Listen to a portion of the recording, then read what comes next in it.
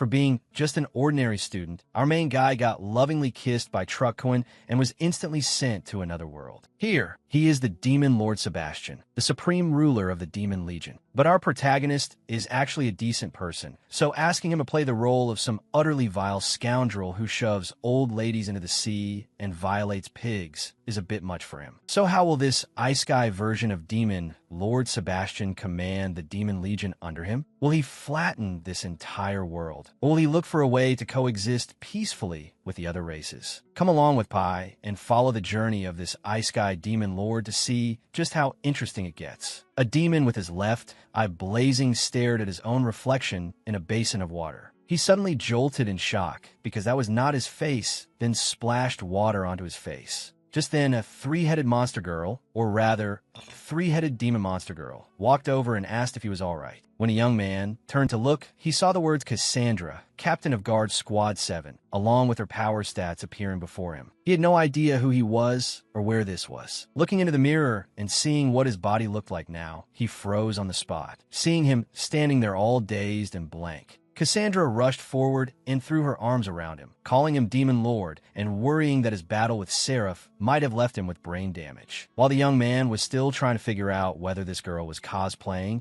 and quietly enjoying the feeling of her chest pressed against him, an undead creature entered from outside the tent. The newcomer looked terrifying beyond words. At the same time, the information appearing beside him identified him as Niloba, Captain of Guard Squad 8. Niloba said that the young man had been injured by Seraph, and now the Infernal Legion was awaiting his command to flatten the city ahead. The young man gave the order for the Legion to wipe out the entire city, even though he had absolutely not intended to say that. He tried to remember what had happened, but the harder he tried, the more his headache tormented him. The only thing he could understand was that this body was not originally his, and those demons obeyed him without question. Not knowing what else he should do, he decided to order Niloba and Cassandra to lead the way. The first thing that hit him when he stepped out of the tent was that many more demons were already kneeling there, waiting for his next command. He focused his attention on the girl who looked the most normal among them, not like a demon, that is, though her beauty was absolutely stunning. That girl was Miranda, the genuine vampire queen herself and the commander of Guard Squad 9 under his command. The young man walked toward the cliff, and when he looked ahead, he saw a sea of demons across sky and land surrounding the city. At the center of the battlefield before him, he could see a supreme angel impaled upside down, though he had no idea whether that person was actually dead yet. As he was wondering how he could reach the angel's position,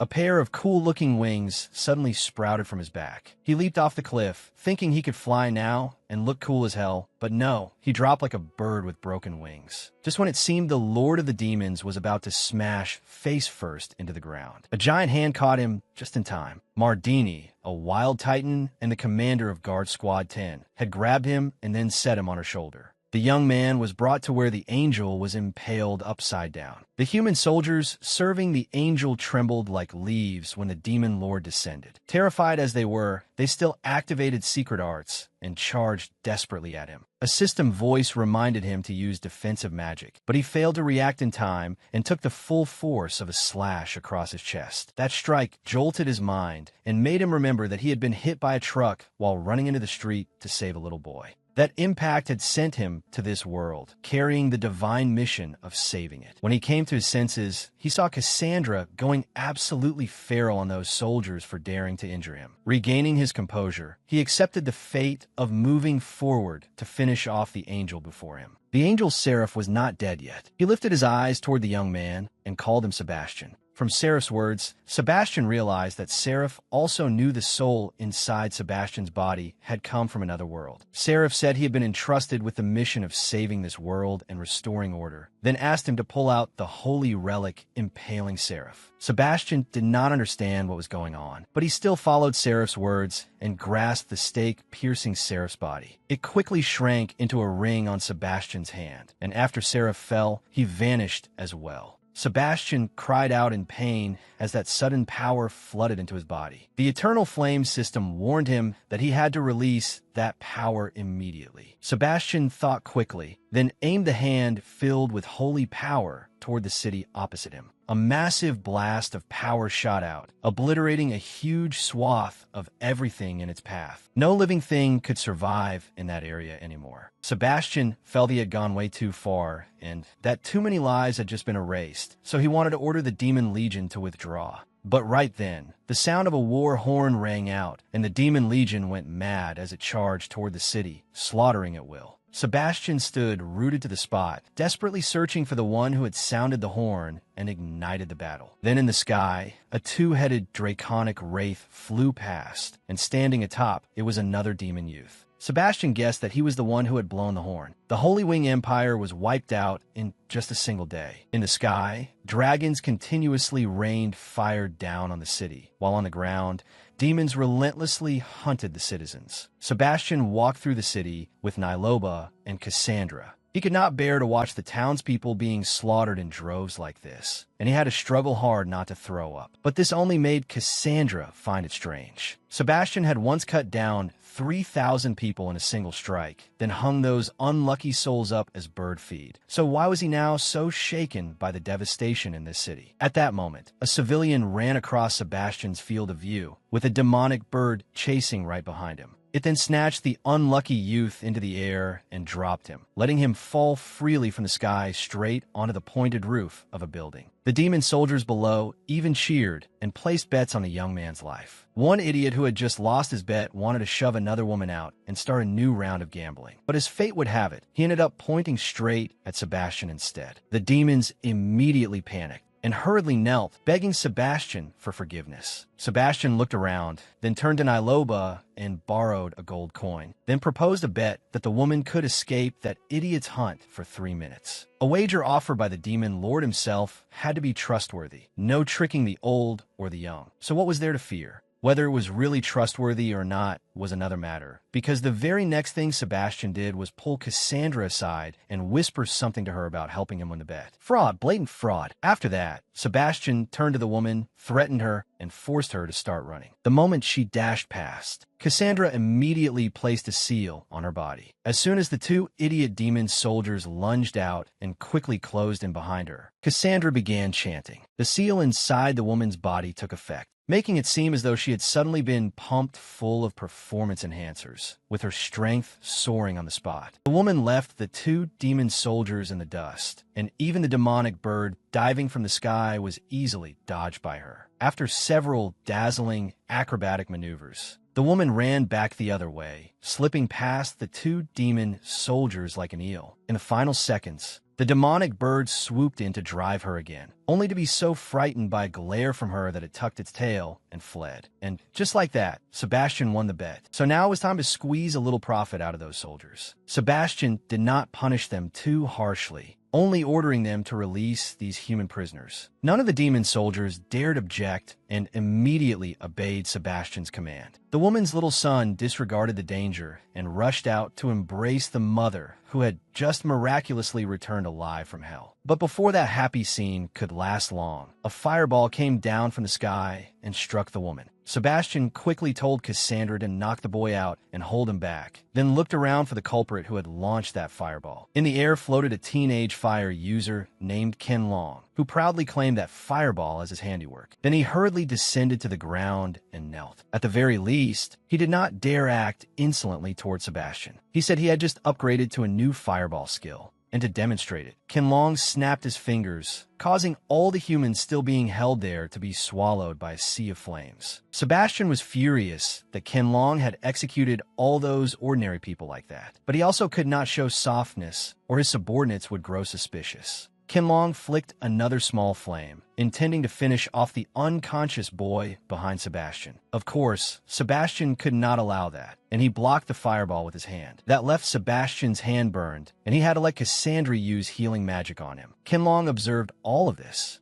and together with the way Sebastian had behaved earlier against the angel seraph, he concluded that the demon lord must be in a weakened state, and Ken Long wanted to gamble everything on challenging Sebastian. All or nothing. Maybe this was the chance that could change his life. Ken Long threw caution to the wind. turning the fire in his hand into a sword and charging straight at Sebastian under the pretext of seeking instruction. Sebastian wanted to undermine Qianlong's confidence with words, but this fool had more reckless nerve than common sense. On top of that, Cassandra and Niloba, standing on either side, did not play along with Sebastian at all, so his whole plan fell apart. This time Sebastian did listen to the system's warning and activated a firewall. However, he still had not successfully integrated his memories, so Qianlong still managed to injure him a little. Feeling that his standing in the eyes of his subordinates was beginning to waver, Sebastian decided to turn on the cheats, asking the Eternal Flame system to guide him in using the magic system again. The Eternal Flame system reopened the array of magic Sebastian possessed, and it looked like a massive web of heaven and earth. Now that the system was guiding him, Sebastian only needed to pull out some magic and crush Qianlong with it. In the Death Realm, there are countless sources of power, and those who can surpass the limits of ordinary beings and wield the energy of all things are called synesthesia. In theory, a synesthesia possesses energy at a higher level, which naturally means greater power as well. To use truly overpowered skills, one definitely has to possess strength on the level of synesthesia. The energy of the Death Realm is divided into 6 categories: ordinary cosmic energy, ordinary Gaia energy, ordinary chaos energy, ordinary elemental energy, the somewhat rarer death energy, and finally spiritual energy, which was listed last and was probably the rarest. An ordinary synesthesia is only proficient in a single form of energy, but Sebastian was no ordinary case, so he was proficient in 4 at once: chaos, elemental, death, and spiritual, all at full intensity. Sebastian was still absorbed in listening to the Eternal Flame system's analysis and completely forgot he was still in the middle of a one-on-one fight with Qianlong. As a result, Qianlong hit him with a fireball that burst up from the ground and smacked him square in the face, leaving his subordinates staring in utter disbelief. Seeing how easily he had beaten Sebastian around, Qianlong became even more convinced that his demon lord had indeed weakened after the battle with Seraph. Niloba had sensed this as well, but only stopped Cassandra from helping Sebastian. That way, Sebastian could rebuild his own authority if he wished, while they could also observe whether he had truly grown weaker. So why not? Sebastian had to admit that attack really hurt, but as the mighty demon lord, how could he possibly lack trump cards? His passive skill activated at once. Arcane Fresh Healing summoned tiny spirits that healed the wounds caused by the enemy's magic. Naturally, Qianlong was not about to give Sebastian a break between rounds, so he continued driving his fireballs at him. But this time Sebastian perfectly used his firewall to block the attack, while also boasting that he had only been going easy on Qianlong and that Qianlong should not get too confident. Qianlong broke out in a cold sweat as he felt the pressure gradually radiating from Sebastian, but he had already gone this far and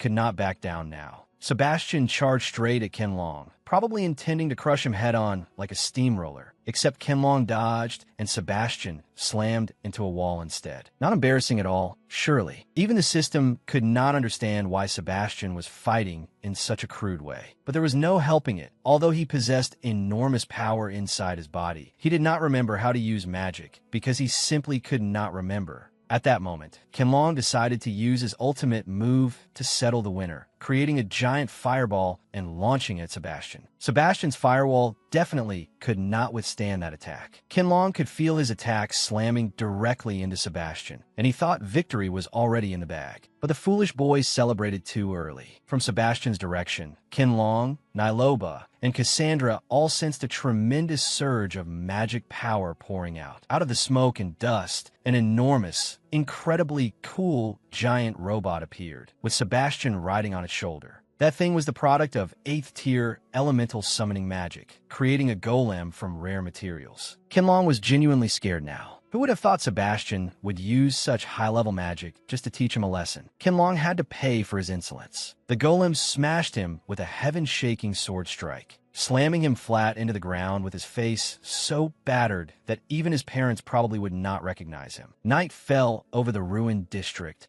and Cassandra and Niloba stood below, unable to understand why Sebastian was standing atop a building deep in thought. Niloba turned to Cassandra and said he felt the demon lord had been very strange today, as if he had become less decisive and less cold than before. But Cassandra denied it. She believed that no matter what Sebastian did, he was still their demon lord, and Niloba should stop making wild assumptions. Niloba had at least used Qianlong as a pawn to test Demon Lord Sebastian already, so he only dared to be curious and did not have the nerve to rebel. By contrast, Cassandra rather liked Sebastian's current state because he was showing more concern for her. The previous soul in Sebastian had so many women under his command, yet somehow never fell for any of them. As for the child Sebastian had saved, Niloba was carrying him over his shoulder. Cassandra thought they should first try talking to the boy and see whether that was even possible. Sebastian, meanwhile, still had not recovered emotionally. Being thrown into another world so suddenly had clearly left him unable to adjust yet. The Eternal Flame system did not understand what Sebastian was feeling. It only knew that the fact he had recovered was a good thing. On top of that, Sebastian had just demonstrated the creation of a golem, something that had never existed in the magical system he knew before. To be precise, he had known absolutely nothing about it all. Sebastian had analyzed everything himself and invented it from scratch. As for why the system had not let Sebastian finish Qianlong off, it was because Qianlong was still useful. If he died now, the demon army would become unstable. Sebastian changed the subject to something more personal. He said that he really had lost his memory and wanted to know why the Eternal Flame was in his left eye. The Eternal Flame replied that it was not a living being, but part of a system to which only Sebastian had ownership rights. It could provide information on targets appearing before Sebastian or warn him about enemy attacks and things like that. It also stated that as long as it continued to exist, it would serve Sebastian and Sebastian alone, like an exclusive cheat tool. The Eternal Flame insisted that many other powerful beings wanted a system like it and had no chance of obtaining one, so Sebastian should show a little appreciation. Sebastian thought back to his original world and began wondering whether there was any way to return, but before anything else, he needed to properly play the role of Demon Lord. At this moment, in the center of the plaza, the leaders of Holy Wing City were about to be executed, and the one who wanted to do it was Curtis, the man Sebastian had suspected of sounding the attack signal. Curtis was trying to recruit those leaders and persuade them to submit to the demon army. Old Anthony remained defiant and refused to surrender to demons. But his son Albert was not nearly as resolute. Faced with death, Albert became terrified and chose to surrender. Curtis was pleased to have lured at least one over, and as for all the others, he ordered them all put to death. But just then, another commander, Sander, stopped Curtis, saying that the right to decide those people's fates belonged to Sebastian. Curtis had no business overstepping his authority like that. Sander seemed to be originally human, and Curtis used that fact to mock him. Curtis said that his elves and the dragons had always served as the vanguard, always charging forward for Lord Sebastian without fearing danger. So how dared Sander question his loyalty? Sander did not care how great Curtis's achievements were. All he knew was that Curtis was trying to abuse his authority, so they should fight first and sort out the rest later. Curtis was not the least bit intimidated by Sander, accusing him of protecting humans against the Demon Legion and sentencing him to death for it. The moment Sander saw Curtis summon deathly flames, he knew the man truly meant to kill him. There was no room for compromise now. He had to get serious too. Right then, Sebastian appeared and ordered everyone to stop. Anthony and the other human leaders of Holy Wing City shouted curses at Sebastian the instant they saw him, showing just how deeply humanity hated him. Sebastian looked toward Curtis and recognized him as the one who had blown the horn to start the war, and he could sense the bitterness radiating from him. Sebastian asked the system about Curtis's identity. This man also commanded considerable power and authority. But as for the most important point, whether Curtis was loyal to Sebastian or not, the system could not assess that.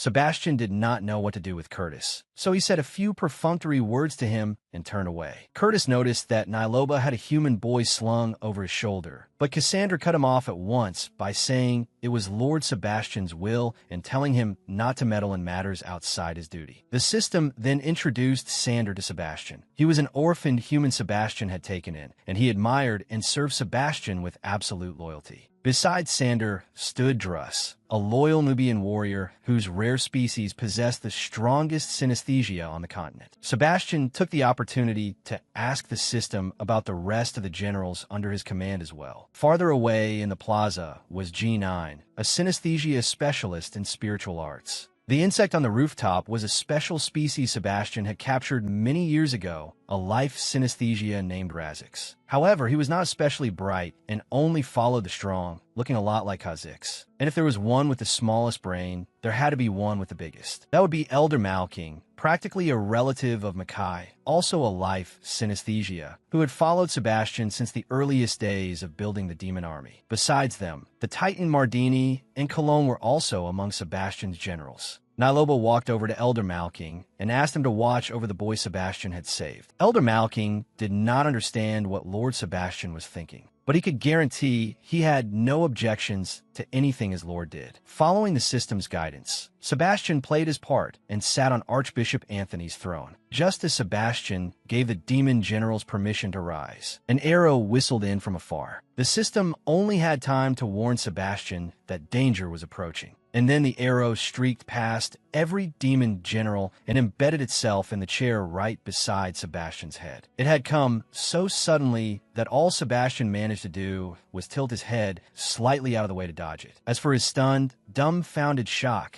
that much was unavoidable. Cassandra and Nyloba rushed over to check whether Sebastian was all right. Sander, meanwhile, instantly determined the direction the arrow had come from and dashed toward it, with Razix close behind. Cassandra's arm was still aching from trying to intercept the arrow, but she thought she needed to move on the assassin who had just attacked. Otherwise, that bug Razix would not accomplish much on his own. But before she could do anything, Curtis stopped her, then unfurled wings over his arm and flew toward the place the arrow had been fired from. Curtis had to be credited with working extremely efficiently. He returned very quickly, carrying a man and a woman in his hands. Sander, bruised and battered, complained that Curtis had stolen his credit, but Curtis was not entirely wrong. If Sander had been left alone, who knew how long it would have taken? The girl named Deloy, one of the two assassins, was still conscious, and she immediately cursed Sebastian as a lecherous brute. But Cassandra answered her with a slap so hard it twisted her jaw for daring to say such a thing to Lord Sebastian. Sebastian ordered Cassandra to stop, then thanked all the war generals for their contributions in today's battle. This time, Sebastian's words left every demon general frozen in place. The former lord had always nitpicked tiny faults just to criticize them. He had never once offered praise like this. Sebastian had to invoke his authority and ask Nyloba to conduct this debriefing in his place so he would not slip up. Nyloba spoke fairly smoothly, but there were 3 issues: handling the prisoners, establishing a new governing system, and deciding the Demon Legion's next objective. On those matters, Nyloba wanted Sebastian's opinion. Sebastian inwardly cursed him. These were exactly the kind of difficult issues he did not want dumped on him. Sebastian allowed all the demon generals to offer their personal opinions first, and then they would vote on it for the sake of fairness and democracy. The generals were shocked again. Their lord was acting very strangely today. Curtis spoke first, saying there was nothing to deliberate. Humans and demons were sworn enemies, so any prisoner they captured should simply be executed on the spot. Furthermore, the Demon Legion did not need rest. It should keep conquering human strongholds without pause, because that was what he found exciting. Fortunately, Sebastian had insisted beforehand that all opinions would be put to a democratic vote. Otherwise, he probably would not have been able to shut up this absurdly extremist Elven King. But the other demon generals were not much better. G9 and Drum agreed with Curtis as well. After all, when humans captured demons, they never spared them either. They wiped them all out. Cassandra did not take part in this vote. All she cared about was whether her lord was happy. How everything was handled did not matter to her. Sander, although human, hated his own species. Yet even so, he only suggested expelling humanity rather than exterminating them. Sebastian listened silently to the demon general's personal views, and only now did he realize that the conflict between humans and demons was far more complicated than he had imagined. He still had no idea how to settle this matter reasonably when Curtis cut him off and directly gave the order to execute all the prisoners. Sebastian could hardly bear to watch such brutality, but with the demon generals right in front of him, he could not afford to show weakness, or his subordinates might stage a coup. Curtis kept pressing the issue,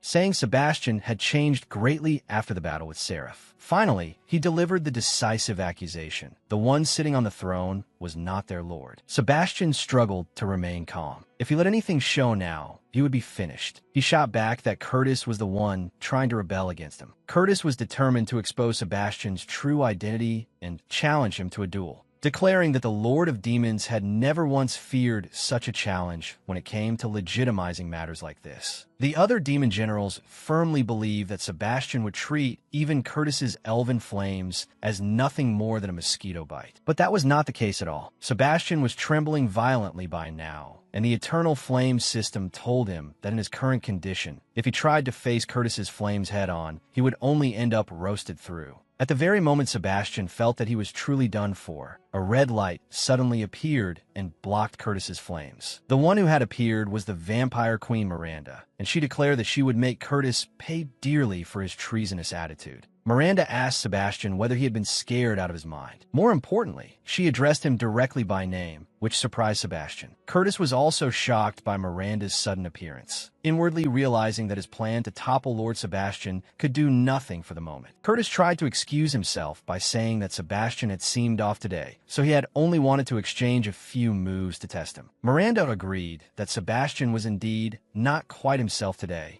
but that did not mean she would allow Curtis to speak and act so insolently toward him. If he pushed any further, she would kill him on the spot. Sebastian observed Miranda and asked the system about her, because he could sense that she was far closer to him than the other generals were. The system replied that Miranda had been by Sebastian's side for more than 100 years, and that the current demon army had been built through the efforts of both of them together. She was regarded as the only one among the top powers of the Death Realm who could stand on equal footing with Sebastian, yet she had chosen to serve him with complete loyalty and devotion. In short, the relationship between Sebastian and Miranda was not merely that of superior and subordinate, but exactly how deep that relationship went was something Sebastian would have to verify for himself. The system could not judge it. At this moment, Miranda was still radiating an overwhelming pressure. All Curtis had to do was say one wrong word, and she would have ample reason to kill him immediately. At that point, Sebastian spoke up to stop Miranda. He needed to bluff convincingly and make it seem as though he feared absolutely no one. Only by doing that could he maintain his authority before his subordinates. Miranda took the lead in kneeling and reported that the conquest of Holy Wing had been fully secured, and that she awaited Sebastian's next command. Once one of the commanders had taken the lead, the others all hurried to kneel as well and await Sebastian's orders. Even Curtis had no choice but to obey. Sebastian seized the opportunity at once and declared that if they continued conquering and then exterminating humans, there would never be an end to it. Humanity would surely continue resisting forever. Drawing on ideas from Earth about human nature and compassion, Sebastian lectured his subordinates that they should use words and persuasion to win humanity over instead of fighting endlessly. Even if they were great demon generals, they knew nothing of such profound philosophy. As a result, Sebastian's speech easily planted entirely new concepts into their minds. Curtis reacted strongly against Sebastian's theory of winning hearts through peace, saying that the hatred between humans and demons could never be erased. Drum added that many demons had died in this battle. If humans were not made to pay, he would not be able to face the families of those fallen demons. Sebastian was not about to let his demon generals say whatever they pleased forever. He said the war between humans and demons had lasted for hundreds of years, but had the demon race ever once tried to listen to and understand humanity? There was an old saying, "Know your enemy and know yourself, and you will win 100 battles."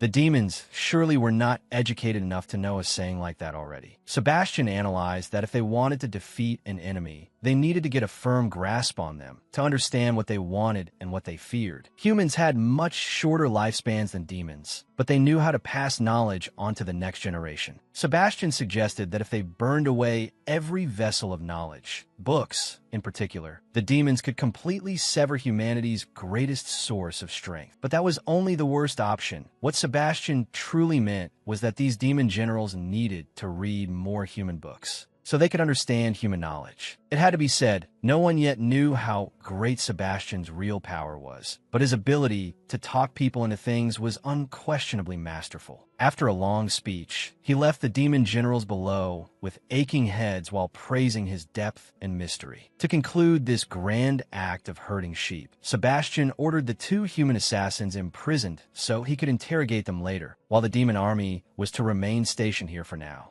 Sebastian stood alone on the balcony of a separate mansion. After everything he had experienced since being transferred to this world, he needed time to sort out his own thoughts. At that moment, Cassandra approached to inform him that the bath had been prepared, and she herself was wearing nothing but a bathrobe, making it very unclear what exactly she intended to do. Sebastian contacted the Eternal Flame system to find a way to retract his wings so they would stop getting in the way, then happily enjoyed the feeling of having an enormous hot bath all to himself. Just as Sebastian was admiring his new body, Cassandra entered from outside, saying that she would serve him as usual, just as she always did back at the estate. What astonishing good fortune! Faced with that completely unobstructed full HD scene, Sebastian was not mentally prepared to appreciate it yet. When all was said and done, before being transferred to this world, Sebastian had only been a teenage boy in the prime of youth, so when confronted with such breathtaking beauty before his eyes, he did not even have time to react. Cassandra noticed Sebastian's nosebleed streaming down in a line like a waterfall and asked with concern, which made Sebastian awkwardly blurt out that it was because of the weather. She threw her arms around Sebastian, leaving him to savor the feeling of being ambushed by a three-headed monster. Cassandra was extremely satisfied, because today Sebastian was showing far more concern for her than usual. As long as that was the case, she did not care in the slightest how different he might be from normal. Sebastian thought to himself that the former demon lord had truly been blessed without knowing how to enjoy it, but he had no idea what the previous Sebastian and Cassandra had actually done together. So, just to be safe, Sebastian switched to lying back and enjoying himself. Whatever Cassandra wanted to do, she could do. As for whether his identity might be exposed, Sebastian was fully prepared to shamelessly play along to stay on the safe side. Besides, Cassandra had been waiting for this day for a very long time. She immediately pounced on Sebastian like a starving tiger, spotting delicious prey. And right at the height of it,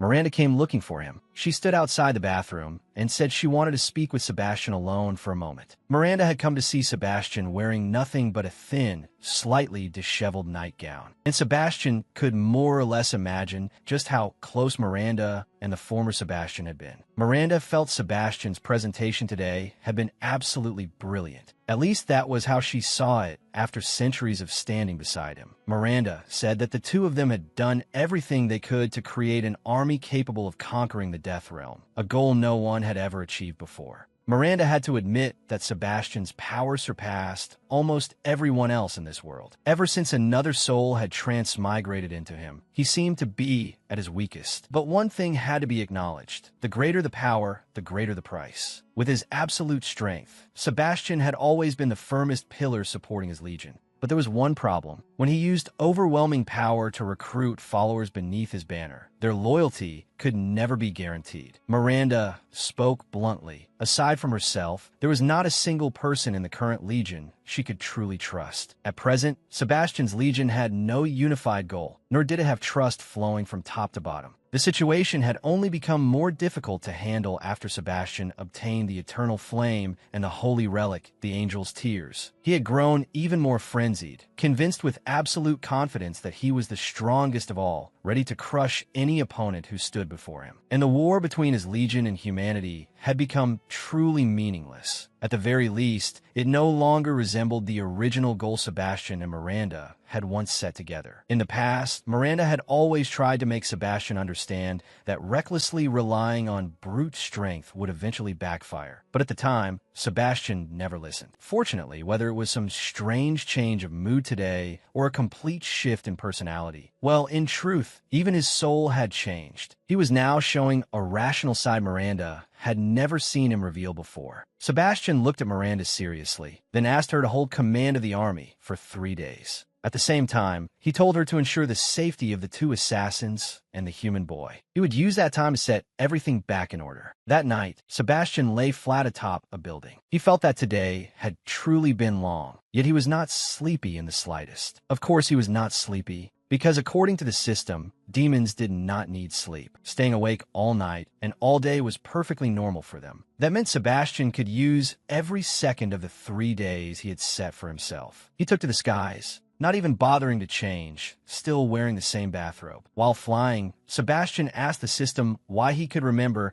and use the Wall of Fire spell so easily, while other spells still remained beyond him. The system reminded him that for a spell to be successfully created, it had to go through 4 steps. the incantation forming the magic circle, activating the energy source, and finally, willpower. The only thing that ran automatically was the energy source. Everything else had to be memorized. The system calculated that, with Sebastian's exceptional intelligence, relearning all his magic would take roughly 1 to 2 years. Sebastian did not have that kind of time to review old knowledge. So instead, he went to the library. After asking the system to identify humanity's classic works, Sebastian planned to grind through a massive stack of books to grasp the basic workings of this world. Before being transmigrated, this young man must have been a true bookworm. 3 days passed quickly, and Sebastian's gains were fairly decent. Just as he stepped out of the library, his attention was drawn to a giant cross erected nearby, with the body of the angel Seraph bound to it. Sebastian turned to his subordinates and learned that Curtis had ordered the massive cross built and had Seraph's corpse fixed onto it. The man was clearly forcing Sebastian to deal with Seraph's remains. This was a serious problem. After several days of study in the library, Sebastian had come to understand that Seraph was humanity's religious leader. He was a famous figure in this world, and if Sebastian mishandled the matter, trouble would surely come knocking. The moment Sebastian ordered his men to take Seraph's body down, Miranda arrived with a group of maids and instructed them to help Sebastian change clothes. Sebastian was deeply embarrassed, but he did not object to Miranda's arrangements, because she was radiating extreme tension and insisted that Sebastian come with her immediately. Miranda led Sebastian to a complex known as the Blazing Holy Prison, a place symbolizing the hatred between humans and demons. There were certainly many demons imprisoned there. As soon as they stepped inside, Sebastian could smell the ever-thickening scent of blood. The two of them reached the bottom of the stairs, and Miranda wanted Sebastian to open the door in front of them with her. What met their eyes was a hell on earth, quite literally, filled entirely with demons. Countless members of demonkind imprisoned here and subjected to every imaginable torture. Sebastian had to struggle to keep himself from being terrified by the scene before him. On top of that, he had to fight to maintain clarity of mind and keep from fainting under the pressure Miranda was releasing.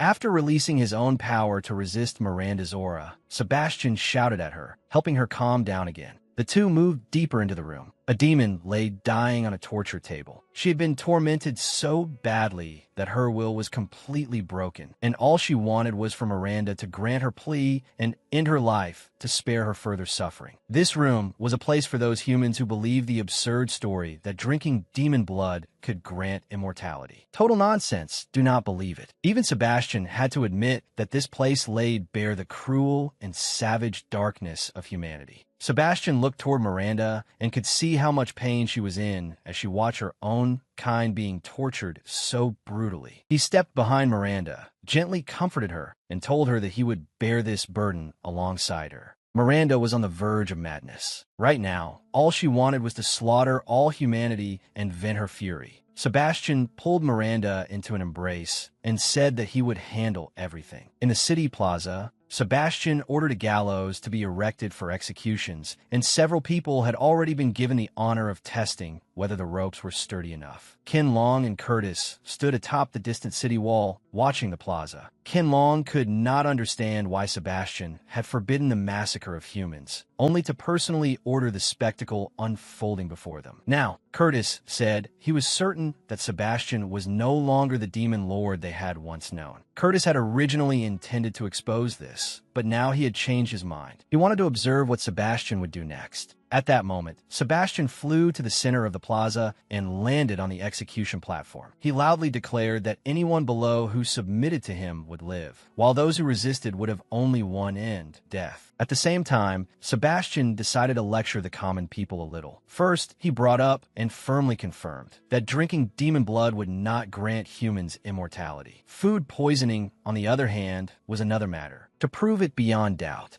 Sebastian bit his own finger, forced out a drop of blood, and had Miranda use magic to suspend it in midair. Sebastian then aimed at one of the men already standing with a noose around his neck on the gallows and shot the drop of blood into his mouth, because that man had been one of those involved in the demon prison. The human tried to keep Sebastian's blood in his mouth and refused to swallow it, but the drop he held was the blood of the demon lord. Its potency spoke for itself. Very quickly, he paid with his life. The others hanging on the gallows and all the citizens below were terrified when they saw the gruesome way the man who had consumed a single drop of Sebastian's blood died. Sebastian pointed at the others on the gallows. He said they were the ones who had tortured demonkind, then diluted demon blood and sold it for profit. The human prisoners immediately lost their nerve, crying and begging for mercy in every possible way. But just as they had ignored the pleas for life from the demons they had captured, Sebastian refused to listen to them now. Sebastian gave the order to hang every remaining prisoner, though inwardly he was deeply shaken by sending others to their deaths. After all, outside the city, he had once annihilated everyone before him with a single blow. But that was not all. Sebastian then ordered Mardini to bring the cross-bearing Seraph's body to the plaza as well. One of the citizens immediately cried out, unable to accept Sebastian insulting humanity's saint. But Sebastian had no intention of insulting him. He still affirmed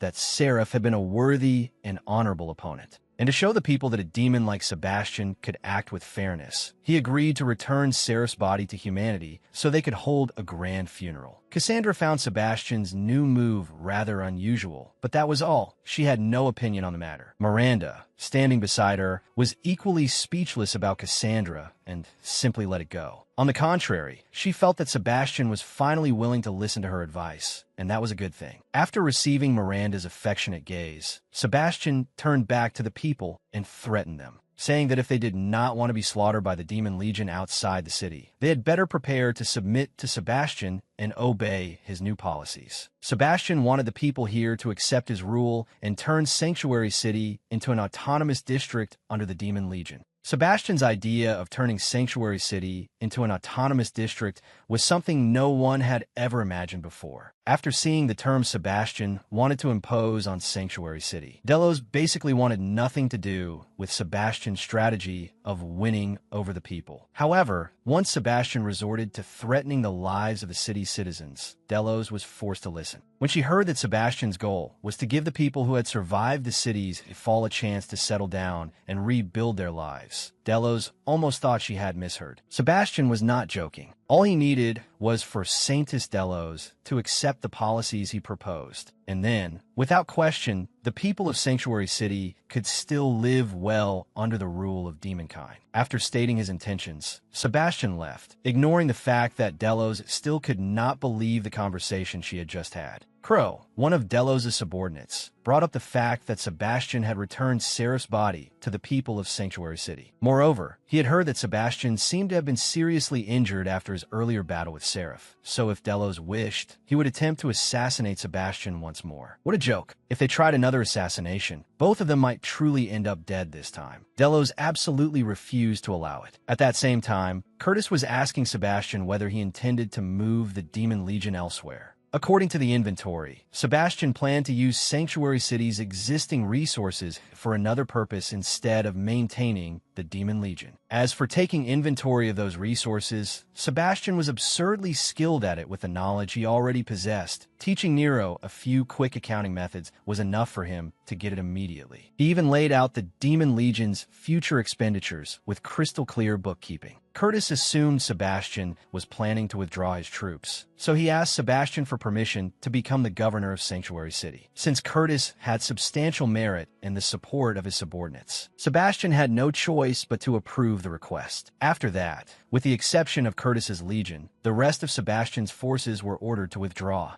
Standing atop the back of a colossal draconic demon, Sebastian was overwhelmed by the natural scenery before him. Sebastian was heading toward his own territory, the land of the demon lord, but he could sense that the demons here did not look especially pleased to see their ruler return. Of course, they could not possibly be happy. According to the system, the former Sebastian had been away from his territory for a very long time, ignoring the famine and crushing taxes there, making life utterly miserable for his demonic subjects. Before Sebastian could even figure out how to deal with this domain, Cassandra flew over to him from the back of another dragon. She said she wanted to continue what the two of them had left unfinished in the bathroom the other day, then opened a massive umbrella that concealed the area around them. As for what happened next, no one knew. After a long night, Sebastian and the army finally returned to headquarters. Once again, Sebastian was stunned by the scale of his own stronghold. So absorbed was he in admiring how overwhelmingly magnificent the headquarters was that it was only when Cassandra urged him for the password to enter that he snapped back to his senses. This was a huge problem. The system explained that Alistair headquarters was surrounded by an extremely powerful barrier, and the issue was that Sebastian had to recite the gate-opening incantation within 5 seconds. For the former Sebastian, this would have been child's play. He had always far surpassed everyone else when it came to rapid chanting. But for a Sebastian with a new soul, this was no easy task. From the distance, Miranda could not understand why Sebastian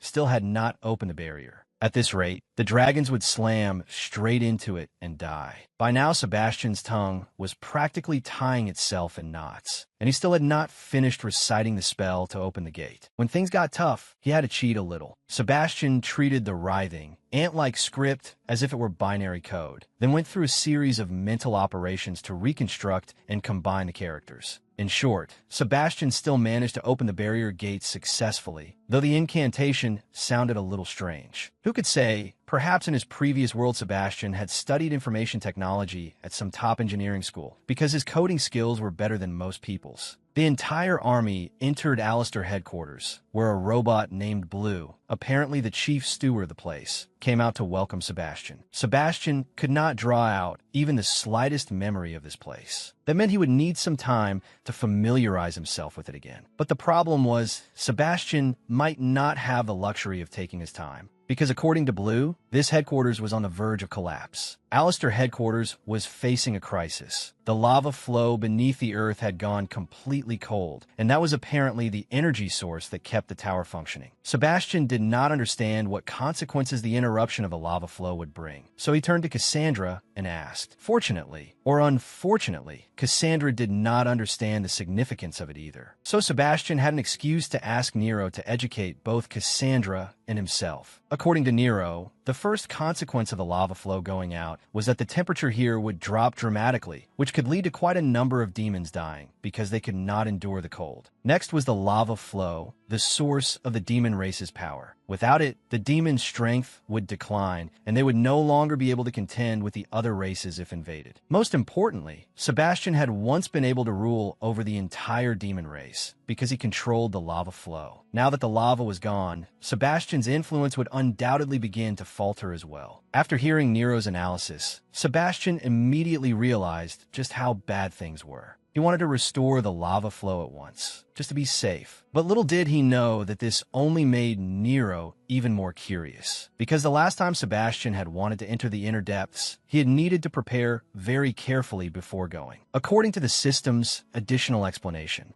the deeper one went into the inner depths, the more overpowered the demonic creatures became. Even with the cheat-like system, Sebastian's plan to go into the inner depths and restore the lava flow was still extremely dangerous. And with Sebastian's current level, he might very well die after only making it through the first few layers. At the same time, in Sanctuary City, Curtis was provoking the humans into fury because he was openly going against the policy Sebastian had issued before leaving. He seemed intent on gradually wiping out every last human in Sanctuary City without sparing a single one. The two-headed demonic dragon beneath Curtis obeyed his command and unleashed a blast of scorching flame, burning alive 100 civilians who were lined up along the city wall. Curtis looked utterly delighted by the sight of humanity in despair, trembling in fear that death could descend on them at any moment. But just then, the demonic dragon's stream of fire was blocked. It was Radix who had stepped in. Not only that, but the insect army under Radix's command launched a sudden ambush and seized all of Curtis's subordinates. Curtis had no intention of surrendering, of course, so he immediately used his advantage in magic and turned to fight Radix. The facts proved that Curtis overwhelmingly outclassed Radix. After taking a devastating slap from Curtis head-on, Radix was smashed to the ground, his body left battered and torn. Curtis wanted to finish Radix off once and for all, but the other bug were not about to let him do whatever he pleased. They swarmed him all at once, forcing Curtis into a difficult struggle before he could break out of the encirclement. Curtis simply could not understand it. Hadn't he and his men already subdued these bugs? Well, maybe so, but Radix and his kind clearly did not care in the slightest. At this moment, they had already seen a path of evolution through the changes in their lord, Sebastian. That was why Radix and his followers would absolutely not allow Curtis to destroy this opportunity. Curtis was caught completely off guard. Sebastian's calculations had been so sharp that he had never anticipated this outcome. One of his subordinates tried to persuade Curtis to order everyone to stop, because otherwise the casualties would be impossible to estimate. But Curtis's arrogance would never allow him to bow before a bunch of bugs. He kept talking about superiority and all that, but the moment his subordinate brought up some sacred relic, Curtis immediately had to reconsider. In the end, what choice did he have? He could only withdraw and begrudgingly admit defeat before the bugs. At the same time, at Alistair headquarters, Sebastian was straining with all his might, laboriously trying to force open the gate leading down into the inner depths. But of course, there was no way he was going to succeed easily. The system said that Sebastian should have been able to control the gate with magic, but right now the spells he recited all sounded vague and unreliable, so the system was not even sure whether they would work. Magic was a discipline that depended heavily on memorization and understanding. So with Sebastian using amnesia as an excuse, his magic had naturally become much weaker as well. Still, the system was confident that since Sebastian had used magic thousands of times before, if he just kept trying, he would eventually remember his old knowledge. After struggling for who knew how long, Sebastian finally managed to lift the incredibly heavy gate a little. Just then, Cassandra walked over and spoke, which startled Sebastian so badly that he let go, and the gate slammed shut again. Cassandra seemed curious why Sebastian was still fiddling with the gate at this point, so he quickly covered by saying he was merely experimenting with a few new things. While Sebastian was rambling on about researching mathematics, physics, and all kind of other things, Cassandra told him not to turn around. It turned out she had no idea what Sebastian was actually trying to do. She had simply transformed into her combat demon form and casually flicked the gate open with one hand, leaving Sebastian dumbfounded. Cassandra said that if there was anything at all she could do to help Sebastian, she would not hesitate in the slightest. So if he needed anything, he only had to ask. After parting with Cassandra, Sebastian slowly made his way down the staircase leading underground. Looking at the sea of fire before him, he frankly felt that if he jumped straight in, he might end up as roasted demon meat. So he first cast a fire barrier on himself, just to be safe. After crossing the separating veil of the first layer, the system said this was only a warm-up and nothing serious yet. But even so, it was already enough to make Sebastian break out in sweat. Sebastian stepped into the first layer, the cannon shell. In the distance, Sebastian could see figures moving back and forth. The system urgently warned Sebastian to prepare for the danger about to descend upon him. That danger was most likely the group that looked like lava zombies shambling around in the distance. As Sebastian watched those lava zombies swarm toward him in a pack, a new line of text suddenly appeared before his eyes. The system said that, somehow, it could translate this spell well enough for Sebastian to understand. It instructed him to hold out his hand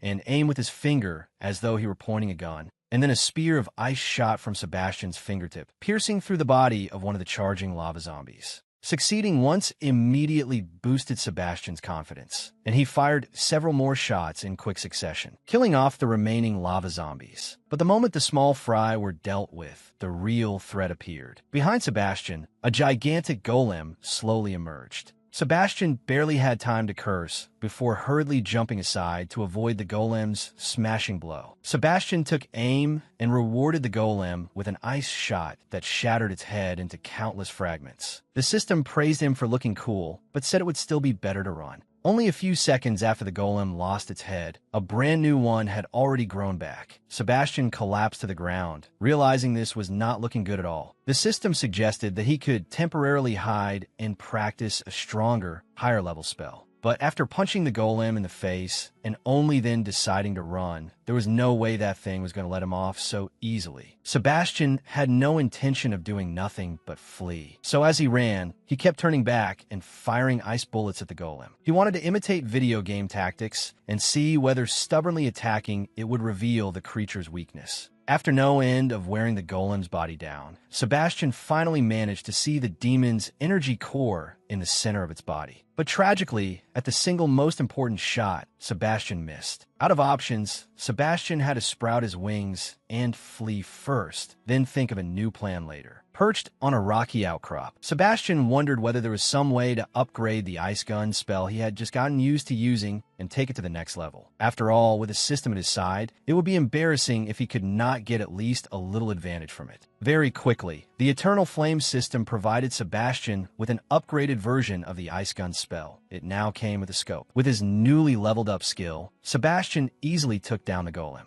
But that still was not the most terrifying thing Sebastian had to face, because something even worse was waiting ahead. Manhwa, the stone demon gatekeeper. With a body forged from refined steel, Manhwa easily pinned Sebastian down, while Sebastian tried to attack him with the ice gun to no effect whatsoever. Manhwa controlled the lava flow to surround and trap Sebastian, then declared that if Sebastian truly was Sebastian, he should be able to defeat him and leave. But if the one before him was only an imposter, then he had better prepare to die. From Manhwa's words, Sebastian gleaned a crucial piece of information. He had once possessed a skill capable of beating the Manhwa before him senseless. The system confirmed that Sebastian had indeed once possessed such a skill, though they were all high-level abilities. At least one fortunate thing remained. Because the spiritual power within his body was relatively abundant, Sebastian did not need to worry for the moment about the surrounding lava injuring him. He then asked the system to provide him with a spell formula for the skill that could defeat Manhwa.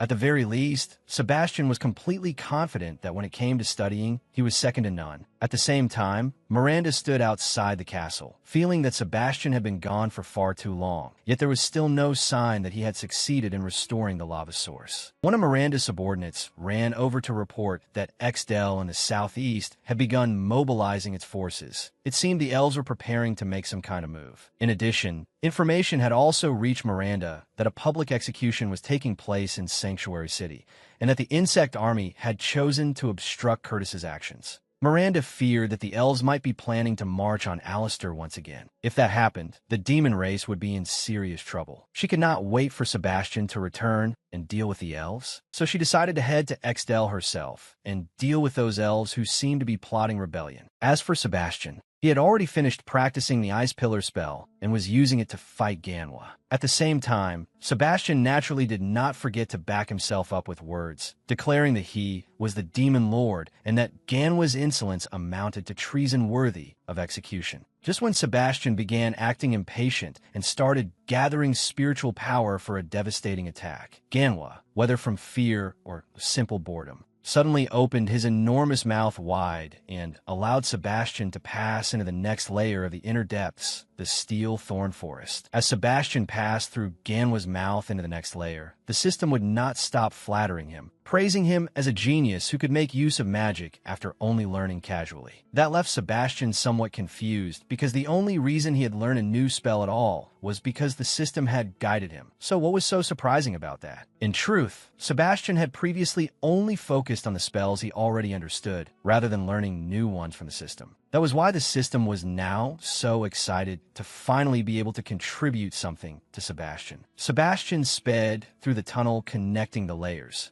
and landed in the steel thorn forest of the second layer. A monster was already waiting there for him. At first, Sebastian assumed this was just another mindless monster like the zombies on the first layer. But things were not going to be that easy. The system reminded him that he was facing the guardian of the steel thorn forest, Inosi Manti, a chaotic synesthesia, not something to be taken lightly. Inosi Manti could see Sebastian's form clearly, but the spiritual power he sensed felt somewhat unfamiliar. In short, if Sebastian wanted to pass, he would first have to exchange a few moves with him. Sebastian was a little unnerved. With creatures like these, only absolute, overwhelming power could force them into submission and let him do as he pleased. The problem was that, at present, the strength Sebastian possessed in this body was nowhere near enough. But in an instant, Sebastian came up with a method. He concentrated and released a vast amount of spiritual power outward, creating such pressure that the enormous Inosi Manti before him trembled and dropped to his knees. In this way, Sebastian easily passed through the second and third layers. But the fourth layer was completely different. In this fourth layer, the Lake of Blood Nickel, Every single monster was monstrously powerful, so beyond spreading his wings and fleeing as fast as possible, Sebastian had no better strategy. On this layer, it was impossible to intimidate the monsters simply with released spiritual pressure. If he wanted to get through, he would have to beat every single monster into submission first. Just as Sebastian was considering how to deal with this layer, a dark-skinned, middle-aged man appeared in front of him, charging up something like a Kamehameha. The man did not seem to care at all whether Sebastian got caught in it as he unleashed the blast straight ahead. Fortunately, Sebastian still managed to dodge in time, though the edges of both wings were clipped a little. As for that Kamehameha-like attack, it shot straight toward the monsters looming behind Sebastian and turned them into mangled heaps of flesh. Only after wiping out every last one of them did the dark-skinned man focus properly and realize that the young man who had just dodged his attack was none other than Lord Sebastian. And that man was Rasta, king of the Mermaid Kingdom. According to what Sebastian had learned from the library, this man was one of the 5 strongest humans in history. Rasta drove his blade into the ground right in front of Sebastian. He said that, judging by the way Sebastian had run from those weak monsters, nothing could have looked more disgraceful. He wanted Sebastian to stand up. At the same time, Sebastian could see that Rasta's power level had risen even more dramatically than before. He hurriedly claimed that he simply had not wanted to bother with such weak monsters. On top of that, Rasta's sudden appearance had distracted him, which was why he had embarrassed himself just now. And that was not all. Sebastian also released his own spiritual pressure in an attempt to push back against Rasta and make the old warrior a little wary of him, giving Sebastian a chance to retreat safely. But Sebastian's attitude did not make Rasta fearful. On the contrary, it only stirred his fighting spirit even further. Rasta let out a thunderous roar, and even though Sebastian had already activated his fire barrier, he was still blasted backward. Then Rasta casually swung the blade in his hand once and split Sebastian's fire barrier cleanly in two. Rasta said Sebastian should stop playing games with him. If he still refused to show his true strength, then once Rasta killed him, he would have no one to blame but fate. Rasta had trained in this 4th layer for a very long time, all for the sake of one day reclaiming his kingdom. And now that Sebastian had appeared, he was the perfect test for Rasta to verify the results of all those years of training. Faced with Rasta's overwhelming spiritual pressure, Sebastian's legs would not stop trembling. He asked the system why, if he supposedly possessed absolute spiritual pressure, he was still so terrified in front of Rasta. The system replied that the problem was Sebastian's lost memories. He had forgotten even how to maintain his spiritual pressure, which had greatly reduced its effect. The system also admitted that in the face of Rasta's overwhelmingly superior strength, it could not provide Sebastian with any path to victory. At this point, Sebastian completely gave up. Since he could not beat Rasta, he dropped to his knees and begged for peace instead. He even confessed that he was not the Sebastian of the past at all, but another soul that had entered this body after being ice-guyed by the kiss of a truck. Rasta did not particularly want to believe the truth he was hearing, but he also could not deny that the current Sebastian was weak and lacked even a trace of his former pride. Rasta needed to confirm first whether Sebastian had truly been newly reincarnated into this world. He demanded that Sebastian explain something he himself knew nothing about, and that simply did not exist in this world at all. Sebastian thought it over for a moment, and from what he understood, the Death Realm relied on slavery, while humanity seemed to be living under a feudal system. Suddenly, Sebastian turned to Rasta and asked him to draw a map of the layers. Rasta's drawing skills were so bad that even a child might have done better, so there was no point discussing that. The only thing Sebastian focused on was that the place where Rasta had first entered this area was Luna Forest, tens of thousands of miles away from Alistair. From that alone, Sebastian could confidently conclude one thing. This world was spherical. That was far beyond Rasta's understanding, and he was even asking why people on the other side did not fall off. After trying to enlighten Rasta with every theory under the sun, Sebastian finally made him surrender to that terrifying mountain of knowledge. In the end, after pushing the elves into the role of their common enemy, Sebastian finally managed to make peace with Rasta and no longer had to worry about being hacked apart by him. On top of that, Rasta even invited Sebastian to share a few drinks to strengthen their newfound brotherhood. Sebastian had never expected that the first person to learn the secret of his reincarnation would be an older man like Rasta. Rasta. He had only wanted to vent a little after exhausting himself playing the role of Lord Sebastian and cleaning up the mess the former Sebastian had left behind. Rasta did not care too much about the Death Realm because the distance between the two places was simply too great, and there would be no conflict between them for the time being. Rasta said that he had been exiled and stripped of all authority by the elf Curtis, and he absolutely would not let that bastard off. Conveniently enough, Sebastian also found that man irritating, since Curtis kept trying to expose him as an imposter. That meant the two of them now had a shared goal, and before long, the elves were surely going to suffer. After only a few drinks, Sebastian was already sprawled flat on the ground, though fortunately he had not started vomiting yet, and Rasta was the straightforward type who did not care to split him in two with a blade. Sebastian called out to Rasta again, saying that he wanted to know the way to the final layer, and if Rasta could help him this time, then Sebastian promised he would repay the favor as soon as the opportunity arose. The monster guarding the fourth layer had long since been sent to the afterlife by Rasta,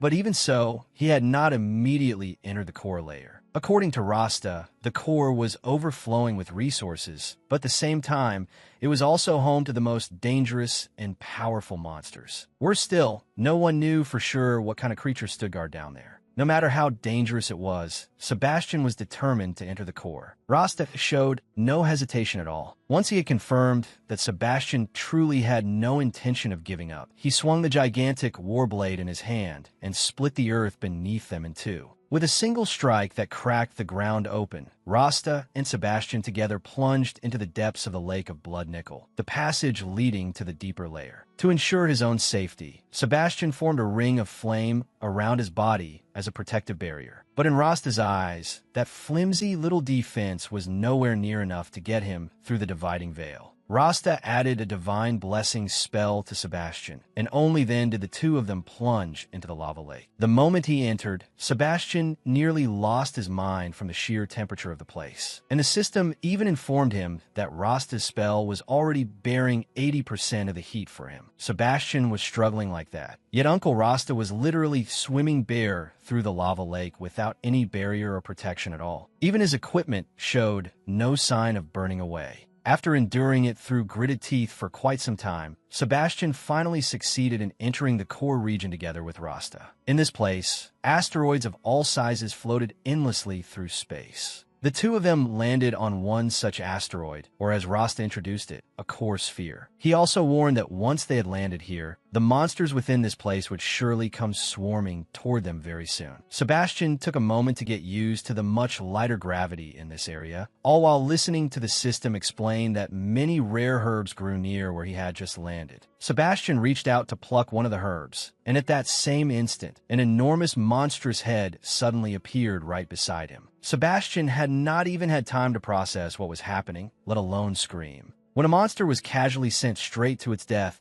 by one clean slash from Rasta. Rasta wanted to hear Sebastian's plan for venturing into this area. Preferably, Sebastian should not turn him into a babysitter. Sebastian instead asked Rasta how much he knew about the fruit of immortality, then only said that he needed to find 3 of them, without telling Rasta any detailed plan. Sebastian gathered all his strength and leaped hard enough to break free of the gravity of the asteroid they had just been on, but how he was supposed to keep moving after that was another difficult problem. Just when he had run out of ideas, Rasta had no problem lending him a hand by swinging his war blade and smacking him with a heaven-shaking blow that sent him flying straight toward the nearby asteroid. Sebastian was furious after being swatted like that, but there was nothing he could do about it. After all, Rasta had already sliced off his wings earlier. A giant snake suddenly ambushed Sebastian and Rasta, but Rasta easily spun his blade like a whirlwind and scattered all the venom the serpent sprayed at them. Then he leaped up and finished off the unlucky snake with a single thrust, to Sebastian's utter admiration. However, the snake did not die outright as expected. Instead, its head split along Rasta's cut and became 2 new heads, which continued attacking the pair. Rasta called out that they had better run, because picking a fight with this monster felt like a very bad idea. While running, Sebastian glanced back to assess the snake, and each newly grown head had its own separate status panel. It was absurd. The system advised Sebastian to run as fast as he could, because this monster was not something he could handle right now. Inside, it was a magical item, the very fruit of immortality Sebastian was looking for.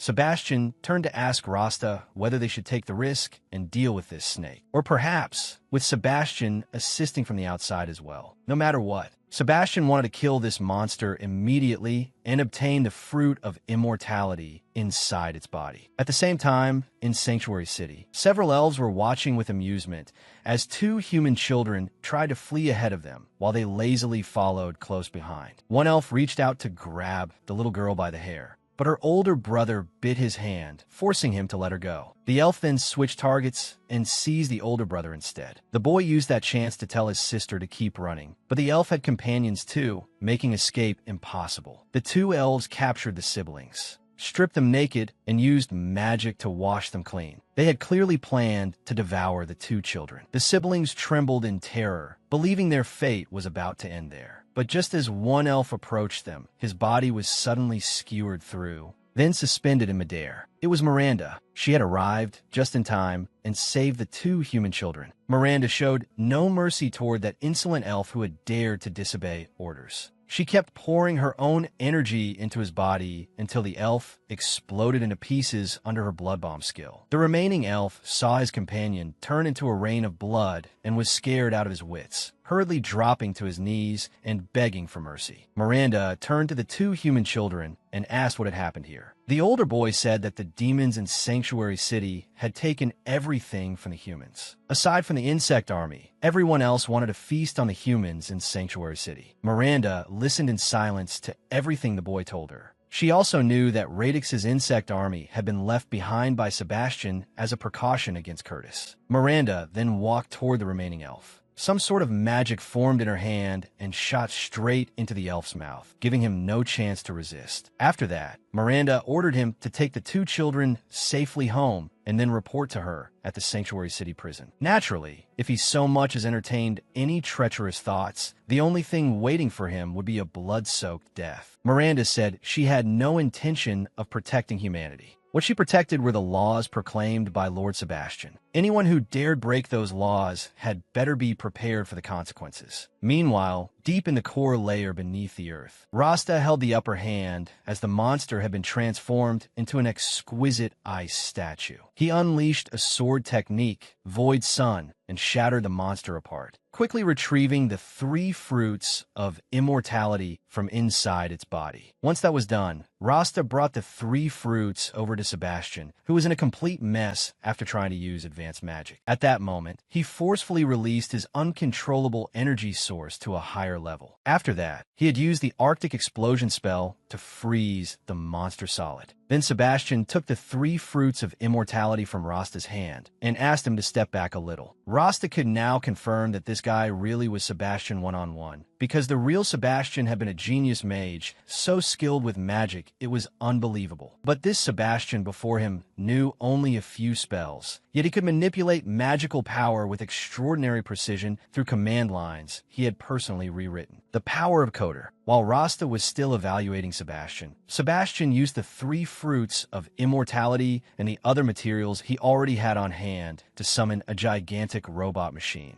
A massive Deus Ex Machina. Sebastian had wanted to create a Gundam to make it look truly awesome, but whether because his imagination was lacking or for some other reason, he only managed to produce a four-legged robot for the time being. Rasta was also stunned by this level 9 robot. The materials used to forge it were anything but ordinary. In Rasta's eyes, Sebastian was absurdly rich. Sebastian told Rasta to climb onto the robot's body, and then he began powering it up and sent it hurtling forward. There was no questioning the speed of this robot. At the very least, from where Rasta clung to the outside, he could see that the two of them were already charging straight into the deeper interior of the core. The monsters around them grew stronger and stronger, but before the robot's absolute speed, all they could do was eat dust. Meanwhile, Rasta, outside the machine, also swung his blade around to help drive back any monsters that managed to get close. Sebastian kept controlling the robot and driving forward, until the path ahead was blocked by an extremely strange monster. Its power was just as strange. It had broken through the 100,000 mark. To put it simply, it was 3 or 4 times stronger than Rasta.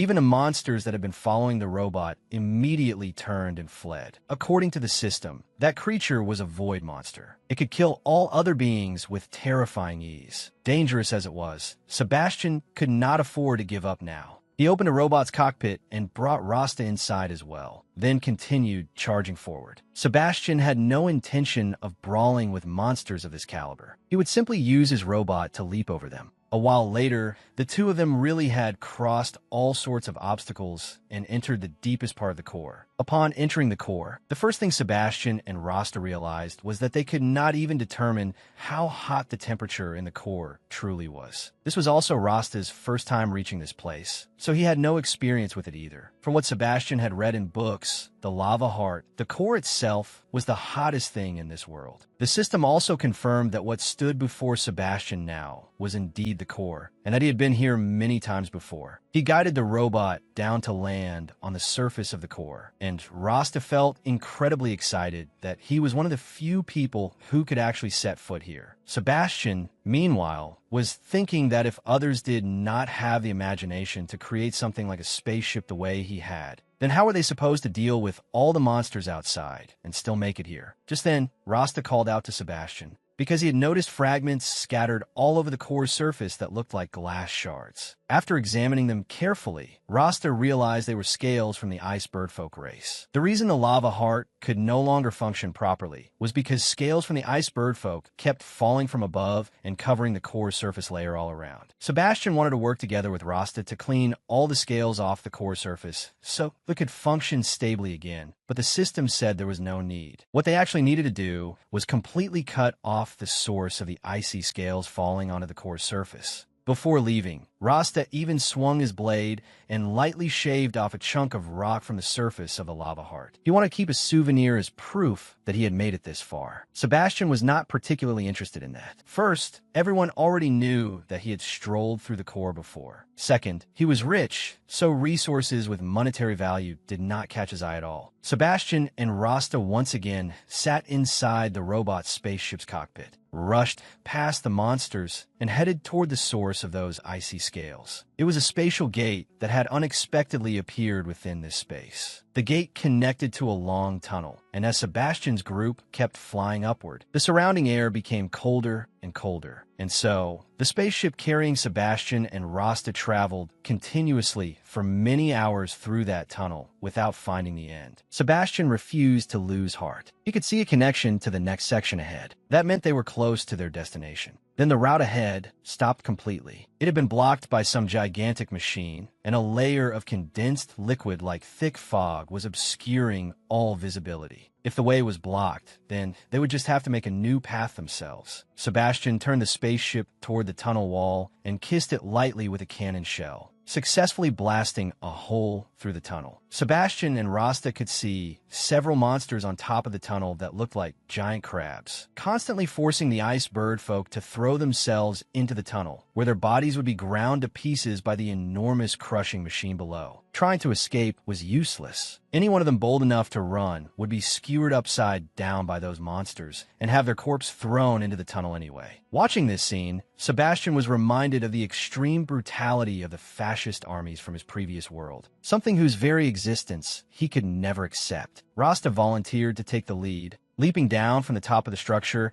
and aiming directly at the nearest monster, splitting it cleanly in two with one swing of his blade. The ice bird folk and the crab-like monsters alike were startled by Rasta's sudden appearance. One monster tried to ambush Rasta, but he easily flashed out of the attack, then came up behind it and kicked it down into the grinder inside the tunnel. The remaining monsters tried to gang up on him, but unfortunately, Small Fry could never surround a true master. Rasta swung his blade again and again, each strike taking a life and sending every last monster to its death. As Rasta wreaked havoc without restraint, he shouted for the ice bird folk to seize the chance and run. But those people merely stood there stiff as statues, not daring to move at all. While Rasta was still surveying the surroundings and noticing the fear in the ice bird folk's eyes, a whip strike lashed out from the darkness, forcing him to dodge to the side. The elf who had just cracked the whip swaggered forward arrogantly, loudly mocking him, saying that he had thought Rasta was some great champion of humanity. Yet in the end, he had not even dared take a hit from his whip.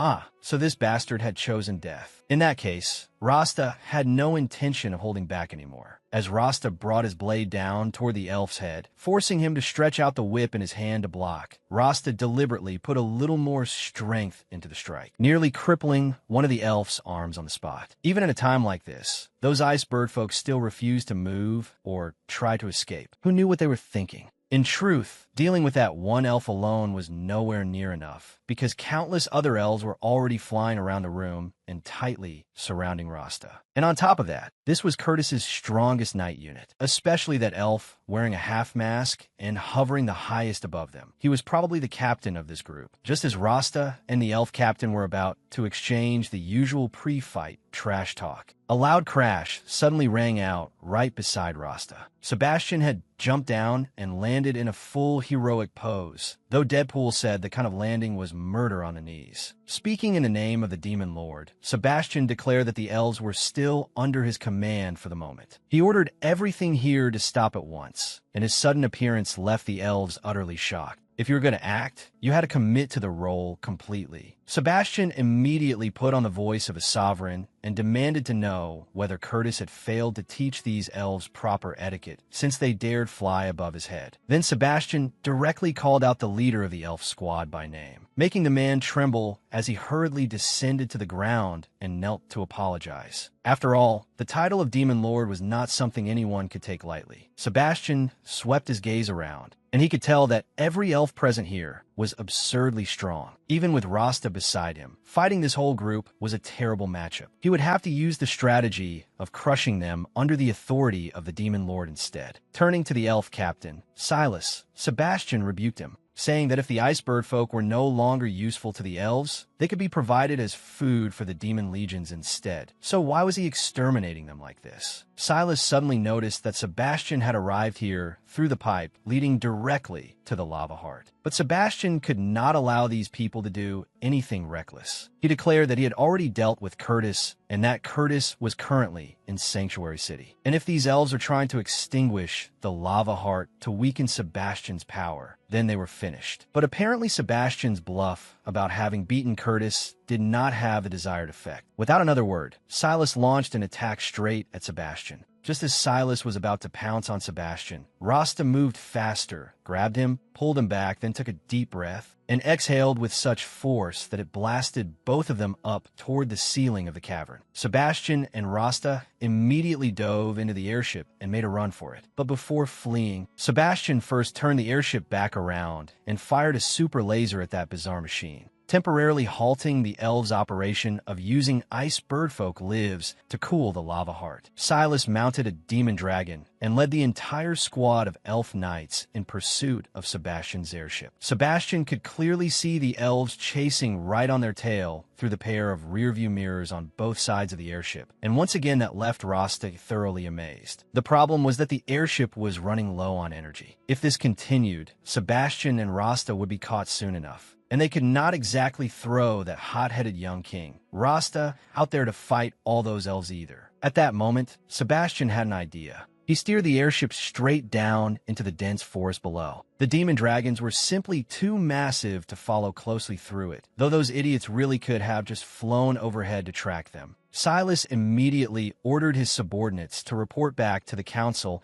and tighten the encirclement, leaving Sebastian and Rasta no chance to escape the elves' territory. According to the information Curtis had sent back, Sebastian's power had already declined, so under Curtis's orders, the elf race was now preparing to carry out a rebellion for the ages. By then, Sebastian's airship had run completely out of fuel and landed somewhere in the forest. Rasta had already become utterly fascinated with the machine Sebastian could create, and he was especially excited about the thing Sebastian had called a Gundam that might be built in the future. Sebastian replied that the materials needed to construct high-grade robots were absurdly hard to find, then used his Arctic explosion spell to freeze the airship solid. In Sebastian's view, if he could apply the science and technology of his former world to the crafting magic of this one, then he might be able to cryogenically preserve the machine, allowing it to be reused later instead of thrown away as a waste. Once everything was settled, the two of them left, and what met their eyes were the elves' towers linking together to form a barrier that covered the entire region.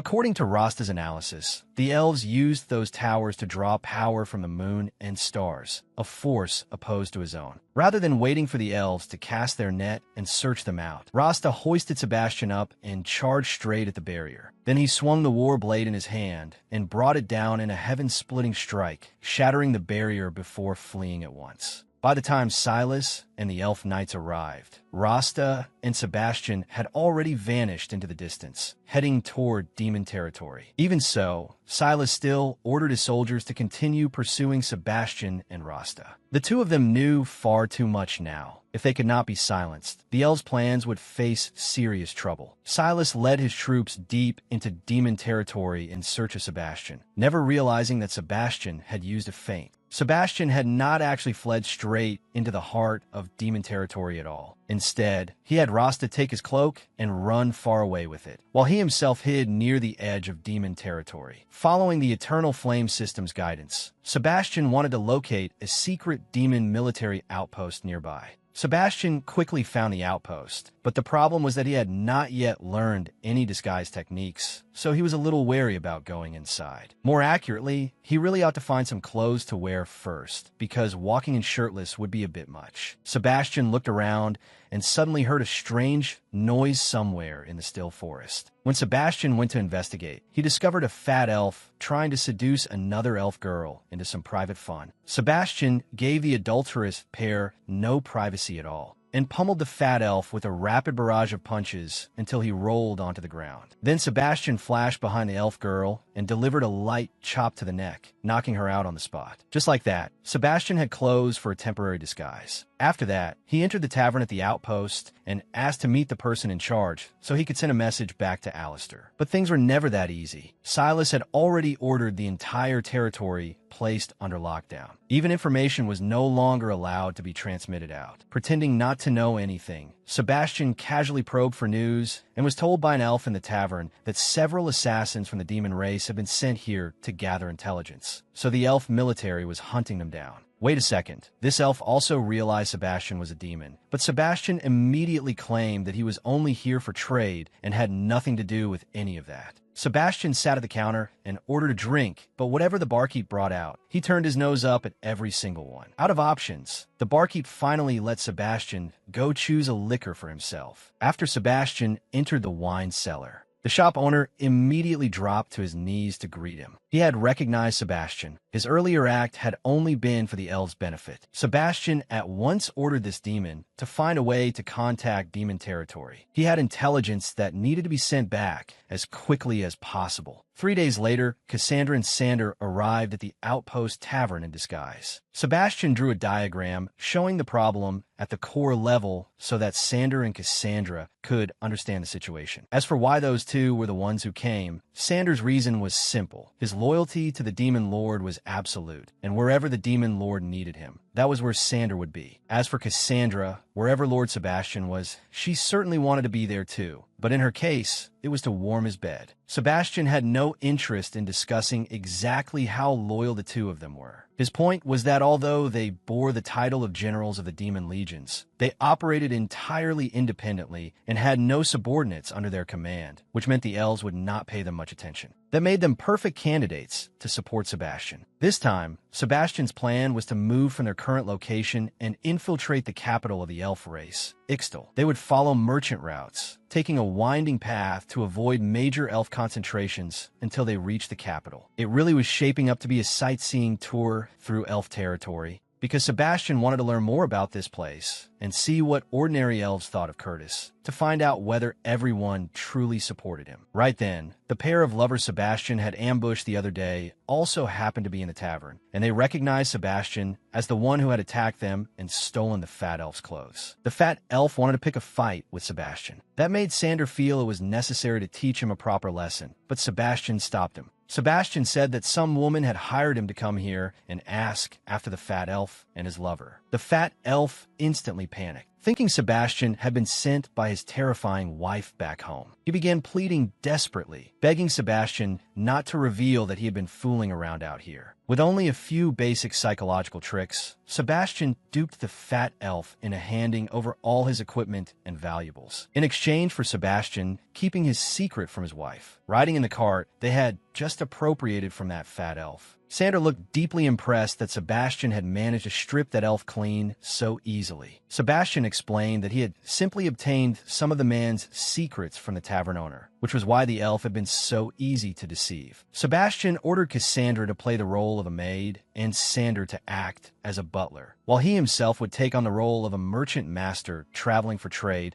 completely unrelated to the demon kingdom. With their identities settled, it was time for Cassandra to throw herself at Sebastian again. As for Sander, all he had to do was pull the curtain shut. Though really, closing the curtain did not mean a damn thing, and Sebastian had to hurriedly stop this three-headed succubus lady at once. There were important matters at hand, yet she was thinking about that kind of thing again. So in the end, nothing happened, and Sander was free to open the curtain again. Curious about elf territory, Sander remarked that the moon here did not seem normal. Sebastian explained that it was the mirror moon, something created by the ancient elves, and that the elf race's energy and very survival depended entirely on it. Originally, the mirror moon could appear only at night, but the elves had constructed towers all around the region and formed a barrier to cover the sun, causing this land to remain shrouded in darkness at all times. The mirror moon had once grown weak, and because Curtis restored it, he was honored as the king of the elves. Just then, a figure appeared in the road ahead, and Sebastian ordered Sander to keep moving forward as usual. Meanwhile, Cassandra quickly cast a spell to temporarily conceal both her own demonic features and Sebastian's. As they passed the girl standing by the roadside, she immediately used ice magic to freeze the legs of the scorpion pulling their cart, then said she wanted to beg a little food from them. Beg? This was outright highway robbery. Sebastian, now disguised by magic as a human merchant, said he could share some food with the girl. After receiving the food, she simply turned and walked away without offering any thanks at all. Well, robbers did not need to say thank you. And when she learned that Sebastian's group was heading to Moon Forest Village, she immediately became hostile and threatened that if they still intended to go there, she would wipe them out. The little blue-skinned girl did not waste words. She moved at once, forming an ice projectile and shooting it straight at Sander, striking him in the head and knocking him backward. Then she used ice magic again to freeze Cassandra's entire body, accidentally freezing the tray of flowers she was holding too. Oh, real shame. Then it was Sebastian's turn. He pretended he wanted to ask a few questions before his own number came up. Since he had fed her, the girl was willing to hear him out. Sebastian did not understand why this girl wanted to eliminate his group simply because they wished to go to Moon Forest Village. The girl said that the village was her destination too, and Sebastian's group appeared to be human. Moreover, merchants. Sebastian thought that explanation made no sense at all, and guessed that the simple truth was that she herself was being hunted, perhaps because she was one of the ice bird folk. Hearing Sebastian deduce her identity, the girl hurriedly denied it and tried to use ice magic to deal with him immediately. But the game was over now. Cassandra had already broken free of the ice encasing her and stretched out a hand to block the ice spell aimed at Sebastian. Once Sander heard the order that the act was over, he scrambled to his feet as well, furious at being ambushed so suddenly, and only waiting for a single command from Sebastian to teach the girl what it meant to face death. Seeing that Sebastian's group could resist her ice magic, the girl was stunned, and quickly formed a massive ice and snow spell, preparing to risk everything. Cassandra was not about to let her do whatever she wanted, so she stepped in front of Sebastian and lightly blew her a kiss. That single blown kiss was enough to push back the ice birdfolk girl's spell and leave her struggling desperately. Sander immediately closed in, placing his blade at her throat and giving her no chance to make another foolish move. The girl was bound up on the spot. After observing her, Sebastian judged the elf race to be truly bizarre. He could not understand why they were discriminating against and slaughtering their own kind. What he understood even less was why the ice bird folk, or perhaps the ice elf branch, had endured oppression and massacre at the hands of the other elf branches for so long. On top of that, this girl's magic was completely different from that of the ice elves he had met before. She was a once-in-a-century talent among the ice elves, an individual who had risen to the level of synesthesia, which was why she was stronger than the others. She pleaded with Sebastian to spare her, saying she still had to bring food home to her family. Sebastian did not want to make an issue of it, so he ordered her bonds removed, gave her some food, and prepared to let her go. But things are not going to end that simply. Sebastian forcibly required the girl, temporarily using the alias Angeli, to become his subordinate. He also wanted her to have the villagers come out to buy his goods when he arrived at Moonforest Village. After Angeli left, Sebastian's group continued on their way, and Sebastian was certain that both of his subordinates were curious about Angeli's way of using magic. Angeli had displayed a very unusual talent for magic, and Sander had noticed it as well, so Sebastian only gave the boy a little praise, and he was instantly delighted beyond measure. Sebastian felt his group also needed aliases like Angeli's, so he renamed himself Basin. Cassandra became Susan, and Sander became Kess. And so they traveled peacefully until they finally reached Moonforest Village. Meanwhile, at the royal lake beside Sanctuary City, Curtis was being introduced to the place by a guide. The lake was known for many mysterious disappearances of people who had gone swimming there, yet the government had refused to explain any of it. Curtis stepped forward and touched the surface of the lake, sensing a powerful current of magical energy surging within its waters. After dealing with the guide, Curtis led his personal guards and plunged into the lake together, while Miranda hid at a distance and observed everything. As they descended to the bottom of the lake, the guards could not see anything unusual, but Curtis still ordered everyone to stay on high alert. Then he sliced open his own palm and let a few drops of blood spread outward. Suddenly, the ground at the bottom of the lake cracked open, and from within it rose enormous tentacles, each tipped with the form of a beautiful mermaid. The thing hiding beneath the lake bed was a level 9 elemental synesthesia mythical beast, the 8 Beauties serpent god. Curtis needed something from this monster, and he demanded that his guards sacrifice themselves to the end for the sake of the elf race. Immediately afterward, Curtis grabbed several of his own guards and hurled them toward the beauties at the ends of the tentacles, letting those creatures drain them dry. Once the mermaid beauties had fed their fill, Curtis took his last remaining guard and swam deeper below. What Curtis was after was a lantern glowing with blue light, sealed within that monster's body. There was a reason Curtis kept that final guard alive, to have him temporarily hold off Miranda, who had just appeared at the scene. At the same time, on Sebastian's side, his group had already entered Moonforest Village, and the first thing that caught their eyes was a wanted notice for Angeli. Sebastian could already tell he was about to get tangled up in something far from simple. When the village chief of Moonforest Village saw Sebastian's merchant wagon, he ordered them to stop. The elf territory was currently under lockdown, so he had no intention of letting strangers into the village. Sander, true to his thug-like habits, stepped forward and warned the old chief that if he kept blocking Sebastian's group, he would not mind sending him to an early grave. But the old village chief was not afraid of a few humans making threats. Sebastian stepped in to stop Sander from continuing the argument and said that their purpose in coming here was simply to do business. At the same time, he wanted to find out how the lockdown was affecting the economy, nothing more. For all the chief's stubbornness, Sebastian only had to pull him aside and whisper that his cargo included liquor, and the old man brightened up immediately. He practically welcomed Sebastian's group with open arms. As for everything else, Sebastian slipped him a little money and promised him 40% of the profits. And just like that, they were free to enter the village. To Sebastian, money did not mean much anyway. Cassandra and Sander still felt that Moonforest Village would make things difficult for them. But even that was no real problem. With a brain as sharp as Sebastian's, how could he not know to borrow the name of some large merchant guild as backing so they could move around more easily? Sebastian instructed his 2 subordinates that they were from a merchant company specializing in liquor. Their purpose in coming here was to study the drinking preferences of the elf race, so they were to stick to that cover story. As for whether that merchant company actually existed, Sebastian was not worried at all, because the lofty elf race certainly had no interest in studying humans. Besides, Sebastian's group were demons. Playing tricks on others was second nature to them. And to fool these stuck-up elves a little more, Sebastian even had Cassandra use magic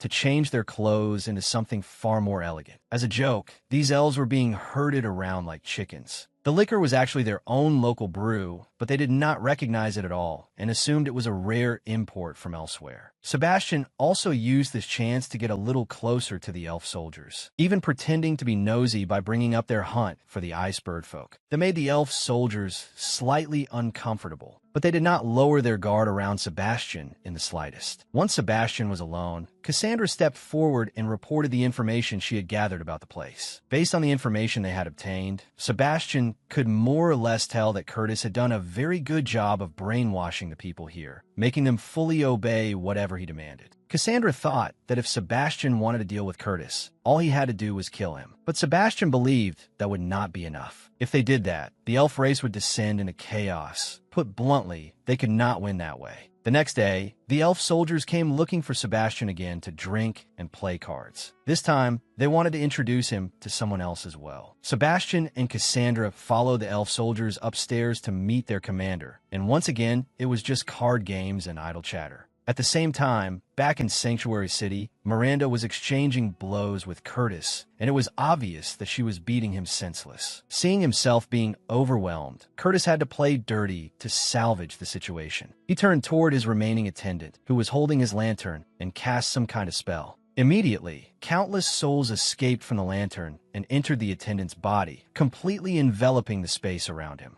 As for Curtis, he poured all his strength into launching an immensely powerful black flame at Miranda to hold her back. Miranda realized at once that this man truly intended to kill her. Miranda easily controlled blood to block Curtis's fire magic, but it was only a stalling move. By then, the attendant had already been fully transformed by the souls inside the lantern, turning into an elf zombie. The speed of this newly born zombie monster was no joke either. In a single burst, it was already fast enough to bite off one of Miranda's arms before she even understood what had just happened. Even so, this did not affect Miranda too badly. She used her magic to summon her arm back, along with the zombie that was chewing on it, and then tore the creature to pieces. After finishing off the zombie, Miranda used her overwhelming speed to close in on Curtis and attack him head-on, forcing him to raise an arm to block. Taking advantage of that moment, Miranda circled behind him and drove her arm through Curtis's chest, taking his heart with it. But things were not that simple. Miranda quickly realized that what she had just struck was only a fake, while the real Curtis was still perfectly unharmed in the distance, holding the lantern. Miranda made it clear that even if Curtis had another trump card, she was still determined to kill him. But first, she had to deal with the mutated elf zombie Curtis had created. The zombie wrapped its arms tightly around Miranda, while Curtis leisurely took the lantern and prepared to ride a demon dragon back to Ixtal. At that moment, the zombie opened its gigantic mouth wide and sank its teeth deep into Miranda's body, then began devouring her at will. Fragments of Miranda's body were scattered everywhere. But if that alone were enough to kill the vampire queen, it would be far too easy. Meanwhile, on Sebastian's side, he kept playing cards with the elf commander and losing again and again. Then he acted like a gambling addict determined to win everything back. By this point, Sebastian had lost all the money on him, and the elves, clearly in collusion with one another, suggested that he could even wager Cassandra as stake money. This was exactly the outcome Sebastian had been aiming for. After using bait for so long, the fish had finally bitten. Sebastian lost the final round, and by the terms of the wager, Cassandra had to go serve that elf captain.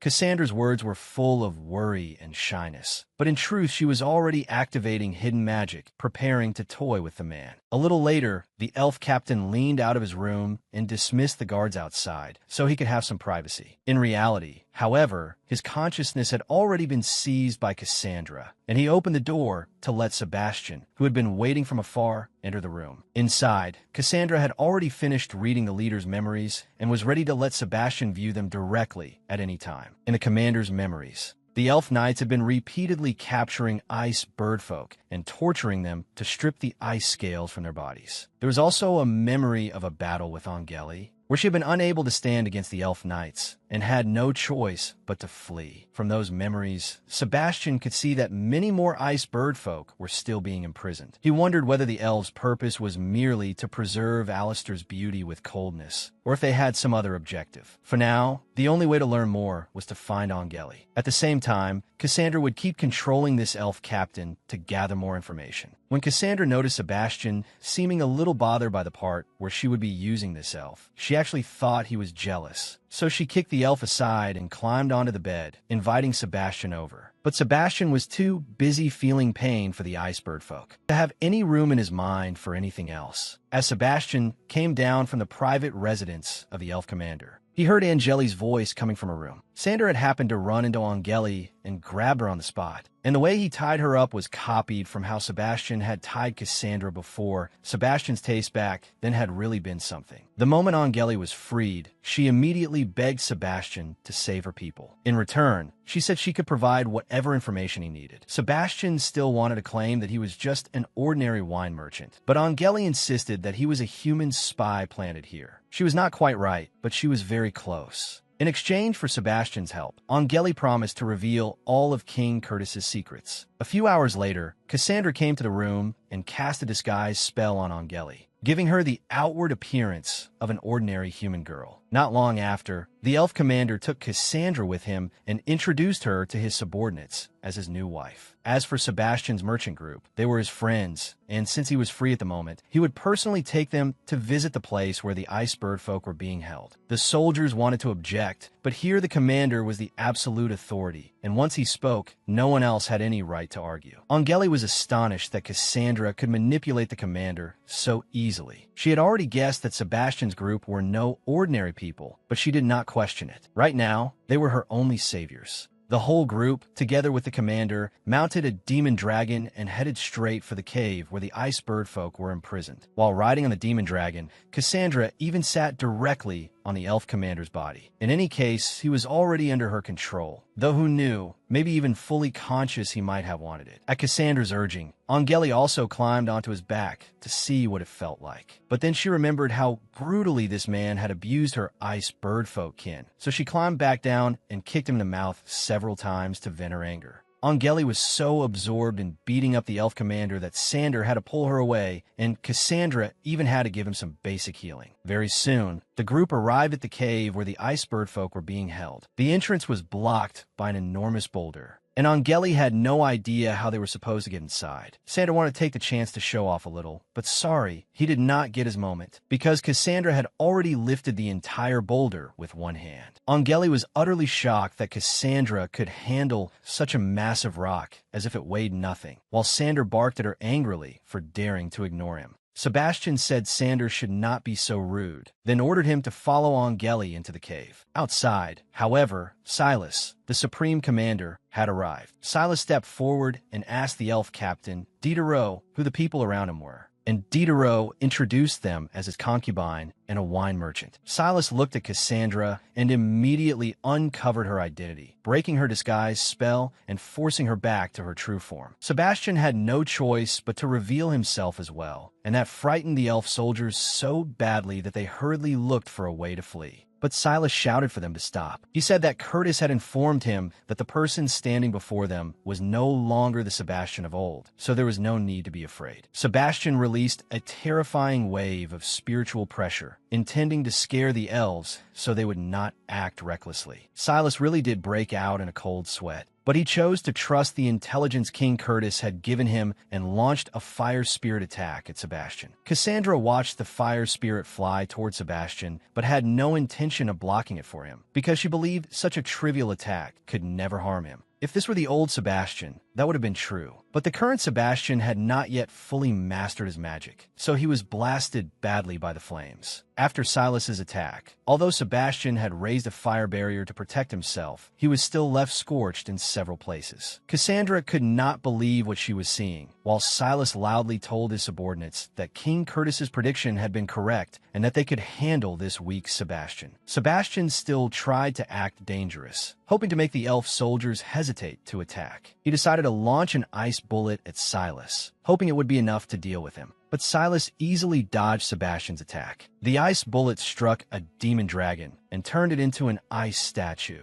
But afterward, Silas easily used his fire spirit to free it. Sebastian realized this matchup was going badly, and the system also analyzed that the elves' fire was a hard counter to Sebastian's ice magic. There was one fact the system had to remind Sebastian of. At present, his chances of winning against these elves were a nice round zero. Sebastian found that hard to accept. During this time, he had worked hard to relearn and practice many spells, but it still was not enough for this battle. Granted, Sebastian's spiritual power far surpassed his opponents, but his combat experience was only at bronze level, and battle skill could not be power leveled overnight. In this situation, Sebastian had no choice but to use Plan B. call on Cassandra to carry the fight for him. Cassandra did not care whether Silas said Sebastian was a fake or not. In her eyes, Sebastian was everything, and she would obey every order he gave. Silas still tried to cling to the possibility of buying Cassandra over to the elf's side, but the only response he got was a wide area spell from Cassandra. She cast an enchantment that plunged the entire elf formation before her into a blissful illusion, then calmly lifted her scythe and harvested their lives one by one. Even Sebastian gulped when he saw how easily Cassandra tore through the enemy's side. The only one who managed to escape Cassandra's side of death was Silas. He had regained consciousness just in time before she struck, so he suffered only a minor injury. Silas fired a fire spirit attack at Sebastian, intending to roast him alive. But Cassandra returned in time and used her scythe to block the flames. Cassandra was surprised that Silas had managed to escape an illusion surrounded by countless beautiful women. But Sebastian immediately hit him with a devastating mental attack. He told Silas that of course he did not care about women because he was gay. The emotional damage was brutal. Who would have thought Silas would not even deny it? So it was actually true. Exposed like that, Silas was a little embarrassed. He mounted a demon dragon and prepared to silence everyone to bury the secret. Cassandra could not care less what Silas's secret was. She only knew that Sebastian had ordered her to send Silas to his death. Inside the cave, Sander was hurrying after Angeli, who was running ahead. Right at that moment, he sensed that something strange lay before them. Sander immediately accelerated and moved in front of Angeli, then swung the blade on his back and shattered a gigantic boulder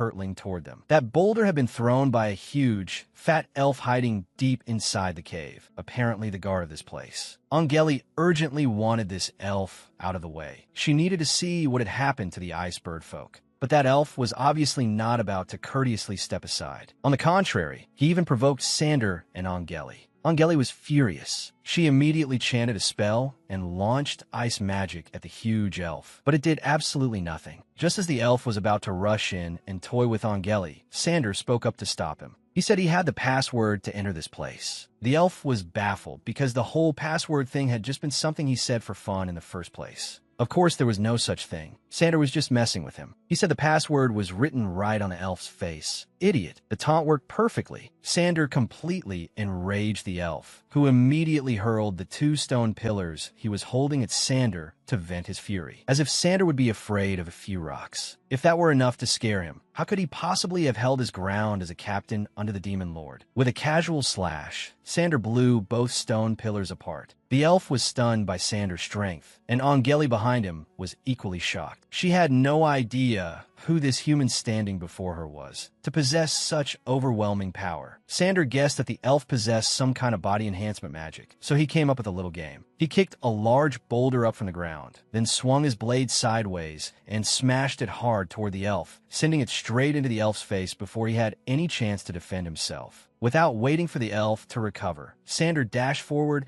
and planted a kick right into his face. After that, the elf got to enjoy a full beating from Angeli's fists and feet. It was obvious she harbored tremendous hatred toward the other elf branches. Meanwhile, outside, Silas was also getting thoroughly beaten down by Cassandra. At some point, she had already chopped his weapon cleanly in two. Silas said he had recognized her from the very beginning because he had received intelligence from Curtis's younger brother that she had appeared in elf territory. Though as for exactly who Curtis's younger brother was, that still remained unknown. Silas launched a fire spirit attack at the rocky ledge above Cassandra, causing it to explode and collapse directly onto where she was standing. Fortunately, Cassandra was no amateur and dodged it at once. Silas kept trying to attack Cassandra with words, saying that Sebastian was just an imitation now. She was clearly full of doubts, so why insist on stubbornly obeying him? At the same time, Sebastian had the elf captain from earlier lead him deeper into the cave. They came across the huge fat elf Sander had beaten up before, and after going farther, they found countless more elf soldiers already dead. Sebastian asked the Eternal Flame system whether this was Sander's handiwork, but the system replied that the marks on the corpses did not really match Sander's style. Sebastian could smell the heavy stench of blood saturating the air. At the end of the cave, where the elf captain confirmed the ice bird folk had been imprisoned, there was no one left. Instead, Sander was trapped inside a stone cage, and an elf in the distance called out in greeting to Sebastian.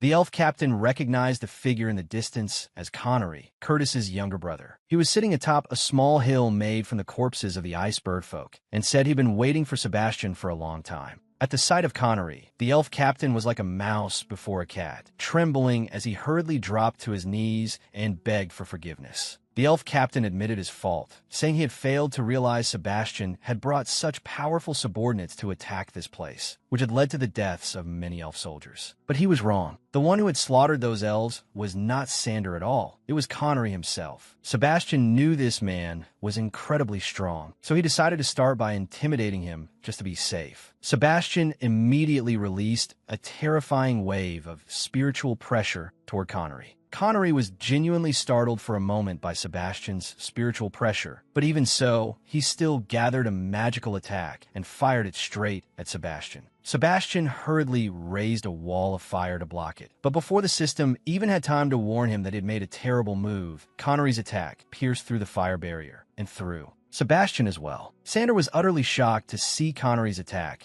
deal such massive damage to Sebastian. His whole body was scorched by the elf flame. The system even wanted to analyze the elf flame and tell Sebastian how to neutralize it, but by then he might already have been roasted through. Sebastian immediately launched an ice bullet into the air and brought it crashing back on his own body, quickly extinguishing the flames, burning him. After that, Sebastian's passive skill, Restoration Beetle, immediately went to work healing his injuries. Sebastian still tried to act tough and threatened Connery for daring to attack him. But Connery paid no attention at all to what Sebastian said. Instead, he turned to Sander and asked whether this really was Sebastian. Connery said he had let Sander live until now because he wanted to recruit him as a subordinate by killing Sebastian right here. The moment Sander heard this man wanted to make a move against Sebastian, he exploded with rage and demanded that Connery destroy the bone cage, imprisoning him so they could fight one-on-one. But Connery had no intention of agreeing. He turned back to Sebastian and challenged him, saying he wanted to experience what it felt like to kill the most powerful mage of the demon race. Connery leaped into the air, preparing to treat Sebastian to a supercharged elf flame attack, one that made the system warn that if Sebastian failed to dodge it, he was as good as dead. Sebastian wanted to stall a little longer so his body could recover completely, so he taunted Connery. If he killed Sebastian here, no one would ever know it was his achievement. Connery actually had to thank him for the reminder. In that case, he just needed to take Sebastian's head as proof. Connery transformed his flames into two sharp circular blades and sent them flying straight at Sebastian. But fortunately, Sebastian was still confident he could dodge attacks this narrow in range. The moment the two blades reached him, he teleported away just in time, escaping by a hair's breadth. The only problem was that he still wasn't used to the spell, so Sebastian ended up slamming face first into a wall. Connery did not let up and launched another blade at Sebastian, but Sebastian teleported again to evade it, then reappeared directly below Connery and fired an ice bullet that struck him. Connery realized that Sebastian had used teleportation to dodge his move, but he could not understand why Sebastian did not seem to have any cooldown on the technique, even though Sebastian could keep teleporting to evade attacks. The system still firmly stated that his odds of winning were lower than winning the jackpot. Watching from outside, Sander could not understand why Sebastian had not already finished Connery off, so he naturally justified it to himself as his lord simply wanting to toy with this elf a little longer. Truly blind devotion from a fanatic. By now, Connery had realized that with single-target spells, Sebastian could dodge through short-range teleportation. So the answer was simple: switch to wide-area magic and victory would be guaranteed. Sebastian had no intention of running. The instant Connery finished charging his spell, Sebastian created a wall of fire around him, turning Connery's own move against him. Connery ended up getting burned by his own fire magic and was furious beyond words. And while the attack was not enough to seriously injure him, it was enough to distract him so Sebastian could drive two more ice bullets into his body. Connery was truly being toyed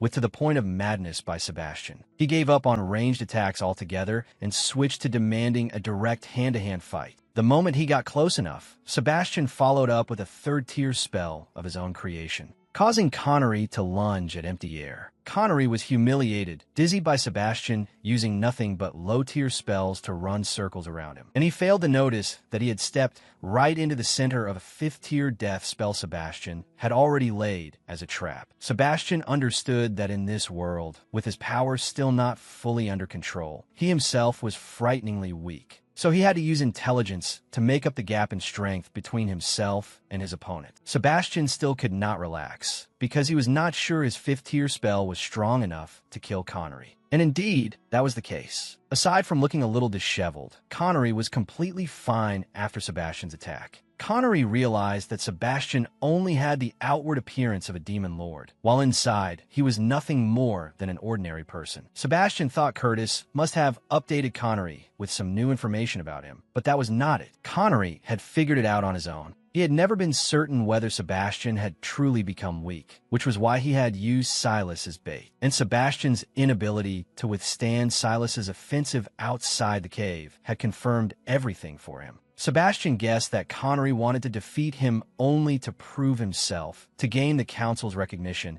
and win a seat in the leadership of the elf race. Sebastian said that with ability at this level, Connery had no chance of competing with Curtis. He said Curtis had already realized that something was strange about Sebastian, but instead of exposing him before the Demon Legion, he had deliberately let the information leak out to lure Connery into killing Sebastian. If Connery managed to eliminate Sebastian, then afterward Curtis would find an excuse to eliminate Connery as well, because he did not like Connery either. Drawing on masterful social deduction skills, Sebastian shifted the angle and asked, what if the rumor that he had grown weak was fake, and there was an entire army waiting outside the cave right now? How exactly was Connery planning to deal with that? Sebastian threw out one argument after another until Connery's mind was completely scrambled. The power of sharp brain and a sharp tongue was truly terrifying. Connery said Sebastian definitely was not the previous Demon Lord. The former one only liked to speak with his fists and never relied on verbal sparring like Sebastian did now. Connery admitted Curtis might indeed be setting him up, but he had complete confidence in his own strength. He would kill Sebastian first, and if any problems arose afterward, he would simply use force to solve them. Connery activated his radiant state, further boosting his power, and charged at Sebastian.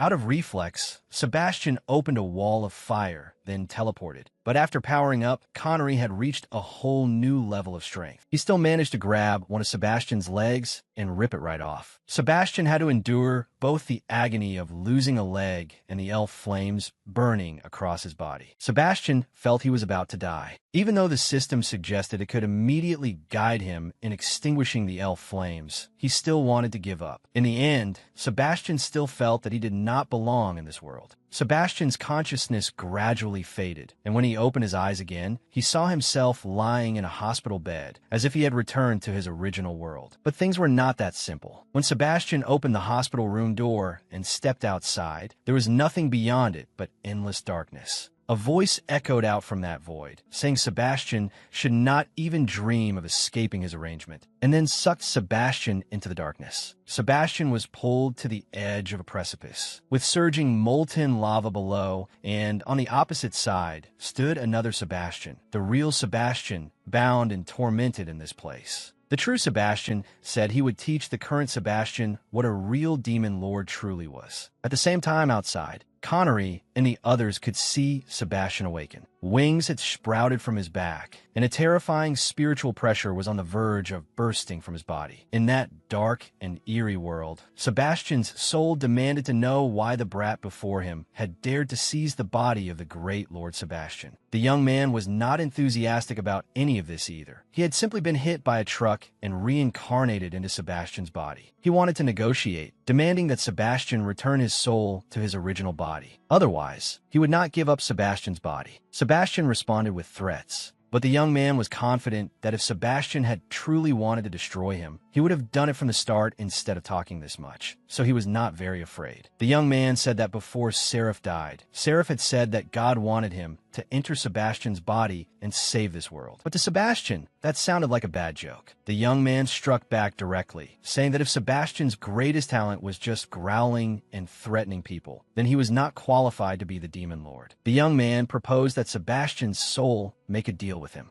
Meanwhile, in the battle outside, Sebastian had already easily twisted Connery's head off, so quickly that even the elf captain and Sander had not yet understood what had just happened. 2 minutes earlier, Sebastian had released spiritual pressure that made Connery sense lurking danger all around him. Sebastian chanted a spell and summoned the Queen Beetle, accelerating the regeneration of the leg that had been torn off and restoring it perfectly. Once that was done, he even lightly buffed Connery's moonlight aura to raise Connery's stats even more. Only then would the fight be satisfying. Connery poured all his power into releasing a gigantic elf flame toward Sebastian. But Sebastian now seemed like an entirely different person. A mere sweep of the wings behind his back was enough to shatter Connery's flames. Immediately afterward, Connery changed tactics and formed 2 flaming blades from his own fire, charging straight at Sebastian. Sebastian received him with proper courtesy, plucking a single feather from his wing, coating it with black hellfire, and with one casual flick, neatly took Connery's head. In the spirit world, Sebastian's soul informed the young man who had stolen his body that Connery was dead. With Sebastian himself controlling his own body, opponents on Connery's level were not even worthy of serving as his toys. Now that Sebastian had reclaimed control of his body, there was no way he would hand it back over and give that young man another chance to possess it. Sebastian had no interest in listening to the young man's explanations. He wanted to erase the boy's soul in a single move. But things were not so simple. At the very moment the young man's life was about to suffer a fatal blow, the ring on his hand suddenly burst with a powerful radiance. At once, the chains and spikes surrounding Sebastian's soul tightened around him again, denying him any chance to struggle free. Seeing this, the young man stared in confusion at the angel's tear ring on his hand, wondering what its true function actually was. The young man lowered his gaze into the lava abyss below. There, a gap reflected the scene outside, and Connery's mangled corpse appeared before his eyes. Sebastian's soul spoke a warning to the young man who was stealing his body. This time, he could still step in to help, but if there was a next time, then even if Sebastian's body were completely destroyed, he absolutely would not help again. Before the young man could fully process that, the edge of the cliff beneath his feet collapsed. After that, the young man's soul once again entered Sebastian's body, causing Sebastian's body to lose control and plunge headfirst into the ground. From afar, Sander called out, hoping Sebastian could free him, and Sebastian had to turn toward the eternal flame and figure out how to break the spell. The eternal flame could not understand why Sebastian kept changing personalities so abruptly, so Sebastian hastily made up an excuse, saying he had lost his memory again. The system suggested that Sebastian could try reversing the spell to free Sander from captivity. And the method for reversing it was to throw Connery's head toward the cage, as if confirming the identity of the cage's owner. Then recite the reverse incantation. Sebastian immediately ordered Sander to go find Angeli. She was still breathing, so she had probably only fainted after witnessing the slaughter of her own people. Angeli quickly regained consciousness, and she wanted Sebastian to help her kill that elf captain. In her eyes, he was the one who had massacred all her kin. The elf captain cowered and begged Sebastian to spare his life. Sebastian agreed, on one condition. The man first had to defeat Sander. Hearing Sebastian's promise, the elf captain was overjoyed. He thought crushing a mere human would be the easiest thing in the world. And it was easy, just not for the reason he expected. The one who got sent straight to his grave was the captain himself. Sebastian ordered Sander to take the elf captain's head and follow him outside. He had not wanted to kill the captain, but the man knew too much. If Sebastian was not ruthless, other troubles would only come knocking later. When Sebastian's group reached the cave entrance, he saw that Cassandra had already entered her battle form and was warily glaring at the dragon riders circling in the sky. Sebastian ordered Sander to throw out Connery's head and the elf captain's head, then loudly declared that Connery had been executed by Sander for daring to defy Lord Sebastian himself. Sebastian's declaration left Silas deeply unsettled. He feared that Sebastian had not actually lost his power at all, and had merely been acting to draw out the insolent ones and deal with them one by one. Sebastian roared again, demanding to know why Silas still dared to remain in the sky. Silas and all the soldiers behind him hurriedly landed on the ground at once and dropped to one knee to pay their respects to Demon Lord Sebastian. Only then did Angeli realize that the man before her was the Demon Lord, the greatest mage in demon history. Sebastian said that he was on his way to the capital, Extol, and wanted Angeli to accompany him there. Under the escort of Cassandra, Sander, and Angeli, along with the entire Dragon Rider unit, Sebastian advanced toward Extol, the capital of the elves, while there was still some distance left before reaching Extol. Another group of elf soldiers riding griffins approached, introducing themselves as the city guard of Extol, coming to receive him. Sebastian mockingly asked where Curtis was and why he had not come to greet him in person. The guards replied that their King Curtis was occupied with election campaigning and was far too busy to come receive Sebastian himself. Sander immediately started shouting to assert their authority first, asking whether Curtis's throne was really so grand that he dared not show up even when the Demon Lord had entered his territory. The city guard did not take kindly to Sander insulting Curtis. He could not allow his king to be disgraced. Sebastian spoke up to stop Sander and the guard from arguing further, and firmly demanded that the guard summon Curtis to meet him. The guard still wanted to protest, but something strange suddenly smacked him right in the head. He reached out to catch it, and when he got a good look, he was horrified to realize it was Connery's head. Sebastian did not waste words. He gave the city guard 15 minutes to take Sebastian's gift and drag Curtis out to meet him. Exactly 15 minutes later, Curtis came riding on a demonic dragon and saluted Sebastian, still holding Connery's head in his hand. Sebastian questioned how Curtis's younger brother had dared to assassinate him. Though Curtis was furious to the core, he still had to say that he knew nothing about it, and that Connery's execution had been justified. Curtis said that although Connery had gotten himself killed through his own stupidity, he was still his older brother and wished to hold a funeral for him. At the same time,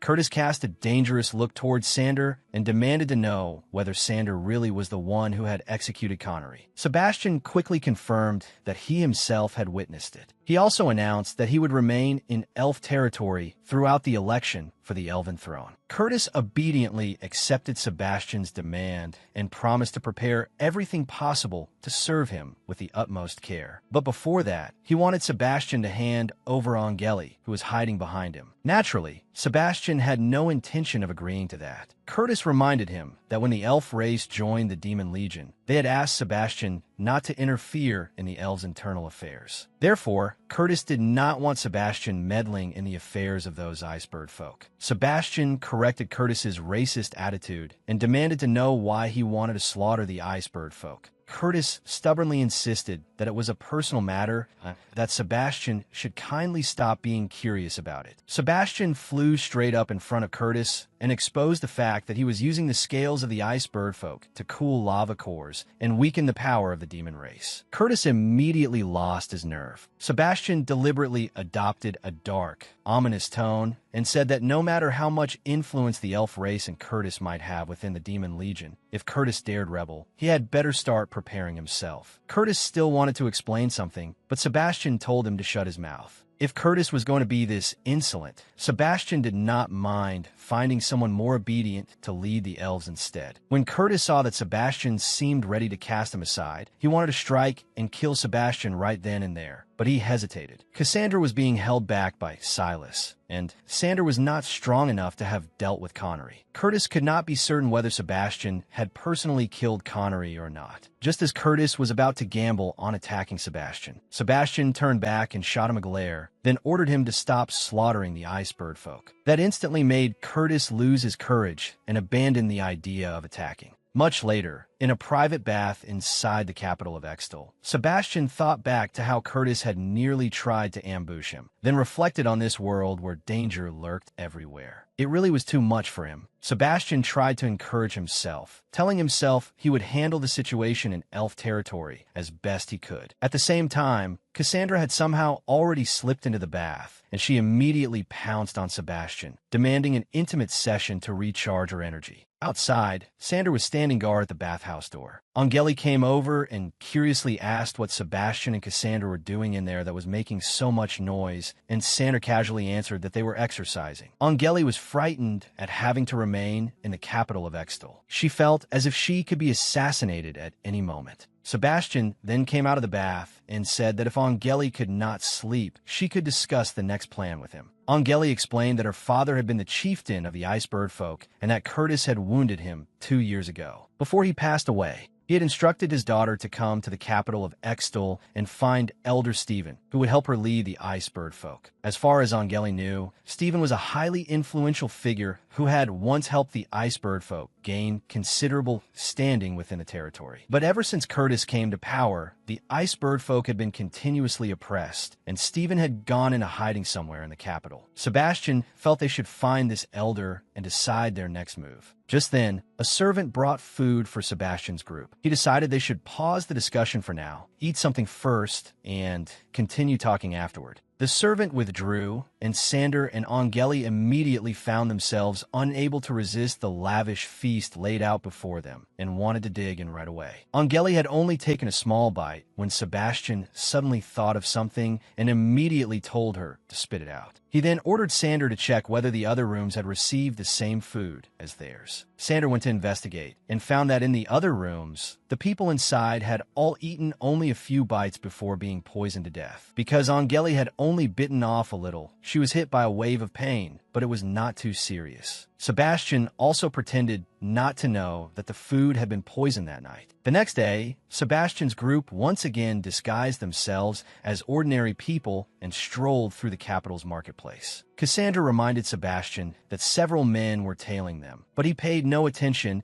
and simply led the group straight to the inner apothecary department. Sebastian met Ferdinand, one of the members of the Supreme Governing Council there, and expressed his willingness to back him in the upcoming election for the throne. There was no way Ferdinand could refuse such a tempting offer. Of course, Sebastian also had a rather difficult condition attached if he was going to help the old man. On Curtis's side, word had already reached him that Sebastian had gone to meet Ferdinand in private. It gave him a splitting headache. Sebastian was far more scheming now than before. Honestly, it would have been easier for Curtis to deal with him if Sebastian had simply attacked directly. Just then, Curtis's wife, the daughter of Ferdinand, Queen Salina, insisted on entering Curtis's study and demanded to know why he had proposed her father as a candidate for the next election to the throne. Salina was only afraid that if her father opposed Curtis, he would end up dead ahead of his time. So all she wanted was for Curtis to spare her father. Curtis had no intention of granting that request. After Connery's death, Ferdinand was the only real threat to Curtis's claim to the throne. So even if Ferdinand was his father-in-law, Curtis had no intention of letting him go. After driving Salina away, Curtis turned to Silas and asked about someone named Kakma. He was preparing some new plan to deal with Sebastian. Curtis took Silas and several personal guards with him and headed for the Amber prison. Before going deeper inside, he warned Silas that when they met Kakma, he absolutely must not show fear. When they arrived before the Amber cocoon cell, Curtis's group found a monster there, one Curtis had brought back from Ruby Mountain. He had thought the thing could keep the prisoner locked inside the amber cocoon entertained for a while, but unexpectedly, the monster had been defeated with shocking speed. Then, from inside that monster's body, another monster crawled out, and the killing intent it radiated was enough to terrify the guards behind Curtis half to death. The thing called Kakma was a fallen elf. A short elf, yet one who radiated overwhelming murderous intent. He could smell fear, and to him, that was the signal that mealtime had arrived. The only person there who could remain calm under Kakma's murderous aura and speak to him was Curtis. Curtis said that the amber prison cocoon had originally been solid and dense, binding Kakma tightly inside. Yet Kakma had slowly gnawed away at the cocoon from within, until now the amber prison cocoon had become completely hollow. Without hesitation, Curtis chanted a spell and then swung his hand, splitting the amber prison cocoon in two.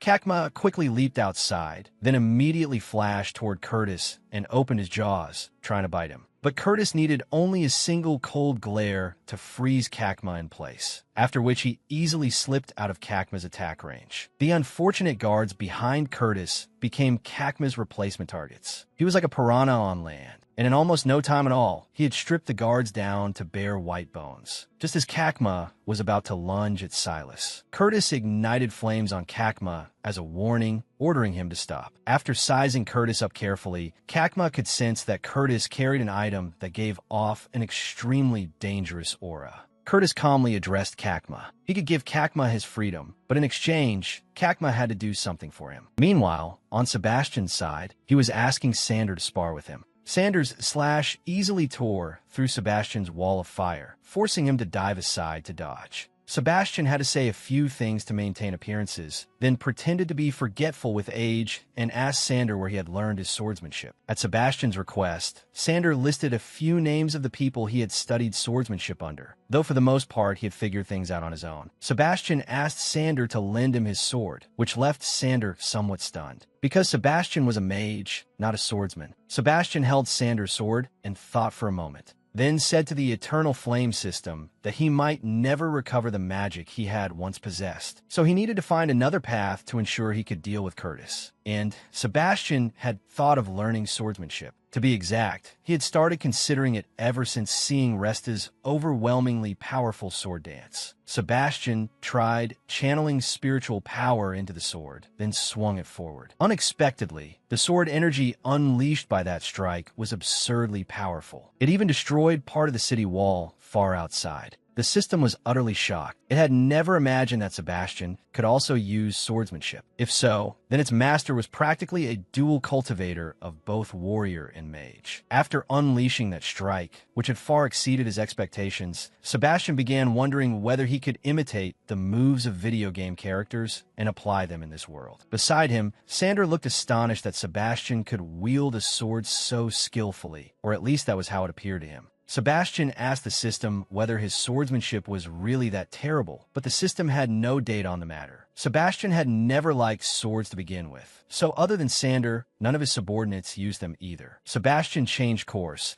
and asked Sander to evaluate the sword technique he had just displayed, honestly and without holding back. Sander truthfully replied that if it really had been Sebastian's first time swinging a sword, then it was indeed impressive. But compared to true swordsmen, it was still only average. Sander analyzed that the strike had contained an enormous amount of energy, but there was no cut on the ground, only a huge crack in the wall. That proved Sebastian still lacked enough mastery over the technique. Though even so, it already showed that Sebastian's talent in swordsmanship was rather terrifying. Sebastian then told Sander that, for the short time ahead, he wanted Sander to train him in swordsmanship. That left Sander so startled he could hardly believe Sebastian had just said it. At the same time, Cassandra and Angeli, in disguise, were moving through the central district, heading towards some bar. Cassandra could sense that Curtis's men had been following them ever since they left the inn, and she thought they should deal with these troublesome tales first. The men tailing them also realized that they had been exposed, but they showed no worry or fear at all. Cassandra wanted Angeli to handle the two elf knights following them. Even if Angeli did not have enough strength, it did not matter. Cassandra was here to cover for her. Angeli dealt with the two knights, who were far stronger than she was, so easily that even she herself could hardly believe it. That was because Cassandra had used charm magic, leaving the two knights with no strength left to resist. After finishing them off, Cassandra and Angeli entered the Travian bar. Angeli handed the bartender a slip of paper. Even though the bartender pretended not to know anything, Angeli insisted that the location indicated on the paper was this very place. The bartender stopped pretending and instead told Cassandra and Angeli to follow him. He led them straight down into the cellar, then through a hidden door onto a passage leading directly into the sewer system.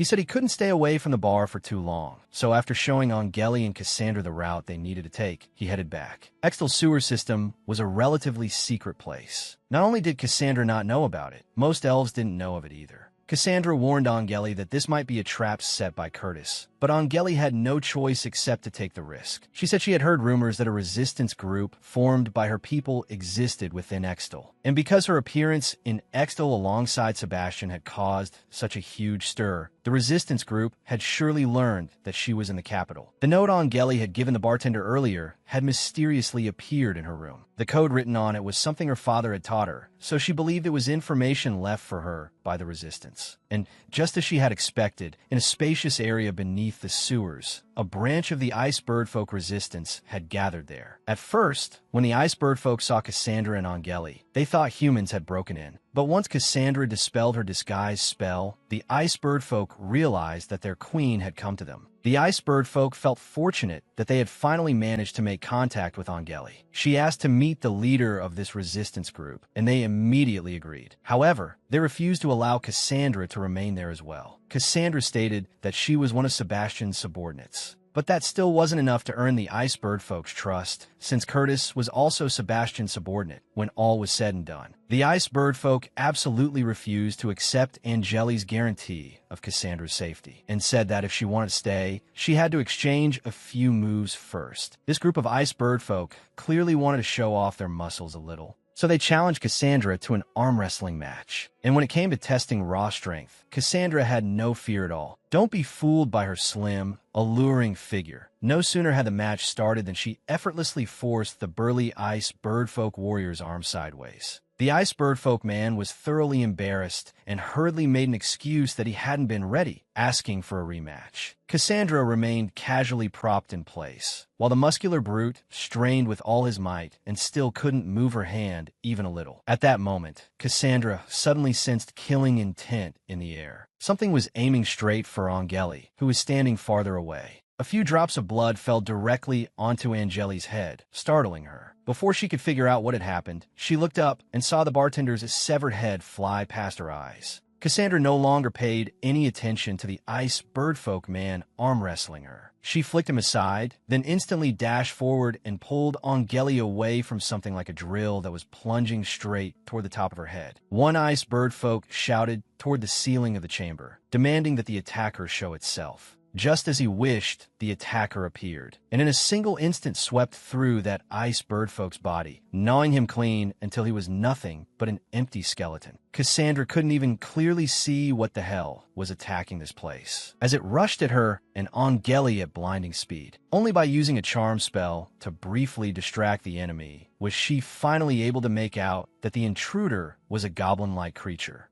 Cassandra was certain she had landed her illusion on that creature, yet she still couldn't see so much as a shadow of it. Then Cassandra was suddenly attacked from behind, leaving her no time to react. At the same time, a voice rang out, saying that her magic was a cheap trick and completely useless against it. The essence of Cassandra's magic exceeded by tenfold the threshold even demons could endure. But the only thing it cared about was blood and flesh, so Cassandra's illusions were worthless. Cassandra told Angeli to leave first. As the captain of the Demon Lord's Guard, acting under Sebastian's orders to protect Angeli, she would make sure to deal with Kakma herself. Upon hearing Kakma reveal Cassandra's identity as the succubus queen who served the Demon Lord, the burly Ice Birdfolk man immediately got hot-blooded and wanted to rally everyone to protect the beauty. But the others quickly stopped him. Kakma was far too terrifying. If they charged in now, they would only get in Cassandra's way and be utterly useless. Meanwhile, Cassandra's eyes darted at high speed, tracking Kakma's movements, and then she raised her scythe to block the ugly goblin creature's mouth as it lunged straight at her. Kakma's sharp teeth easily bit through the shaft of Cassandra's scythe. Then it dodged her counterattack and slipped behind her, sinking its fangs directly into her calf. That bite hurt like hell. Cassandra instantly jerked back her leg at lightning speed and trapped Kakma's neck, but almost immediately afterward it turned into a cloud of smoke and slipped free from her hold. Cassandra might be soft and smooth-skinned with Sebastian, but anyone else thinking they could just bite her that easily was dreaming. One of the Ice Bird folk recognized Kakma.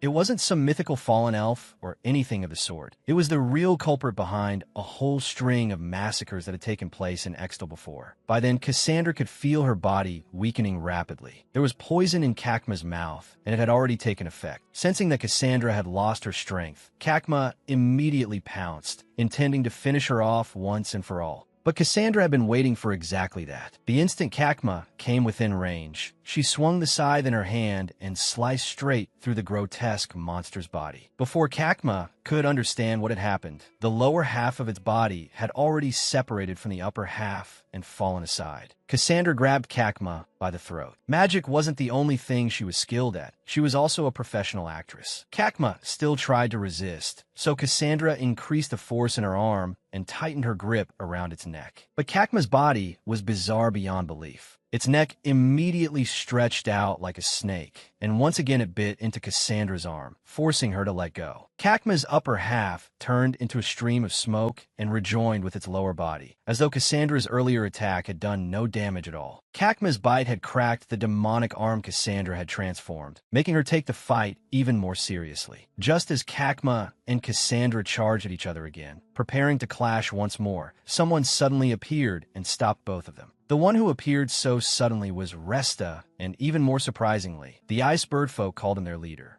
Resta was furious. He had only been away for a short while, yet someone had dared to invade his base and cause chaos. Kakma had better prepare to get thoroughly dealt with by him. Resta looked at the skeleton of the unfortunate ice bird folk on the ground, then demanded to know who had done it. The remaining ice bird folk immediately pointed the blame at Kakma, causing it to lunge at them to tear them apart. But there was no way Resta would just let Kakma do whatever it pleased. He unleashed a powerful slash at Kakma, forcing it to turn into mist and evade outward. Kakma still wanted to sneer about how ordinary Resta's sword was and all that, but it didn't get to say another word. At a glance, it seemed as though Kakma had dodged Resta's slash, but in reality that attack had already severed its head and sent it rolling away. Resta tossed Kakma's head up like a ball, caught it in his hand, and crushed it with force. But that head turned into a stream of gray smoke and returned to the original body. Kakma's vitality was astonishing beyond imagination. It split its body into two and tried to ambush Resta and Cassandra at the same time once more. But the two of them easily drove it back. Realizing it couldn't accomplish its goal today, Kakma transformed into a cloud of smoke and fled. Before leaving, it did not forget to leave behind a threat, saying it would ambush this group whenever it pleased. After Kakma departed, Resta led the Ice Bird Folk resistance in holding a memorial for those unfortunate souls who had been killed by Kakma. After that, the older man turned to greet Cassandra.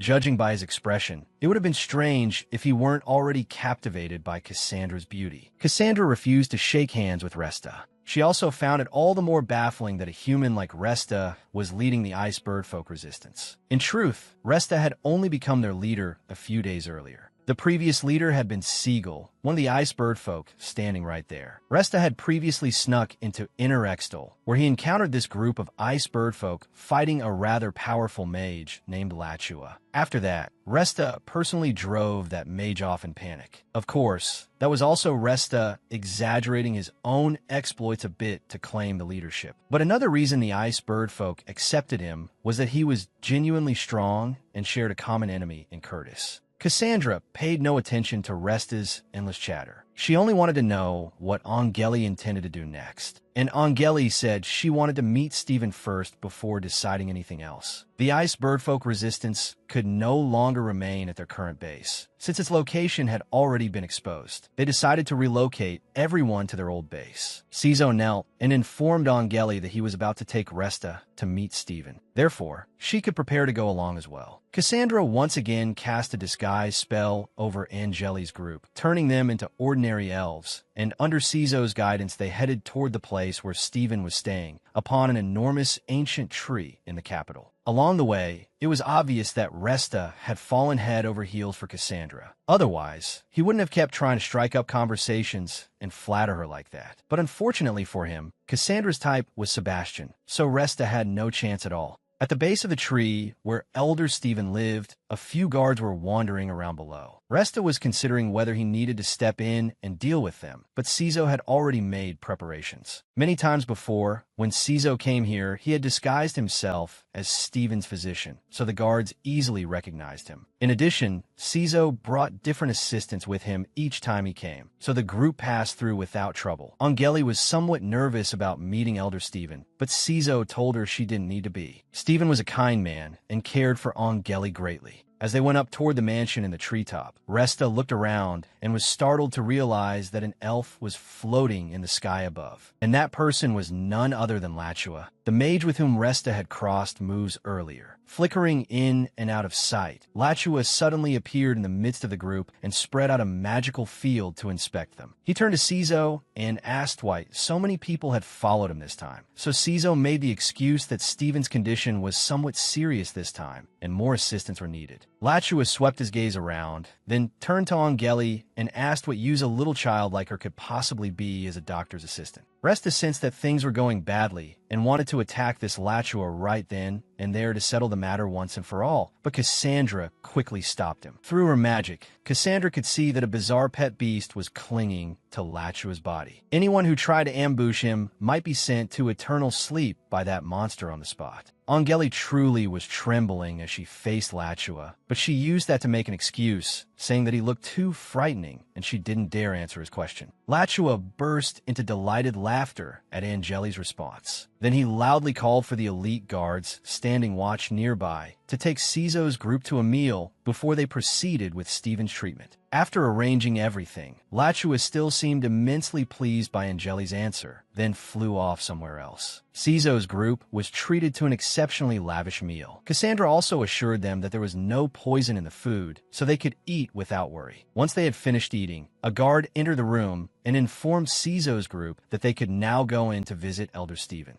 Once inside Steven's private room, after Cizo exchanged a few pleasantries with him, Steven snapped his fingers toward a jar beside him, causing the guard who had escorted them in to fall under enchantment. Then he signaled that everyone could speak freely. Cassandra removed Angeli's disguise spell, and Angeli immediately ran forward and threw herself into Elder Steven's arms. While soothing his little granddaughter, Steven turned to Resta and asked whether he was the new leader of the Ice Bird Folk Resistance. Resta declined to sit through a speech from Steven, and Steven was too lazy to waste words on Resta anyway. Steven did in fact have many things he wanted Resta's help with, but first he wanted to spend a little time speaking privately with his granddaughter. Following Steven's wishes, the others stepped outside. As they reached the door, Resta asked Cassandra whether she smelled anything strange. That made Cassandra notice the mosquito-repellent incense burning in the corner by the door. The three of them went out into the reception room. Lachua was already seated there waiting for them. Cizo felt that Lachua had been acting strangely all day, and now he kept staring fixedly at Resta.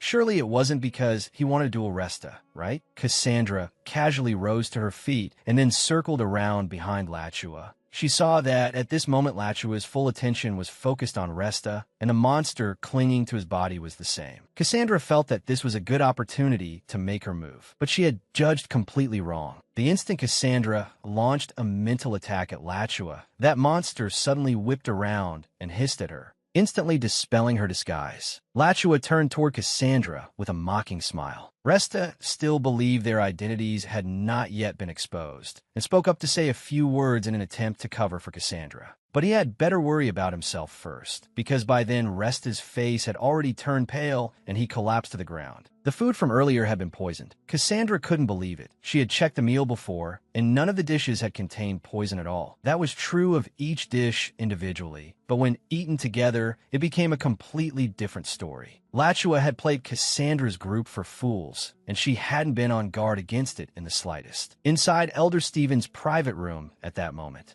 Angeli also felt her body grow weak and powerless, and then she fainted under Steven's dark gaze. Outside in the reception room, things were no better. Cizo was being restrained, while Cassandra had to support the food-poisoned Resta and at the same time deal with several guards rushing toward them. Lachua said that Curtis had mentioned her before, and that if she surrendered now, Curtis was willing to accept her as one of his subordinates. Cassandra was absolutely not about to indulge Curtis's fantasy. Resta also tried to cut in with a few words, only to be punched backward by Cassandra so he wouldn't get in her way. Lachua chanted a spell and launched a blast of energy at Cassandra. She quickly dodged aside and avoided the attack, then rushed him with her scythe. But her attack seemed useless because at that moment Lachua was protected inside a sturdy defensive cube. Since Lachua had no need to worry about Cassandra harming him, he leisurely chanted another spell and summoned a group of monsters to take even better care of her. Being swarmed by overwhelming numbers quickly produced results. Before long, Cassandra had been pinned flat to the floor by the beasts. Resta wanted to rescue her, but in his food-poisoned state, what could he possibly do? With a mere flick of Lachua's hand, Resta was sent flying and slammed hard against the wall. Just as Lachua thought victory was firmly in his grasp and started mocking Resta a little, the battle suddenly turned. Cassandra had entered her combat state and crushed the monsters restraining her. This left Lachua utterly unable to believe what he was seeing.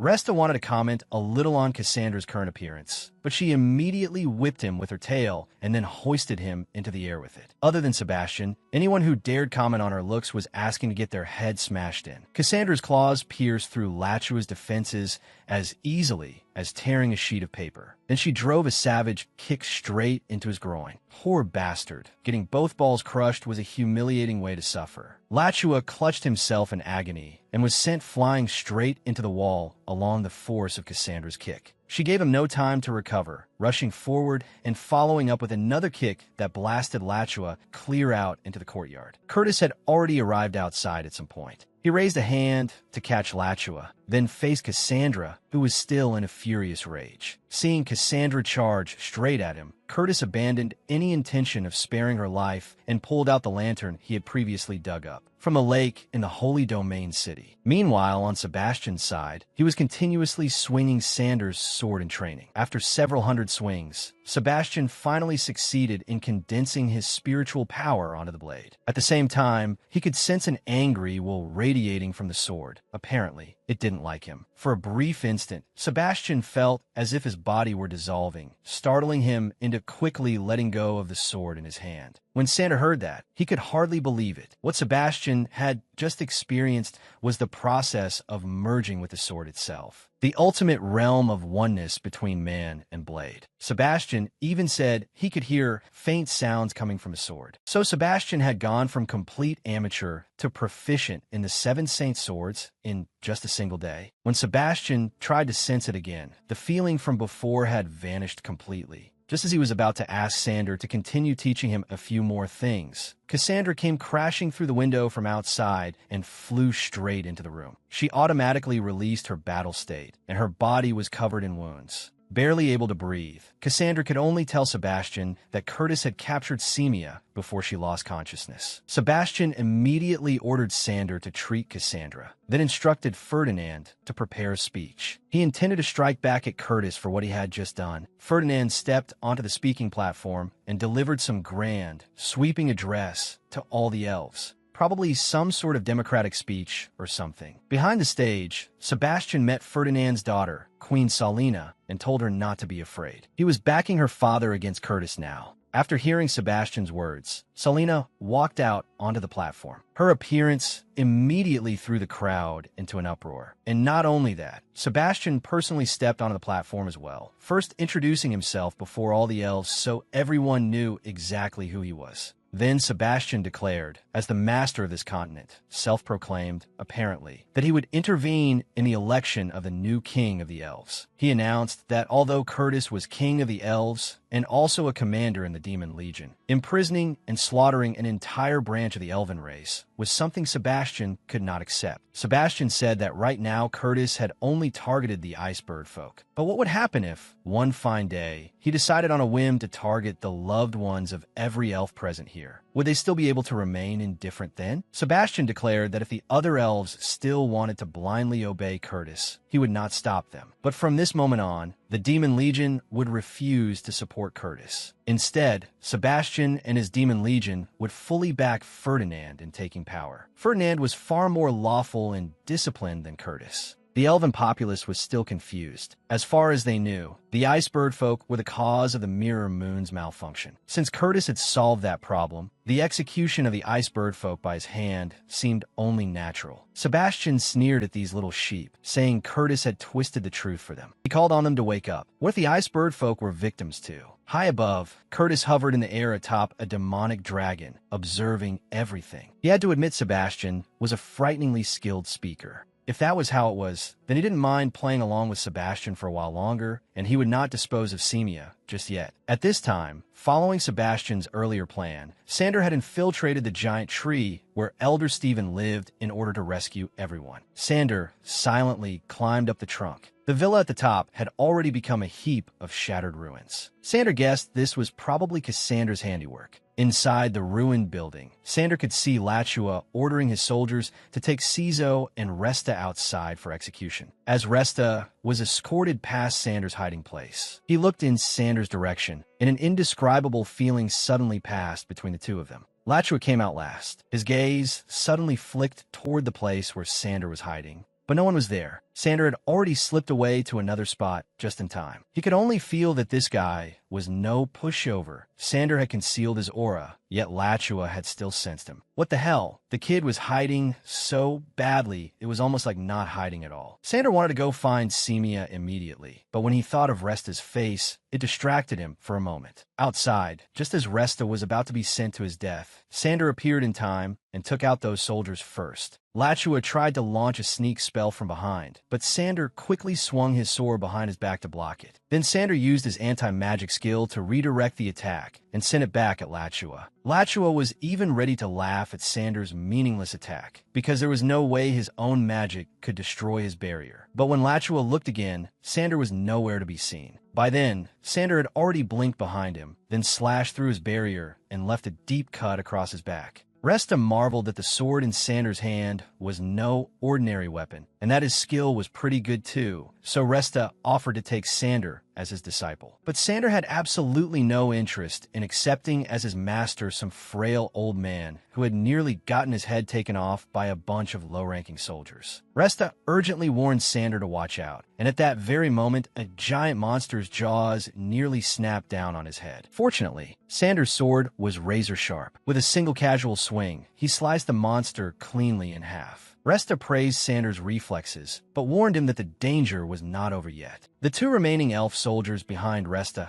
saw things going badly and drew their swords, planning to stab Resta first. But their weapons were such trash that striking Resta's body did not leave even a scratch. Instead, both sword tips snapped off. Sander planted a kick on Resta's head to use as a springboard, then swung his sword and cleanly finished off those two soldiers as well. The others holding Cizo saw this and tried to use him as a hostage. But Cizo had, after all, once held the position of leader of the resistance. He erupted with magic and blasted the two elf soldiers away, after which Sander immediately coordinated with him and killed them. Only then did Lachua realize Sander's identity, and he even called him the weakest general in the Demon Legion. That made Sander see red. This old bastard clearly had a death wish. Resta was also curious about Sander. He could tell the boy was human, and together with the sword Sander held in his hand, it made Resta suddenly think of something rather terrifying. Lachua cast a spell that lifted the surrounding earth and stones into the air, then sent them crashing straight at Sander. Sander wanted to swing his sword and smash the rocks apart, but Resta shouted at him not to waste his strength on such pointless things and to focus on that mage instead. Sander got distracted listening to Resta and nearly got hit by the rocks, which annoyed him to no end. But Resta did not care. Calmly, he analyzed the situation and told Sander not to fight blindly. Instead, he should observe his opponent and analyze his weakness. Resta guided Sander to stop wasting effort hacking at flying rocks and instead focus on locating the magical core of the monster playing around with those stones. Floating in midair, Lachua was still smugly convinced that his summoned creature would toy with Sander's group until they died. But in the very next second, his monster had its energy core cut out by Sander and shattered into pieces. With the destruction of Lachua's energy core, he screamed in despair and then dropped from the sky, leaving even Sander stunned that the whole thing had been solved so easily. Sander turned to Resta and asked about it. Apparently, the old man knew this mage very well, which made sense. Resta had exchanged moves with Lachua once before, so he understood him quite clearly. Mages were naturally the hard counter to swordsmen, so a swordsman like Sander had to learn how to identify a mage's combat style in order to find the right way to deal with them. Seeing that things here had been settled, Sander wanted to go find Semia right away, but Resta called him back. Resta sensed that something was nearby,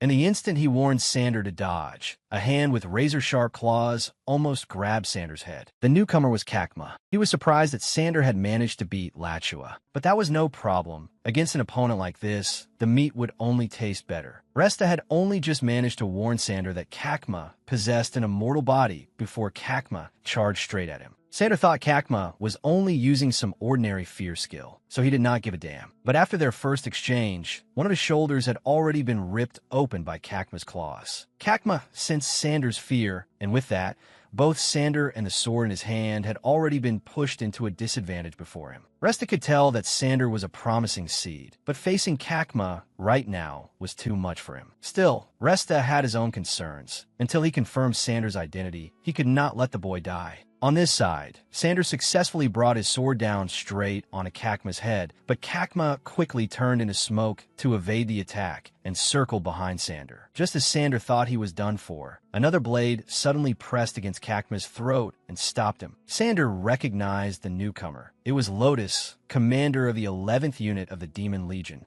A death synesthesia. Kakma opened his mouth wide and bit down on the dagger at his throat. But even that could not stop Lotus. She released the dagger, then reached out and twisted Kakma's head right off. After that, Lotus grabbed both daggers and carved Kakma into several pieces. But there was no time to enjoy victory yet. Lotus warned everyone that Kakma was a death synesthesia, just like her, and death magic was insanely dangerous. By then, Kakma had already restored his body and smugly declared that a master death synesthesia was immortal. But Lotus did not agree. The pair of daggers she used were equipment forged from death magic as well. They were soul-reaping blades. Kakma's body gradually began to rot away, and if things continued like that, he was finished for sure. To avoid dying, Kakma chose to disperse, turning his body into streams of black smoke in an attempt to flee. Seeing that, Lotus prepared to finish Kakma off once and for all. But at that moment, a red blur suddenly shot across the sky. Lotus recognized who it was and felt there was no longer any need for her to act, because Kakma was truly done for now. A pillar of blood crashed straight down onto Kakma's head, and then Miranda appeared. Sander and Lotus immediately bowed to welcome their commander's arrival, while Kakma still struggled to turn his ruined body into vapor and escape.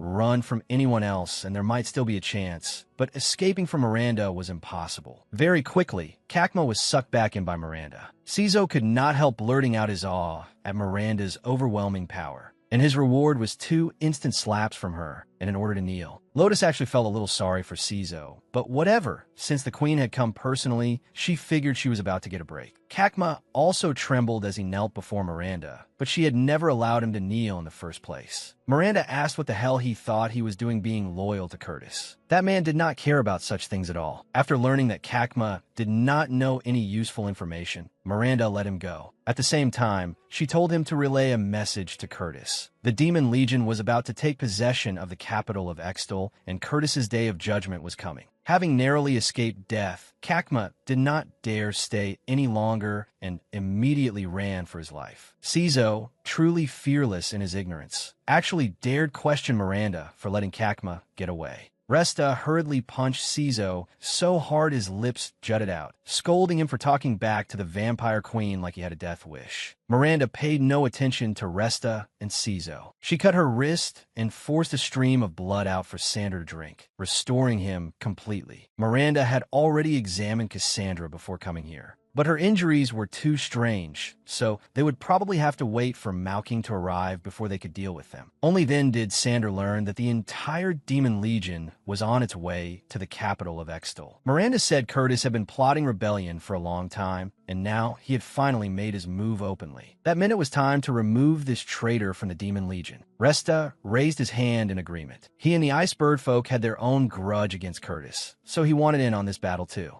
Miranda flatly refused Resta. Right now, the Demon Legion and humanity were at war, and she had no intention of joining hands with the enemy. Resta still wanted to argue that he and Miranda were of the same rank. Wrong move. Miranda was liable to slap him for that. She warned him that someone who had once spoken to her the way Resta was speaking now had long since grown a meter of grass over his grave. Yet Resta remained stubborn. He said that if he had not been suffering from food poisoning, he would already have exchanged a few rounds with Miranda. Lotus and Sander could only stare at this old man in disbelief. Was he stupid or just tired of living, picking a fight with Miranda like that? Miranda granted the old man his wish. She manipulated blood to draw all the poison out of Resta's body, restoring him to his peak condition. Lotus and Sander took back what they had just said. Now they only wished they had a bag of popcorn so they could watch Miranda and Resta's duel. But then, plot twist, Resta immediately raised his hands and surrendered. He admitted he had only provoked Miranda so she would detoxify him. What kind of king pulled such a dirty trick? Resta then changed the subject to Semia, or rather, he said that he had once saved Sebastian and Sander too. Would that be enough to qualify him to join in the Purge of Curtis? And more than that, Resta said he held a huge secret about Sebastian, and that the two of them had become close friends back in the lava core. Miranda froze for 5 full seconds, then began taking things seriously. As far as she knew, Sebastian would never have a human as a friend. Meanwhile, At the edge of elven territory, a demon woman found the robot Sebastian had created earlier to travel through the lava core. She was Omega, a mechanic, and apparently Sebastian had sent word for her to come here and repair the robot. The dragon riders circling in the sky were all scared out of their minds, because the one now walking openly down the main road was none other than Queen Miranda. Anyone who dared make so much as a peep and come down near her would only be signing their own death warrant. Walking behind Miranda, Cizo asked why, if Resta and Miranda were of the same rank. She could intimidate everyone while Resta had to hide like a rat in the capital. What kind of shrimp brain question was that? Miranda was, after all, the second in command under the Demon King, the strongest being in this world. At that moment, Miranda turned back and told Resta to explain how he had met Sebastian and become close with him in the lava core. But before Resta could tell the story, the group was stopped ahead by Silas. He still knelt respectfully to welcome Miranda, but stubbornly refused to move aside, saying that the elf army only took orders from their own king Curtis. This fool even had the nerve to accuse Miranda of capturing one of their mages, and Silas demanded that she return the person immediately. Silas was even more empty-headed than Sergio. He actually dared challenge Miranda. She had no interest in wasting words on such a minor pest, so she simply raised a hand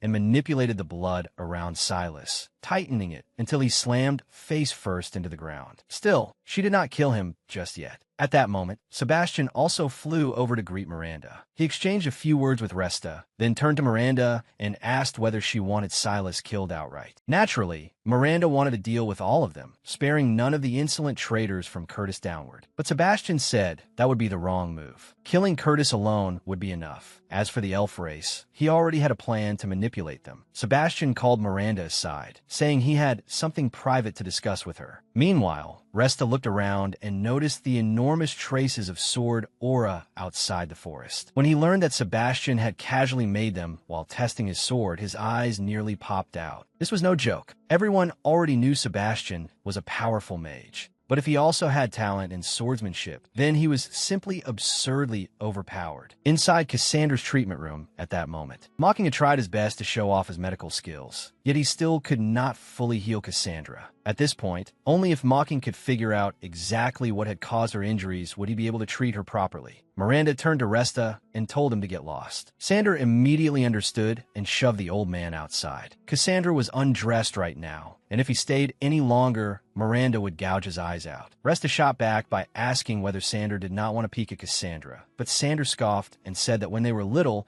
he had seen Cassandra naked so many times he was sick of it. That, however, only made Resta unbearably jealous. With nothing to do while waiting outside, Sandra and Resta started exchanging moves to pass the time, or rather, Resta began giving Sandra a private lesson. After getting beaten down, Sandra's hot-blooded youth made him want to strike back at Resta. But what greeted him was a kick straight to the face from Resta, who told him to stomp on Resta's head earlier. This old man really knew how to hold a grudge. After taking a thorough beating, Sandra got fired up and began gathering power for a serious strike against Resta. Resta hurriedly stopped him, saying that if they wanted a real fight, they should go out to the garden. Fighting in front of Cassandra's room would not be appropriate. Meanwhile, inside the room, Cassandra was naked while Mocking analyzed her condition for Sebastian and Miranda. Miranda recognized the thing that had injured Cassandra, Curtis's lantern. She said Curtis had obtained a green lantern containing powerful ancient magic from the ruins in the lake at Holy Domain City. Miranda turned to Sebastian and asked why the Demon Legion's first target of attack had been Holy Domain City. Although it was a weak human stronghold, the Archangel Commander was stationed there. Miranda speculated that Holy Domain City had always been Curtis's true target. Most of the Demon Legion's vanguard branch had been Moon Knights from the elf race, and it was Curtis who had sounded the war horn. In that battle, the elves swept across the battlefield with no regard for life at all. Sebastian had been gravely wounded after fighting Seraph one-on-one, but Curtis lost nothing. On the contrary, he came away with nothing but benefits. Miranda said she had personally experienced just how terrifying that lantern was and asked whether Sebastian had any plan to deal with it. Sebastian wanted to act tough and say that everything was under his control, but Miranda clearly did not believe that. So she called Sebastian outside for a private talk. Once outside, Miranda reminded him that the last time she and Sebastian had fought was when the Demon Legion had first been founded. And at the same time, she released a fierce killing intent focused entirely on Sebastian. Before Sebastian could even react, Miranda had already flashed behind him and casually taken one of his arms. In a voice thick with danger, she demanded to know who he really was. Sebastian went pale from the pain and collapsed to the ground, yet he still forced himself to face Miranda and insist that he really was Sebastian. Miranda refused to listen to his slick excuses. She brought some blood from the arm she had torn off to her mouth, confirming that the blood really did belong to Sebastian. But before she attacked, she had given him warning. If he had truly been Sebastian, he would have been able to dodge that attack with ease instead of taking the blow and lying there groaning in agony like he was now. Sebastian's passive regenerative ability activated, but Miranda only needed a minor spell to make the blood in Sebastian's arm explode, taking those healing bugs along with it. Bleeding in front of Miranda was practically a guaranteed death sentence. Even the Sebastian of the past had been no exception, and that Sebastian definitely would never have allowed himself to make such a mistake. No matter how Sebastian kept insisting that he was the genuine article, Miranda continued controlling the blood to attack him without pause, demanding the truth. Sebastian did not reveal it, but merely gave a relieved smile and said that if he died right now, then the real Sebastian would not be able to survive either. Miranda did not believe him. She thought he was just bluffing to save his life. Sebastian said that if Miranda healed him first, then he would tell her the truth. Miranda agreed. She threw him down and cast a spell to reattach his arm. Then Miranda cut her wrist and gave Sebastian a little of her blood, letting him recover in an instant. Sebastian kept his promise and told her the truth. Miranda could not believe that the soul currently inside Sebastian had been chosen by God and transferred into Sebastian's body. She could not accept it. Why would God choose an idiot? Hey, that top student was not an idiot, all right? And for the sake of saving this world, no less. Ignoring Miranda's threats, Sebastian softly told her to go easy on him. After all, this body belonged to Miranda's beloved husband. If she got too rough, then everyone would be doomed. At the very least, Sebastian could assure Miranda that Sebastian's soul was still alive. He did not know where Sebastian Giu's portion of the soul currently was, but he did know that Sebastian had once regained control of this body before in order to deal with Connery. Sebastian said that only Miranda, the eternal flame, and Resta knew this secret. He did not know whether Miranda would be upset by it. Miranda only blamed him for not telling her something this important sooner, but there was no way in hell Sebastian had dared reveal even half a word before. He had only just been transported to this world and had no way of knowing whether Miranda would kill him the moment she found out. Besides, the Demon Legion was far too brutal, and loyalty among them was shaky at best. For safety's sake, Sebastian had thought it best to play his role as the Lord perfectly. Miranda wanted a clear answer about who the soul inside Sebastian really was and where it had come from, so she could gather more information. Sebastian immediately tried to explain it with a drawing, so she could understand more easily. But the drawing looked strange somehow. Better to just explain it in words.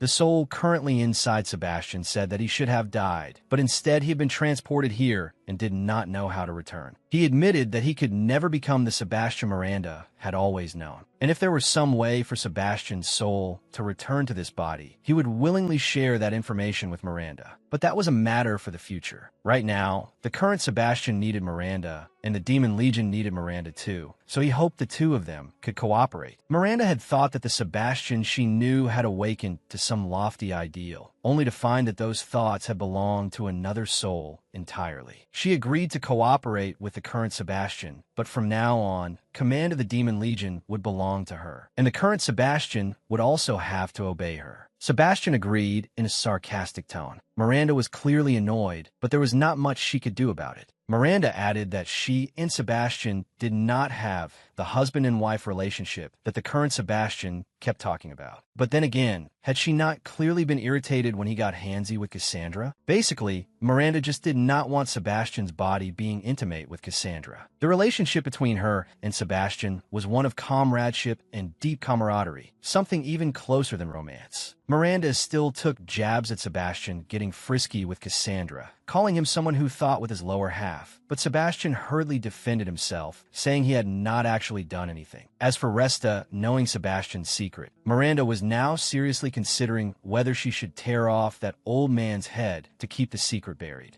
Sebastian suggested that he could claim he had lost his memory because of angelic Mu's water. Miranda thought that would work well enough. After all, he had started acting strangely after the battle with Seraph. Now that Sebastian had won Miranda over as an ally, he felt much more at ease. After all, Miranda's power spoke for itself. Sebastian said God had not left him any message at all, while Seraph had said he had come here to save this world. Though there was still much he did not understand, Sebastian believed that his appearance here must have some meaning. Even though Miranda had agreed to become his ally, she still had not the slightest trust in someone as weak as him, and then she left. Sebastian quickly called after her, asking her not to silence Resta. The man might prove useful to Sebastian someday. Miranda flew straight over to where Resta and Sander were. Using Resta's audacity in knocking a general of the Demon Legion on the head as a pretext, she moved to execute him, but Sander hurriedly stepped in and stopped her, saying Resta had only been coaching him. Resta flicked Sander's sword up into his own hand, borrowed it for a moment, and faced Miranda seriously. He had the feeling there was no getting out of this fight. Resta said he had no reason to fight Miranda, but if she insisted on picking a fight, then he would be more than happy to exchange a few moves. Who knew? Maybe getting beaten up would make him stronger. Resta compressed his spiritual power and prepared for battle well enough. But standing before a bloodthirsty Miranda, his strength seemed pitifully small. Without hesitating, Resta unleashed a solar power strike toward Miranda, while she used blood manipulation to smash directly into that sword aura. But then something happened that shocked everyone. Resta's sword aura completely overwhelmed Miranda, shattered her technique in an instant, and without losing momentum, cleanly severed the vampire queen's head. Resta had won the exchange, but he did not relax in the slightest. He knew Miranda could recover completely without suffering any real loss. Resta sensed energy gathering behind his back, then swiftly raised his sword to block a blood sphere attacking from behind and knocked it to the ground. Miranda calmly rejoined her body and remarked that Resta had grown far stronger than before. Ever since their previous encounter, Resta had spent time studying Miranda's techniques. He regarded her blood manipulation as something similar to water control and came up with a countermeasure. Resta had created an energy vortex, almost like a black hole, that sucked in all of Miranda's blood and thereby suppressed her offensive blood arts.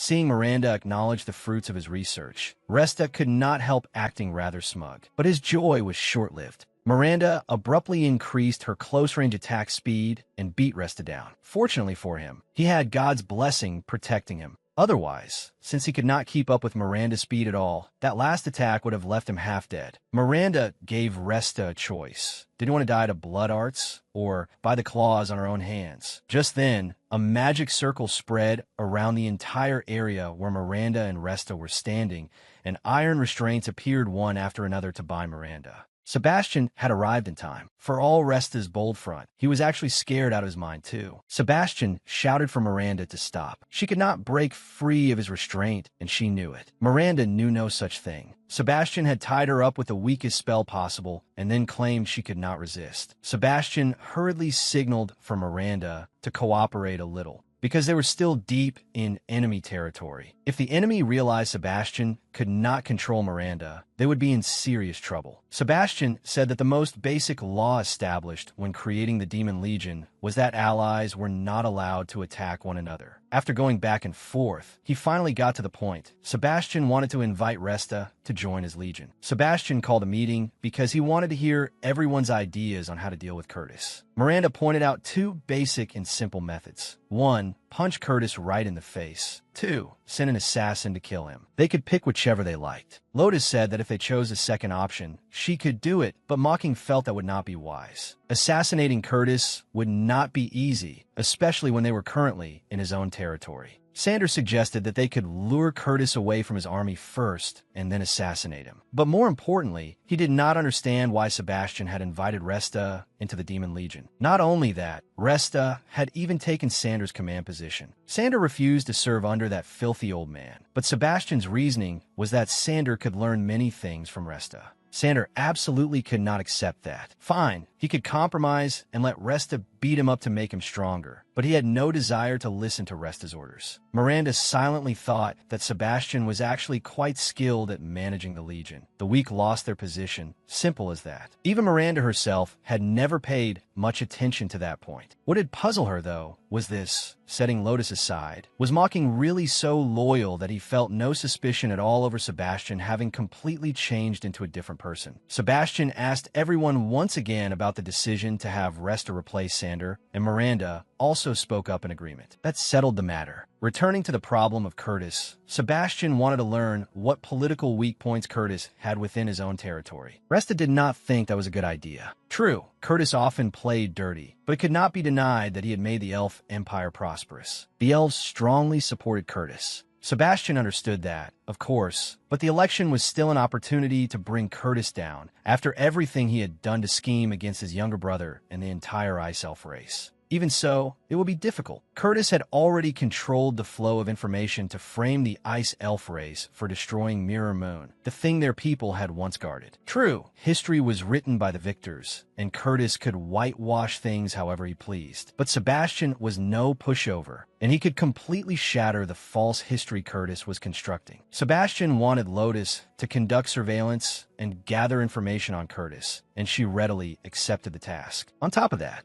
Lotus reported that when she had previously followed Curtis, he had acted almost like a clown, as though he also had a subordinate skilled in surveillance like her and had already known Lotus was tracking him. Miranda judged that if Lotus hid herself, then even she could not detect her within a certain range. So the idea that Curtis had a subordinate as capable as Lotus seemed rather unlikely. Lotus said that if there was someone on her level when it came to concealment, then there was probably only one, and Resta knew him. Resta said that back when he was still king, he really had once had such a stealth expert under his command. But Resta had felt uncomfortable sensing a dark energy from the man, so he found an excuse to send him far away. After that, the man vanished completely without a trace. Sebastian said he could not understand why Resta had paid so little attention to that assassin, because in his view, that man might be the key to defeating Curtis. It was true that his ability to appear and disappear was terrifying, but Sebastian believed that with brains over brawn, catching this guy would only require throwing him off mentally to create an opening. Sebastian said that half of the Demon Legion was currently gathered at Extol, and that would definitely make Curtis nervous. And once that happened, he was bound to make mistakes Sebastian could exploit. Sebastian took out a shadow dragon and inscribed on it a response spell similar to the one on his hand. When Curtis destroyed this messenger dragon, Sebastian would be able to pinpoint Curtis's location. Sebastian still couldn't use high-tier magic, so he had no choice but to rely on some low-tier spells he had recoded. Miranda worried that if Curtis didn't destroy the messenger dragon, the Demon Legion might end up receiving false information instead. But that wasn't really a problem, because the letter the dragon carried was just a page of Chinese characters from Sebastian's previous world. It meant absolutely nothing here. Sebastian tied that coded message around the dragon's neck and released it, while also asking Lotus to turn the dragon invisible to make the act more convincing. Very quickly, the assassin took the bait. With a casual slash, he cut the dragon down, which meant his location was now exposed to Sebastian. Sebastian immediately called for Resta and Lotus to go catch the assassin. And as for Miranda, he said he wouldn't dare order her around. Miranda thought Sebastian still had the nerve to joke around a time like this. If they didn't have enough people, how were they supposed to catch that assassin? Besides, without Cassandra's disguise spell buffing him, how was he supposed to move around the streets? As for that, Sebastian had it covered. He had already managed to recode an invisibility spell. Sure, Miranda could still sense Sebastian's presence at close range, but not everyone was as absurdly overpowered as Miranda. Sebastian led Lotus and Resta toward a tower, where he could feel his tracking spell reacting more and more strongly. After sending Lotus ahead to scout, Sebastian told Resta that Miranda wanted to kill him because Resta was one of only 2 people who knew Sebastian's true identity. And if Resta ever let that slip, he had better prepare himself to be hunted down by both Sebastian and Miranda. Resta assured Sebastian that once they'd sworn brotherhood, he would never stab him in the back. A real man didn't play dirty like that. Meanwhile, Curtis was holding the letter Sebastian had written, and he couldn't make any sense of the bizarre language inside it. Curtis insisted that the Demon Legion had never used a code like this before, and even if it had only been developed after the battle at Holy Domain City, there was no way they could have become this proficient so quickly. No wonder Curtis was so worried. At that moment, half of the Demon Legion was waiting outside Extal. If Sebastian ordered them to charge in, Curtis would be finished for sure. The assassin told Curtis he was overthinking it. The previous battle at Holy Domain City had already caused heavy losses. If the Demon Legion fought Curtis's forces now as well, it would have no strength left to defend the Demon Kingdom from invasion by other powers. Curtis set the matter aside for the time being, but before leaving, he reminded the assassin not to let Sebastian's side become aware of his presence. The assassin was still acting smug, saying no one could possibly notice him. When he immediately detected a surveillance eye in the room, he hurriedly destroyed it, then rushed outside to check who might be nearby, but found no one. Outside, Sebastian had already confirmed the assassin's identity, so he let Resta go greet his former subordinate, while he and Lotus would infiltrate the tower to search for information. Sebastian had very carefully warned Resta not to get so reckless that he destroyed the lower half of the tower too. And yet the moment that old man entered,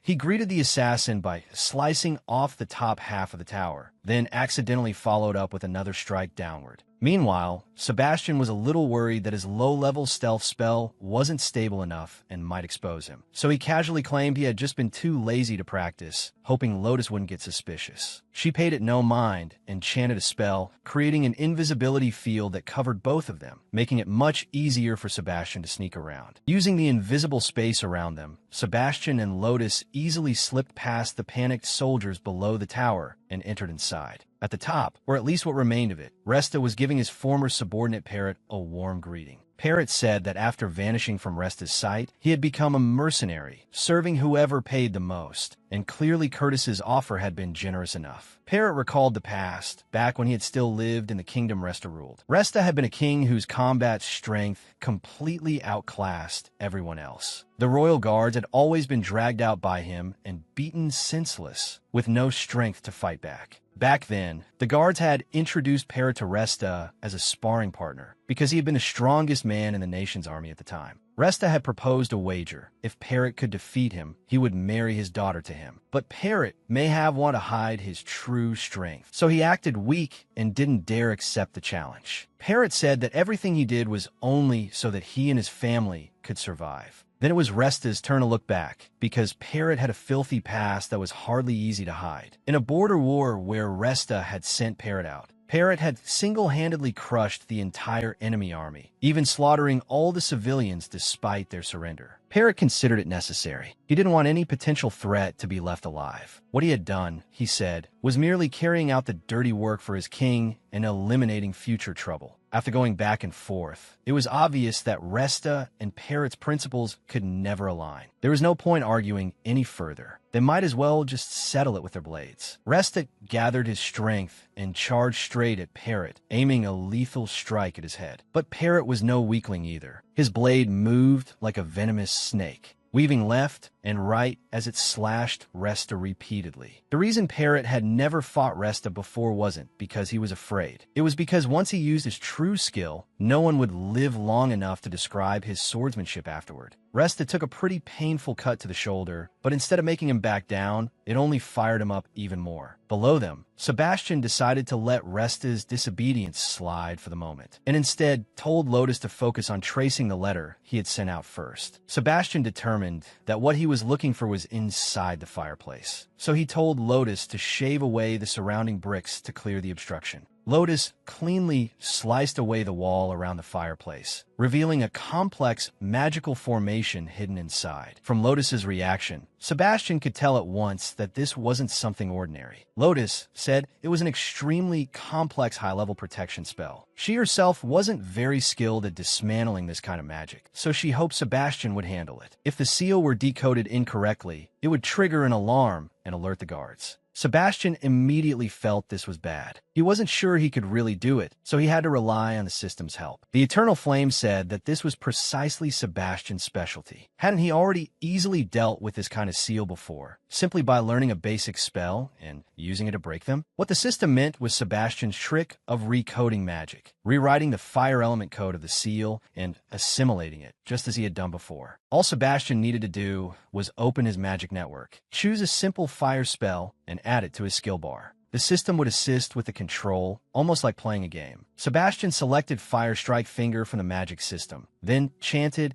and activated it on his fingertip. Lotus was worried that using such a low-level spell to break the lock was a bit ridiculous. But in truth, the first layer of fire protection was hacked away in no time. The second firewall was death magic, and Sebastian used the same method again, easily passing through it with a 6-tier death spell he was familiar with. But the third layer was cosmic magic, and Sebastian didn't possess that attribute. Sebastian didn't panic. He turned to the system and asked whether he could learn the simplest cosmic spell just to keep hacking his way through. The system replied that in theory, one couldn't wield chaos synesthesia and cosmic synesthesia at the same time, because their fundamental natures were too far apart. But Sebastian refused to give up. He thought that while he might not be as monstrously overpowered as the original Sebastian, he had strengths of his own. Who knew? Maybe he could code every single magical attribute. Sebastian accessed the cosmic magic system and coded himself the most basic spell, then used moonlight guidance to successfully break through the final barrier. Lotus was practically on the verge of becoming Sebastian's biggest fan. Normally, demons couldn't wield the cosmic attribute, yet Sebastian had managed it. This was what true genius looked like. Just then, the ground around them suddenly shook violently. Resta and Parrot's battle was so intense that they were about to bring the whole tower down. At that point, Resta was clearly losing. Parrot's speed and combinations were terrifying, battering Resta so hard he could barely react. Blood from Resta's forehead streamed down and impaired his vision, and Parrot seized the chance to prepare a finishing move. It seemed like Resta was truly done for, but he suddenly unleashed a monstrous surge of spiritual power and counterattacked with a slash straight at Parrot, splitting his mask in two. It was unclear whether Parrot was physically injured, but at the very least, the force blasted him backward into the wall. Parrot quickly used invisibility to escape Resta's perception. Resta spread his spiritual power everywhere and detected a point of light not far away. But when he slashed toward it, all he managed to cut was Parrot's sword in half. Parrot himself had already turned invisible and slammed the sheath hard into the back of Resta's neck. Resta took more than 10 blows in rapid succession to the neck, leaving him unable to breathe as he collapsed to the ground. Parrot admitted that he couldn't compare to Resta in terms of battlefield experience, but a swordsman as unscrupulous as he was could perfectly counter someone like Resta. That was why Resta had been beaten so badly. Parrot was still in the middle of talking himself up and putting Resta down. Seriously, why were villains always so talkative when Resta suddenly reached out and grabbed his ankle? Parrot was startled that Resta could still move after taking such a beating, so he kept smashing the sword hilt into Resta's body over and over. But Parrot's attacks were useless. His strength simply wasn't enough. Resta could even endure Miranda's attacks, so Parrot's blows were nothing more than mosquito bites on steel. Resta lifted Parrot up like he was carrying a chick by the leg, then hurled his entire body down into the ground. Damn you, brat. I put up with you for long enough. What caught Sebastian's eye at that moment was a blurred and dirt-stained backside, and even though he had already feasted his eyes on it more than once, Sebastian still couldn't control himself in the face of such a wonder. Lotus suddenly turned around, saw Sebastian with a nosebleed, and worriedly asked what was wrong, forcing him to bluff that it was just a side effect of his fire magic and nothing serious. Lotus had actually already noticed that Sebastian had clearly changed. The old Sebastian had always kept everyone at a distance and filled them with fear. With his absolute power, if someone annoyed him, he would send them straight to their grave without a second thought. But right now, Sebastian was crawling behind Lotus, and in her eyes, he looked genuinely innocent. Lotus quickly hid the evaluating look in her eyes, but she didn't dislike this change at all. On the contrary, she felt the current Sebastian was far better than before. At the end of the passage Sebastian and Lotus had crawled through was a bookshelf, and the letter Sebastian had baited Curtis into stealing was there. Besides that, there were also many documents and records of Curtis's dealings with humans. With these shady papers, Curtis could threaten people into refraining from attacking his territory. Lotus was excited when she realized that if Sebastian obtained all these documents, he could completely deal with Curtis. The problem was that there were far too many papers here, and she couldn't help Sebastian carry them all out. Sebastian said there was no need for that, and then gave Lotus a little lecture on elemental magic. By combining elemental spells, Sebastian created a new spell with the function of storing Curtis's documents,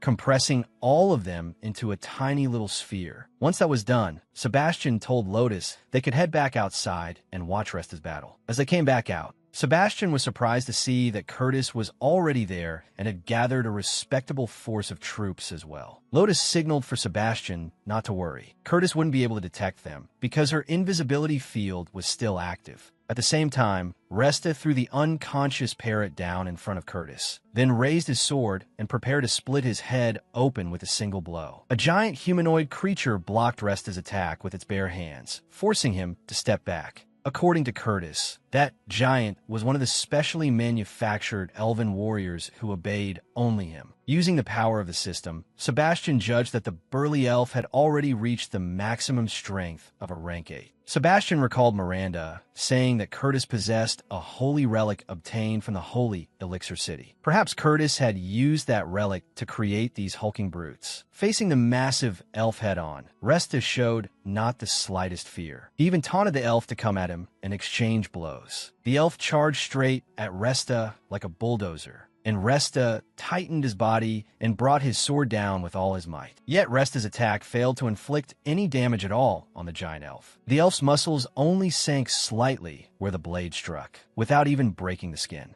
Seeing how tough the giant was, Resta refused to back down. He poured even more power into his arms, forcing his sword harder, trying to cleave through his opponent's body and driving the giant elf down into the ground. The sheer power Resta displayed left everyone in shock, including Sebastian and Lotus, who were still hidden nearby. But as things stood, Resta was still surrounded by Curtis's dense army. Curtis's expression didn't change. He waved a hand and ordered another giant elf not to attack just yet. Then he asked Resta what he was doing here and how he had found this place. Resta replied that Curtis had screwed him over pretty badly, so he no longer cared about the throne and had come to Extol to settle the score. As it happened, he had run into Parrot, his former trusted subordinate, which was why he had torn the place apart. Sebastian was trying to think of a way to save Resta, when Lotus, after observing the situation, remarked that Curtis hadn't actually brought that many people. Surely Sebastian could handle this easily. Yeah, right? If Sebastian could do that, why would he still be hiding? He made the excuse that Curtis had committed far too many crimes, and simply killing him wouldn't be enough. Curtis had to be utterly ruined first. Resta, still unaware that Sebastian was nearby, continued trying to challenge Curtis to a one-on-one fight. But if he couldn't even tell that Curtis had secretly placed a restraining spell on him, what chance did he have? Curtis ignored Resta and walked into the tower. When he reached the entrance, he seemed to sense the presence of Lotus and Sebastian. Realizing the situation had turned bad, Lotus immediately began chanting to reinforce the invisibility spell, making Curtis briefly think he had imagined it and leave. The immediate danger had been resolved, but Sebastian knew it was still unsafe to remain here. Curtis would soon discover that his secret chamber had been broken into. Sebastian had only managed to get those documents because Resta had distracted him, so he was not about to leave Resta surrounded there. That startled Lotus. She had never expected the Demon Lord to actually care about his subordinates now. Sebastian planned to break the death magic imprisoning Resta, and while he did that, Lotus would pull Resta into the invisibility field. Sebastian overlaid his own magic on top of Curtis's existing spell and successfully broke through the encirclement. At that exact moment, Lotus seized Resta and dragged him into the invisibility field. Just then, Curtis inside the castle realized his secret chamber had been infiltrated. He went mad, blasted through the wall, and ordered the entire army to thoroughly search the surrounding area.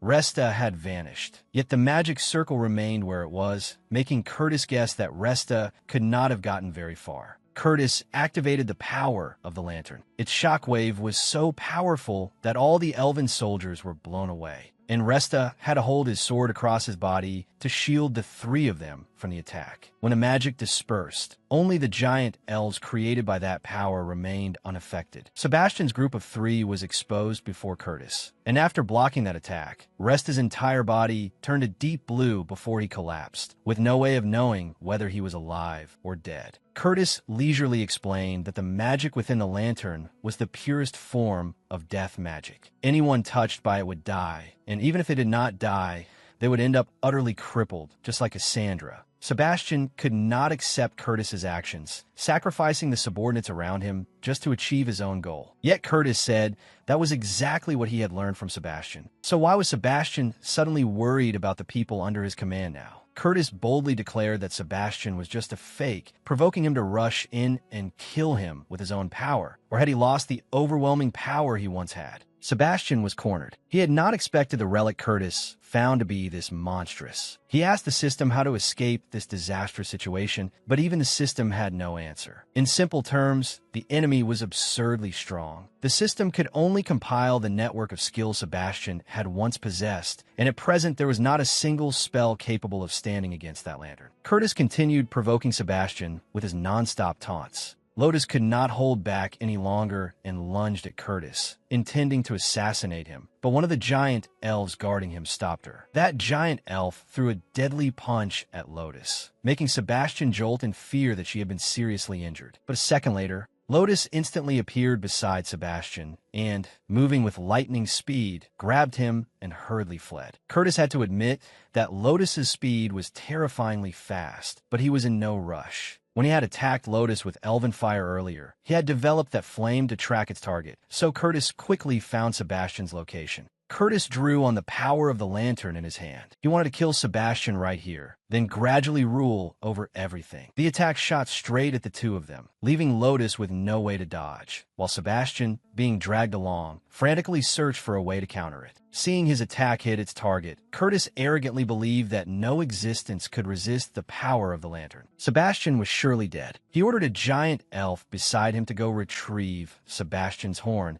so he could hang it in his room as a trophy. But the moment that elf approached, a robotic hand slapped him, flying backward. From within the cloud of dust, a robot slowly emerged, with Sebastian controlling it from inside, thankfully still in one piece. Only now did Sebastian realize that using this scientific toy to fight Curtis was the right move. Curtis was genuinely shocked by the robot's appearance and could not comprehend what this thing was. Inside the robot, after confirming that Lotus was unharmed, Sebastian began controlling it to launch a counterattack. Under Sebastian's control, the robot raised both arms and fired 2 missiles at Curtis, blasting away the 2 giant elves trying to protect him. After that, Sebastian had no intention of continuing the fight and hurriedly flew off. But Curtis immediately pursued him, determined not to let him escape. Sebastian had never intended to flee, as Curtis assumed. He maneuvered the robot to turn around in midair and opened up a multi-barrel machine gun, preparing to rain fire on Curtis. Curtis tried to dodge the hail of bullets Sebastian fired at him, and seemed genuinely wary of the bizarre weapon Sebastian had just produced. Seeing Curtis keep his distance out of caution, Sebastian knew he had achieved his goal. He lowered an iron hook from the robot, grabbed Resta from the ground, and started moving away. From a distance, when Curtis saw that Sebastian had stopped suppressing him with gunfire, he refused to let him get away and swung his hand, sending out a slash that cut the cable attached to the hook carrying Resta. When Sebastian saw Resta falling, he told Lotus that the robot had an autopilot mode and that she would be fine. He himself was going down to save Resta. Without giving Lotus a chance to object, Sebastian said the robot had already been set to return to base. He wanted Lotus to go back and bring Miranda as reinforcements. Sebastian landed on the ground, while Resta had already been seized by the giant elves. As for Sebastian, he had no idea how to handle the situation while he was still maintaining the storage space holding that pile of documents. Sebastian resolved that he had to save Resta, even if it cost him his life. He had been mentally prepared to die at any moment ever since entering this world. Curtis asserted that Sebastian was not the man he had known before, especially not with this habit of turning back to save his comrades. What surprised Curtis even more was that Sebastian picked up a sword. Sebastian himself did not quite understand it either. He only knew that compared to magic, he seemed better suited to these metal weapons. Curtis thought Sebastian had to be joking. Ignoring Curtis's mockery, Sebastian recalled what Sander had once taught him about a swordsman. Once he could forge a soul connection with the sword in his hand, he would be able to cut down anyone at all. At that moment, a powerful spirit gradually appeared behind Sebastian and said that it was the soul of this sword, named Liberius Titanus. Titanus wanted to make a deal with Sebastian. It wanted him to save Resta, and in return it would let the sword obey Sebastian's command. Titanus instructed Sebastian to pour his mind into the spirit, release his spiritual power, and let it flow into the blade. Titanus would help Sebastian control the rest. Sebastian swung the sword and slashed repeatedly at Curtis. making him feel tremendous pressure and hurriedly order the giant elves to shield him. With just one move, Sebastian left the giant elves battered and forced them to release Resta. Even Curtis suffered a few light wounds. Titanus explained that because Sebastian's soul was highly compatible with it, it could release its full power. But even that still was not enough to defeat Curtis. Seizing the moment Sebastian was distracted, Curtis launched a burst of elven fire that knocked the sword from his hand, causing Sebastian to cry out in pain. Enduring the burning agony in his hand, Sebastian reached out and tried to grab the sword again. But Curtis quickly closed the distance and kicked the sword farther away. Curtis no longer intended to drag things out with Sebastian. He wanted to finish Sebastian off with one final blow. Sebastian still wanted to stall for time, but Curtis paid no attention to anything he said. But the stalling worked after all, because Miranda arrived just in time. She severed Curtis's arm, snatched away the lantern, then controlled a stream of blood to sweep Sebastian and Resta away from the area. Miranda's arrival put Sebastian somewhat at ease. Although Curtis had lost the lantern, he showed no concern at all. He had spent time researching this relic, and aside from him, no one else could control that lantern. Curtis chanted a spell in his hand, activating the lantern's power from a distance. Miranda was caught off guard and completely unprepared. She only had time to throw Sebastian and Resta toward the robot Lotus was controlling before the lantern's power engulfed her. Curtis then recalled the lantern back to himself.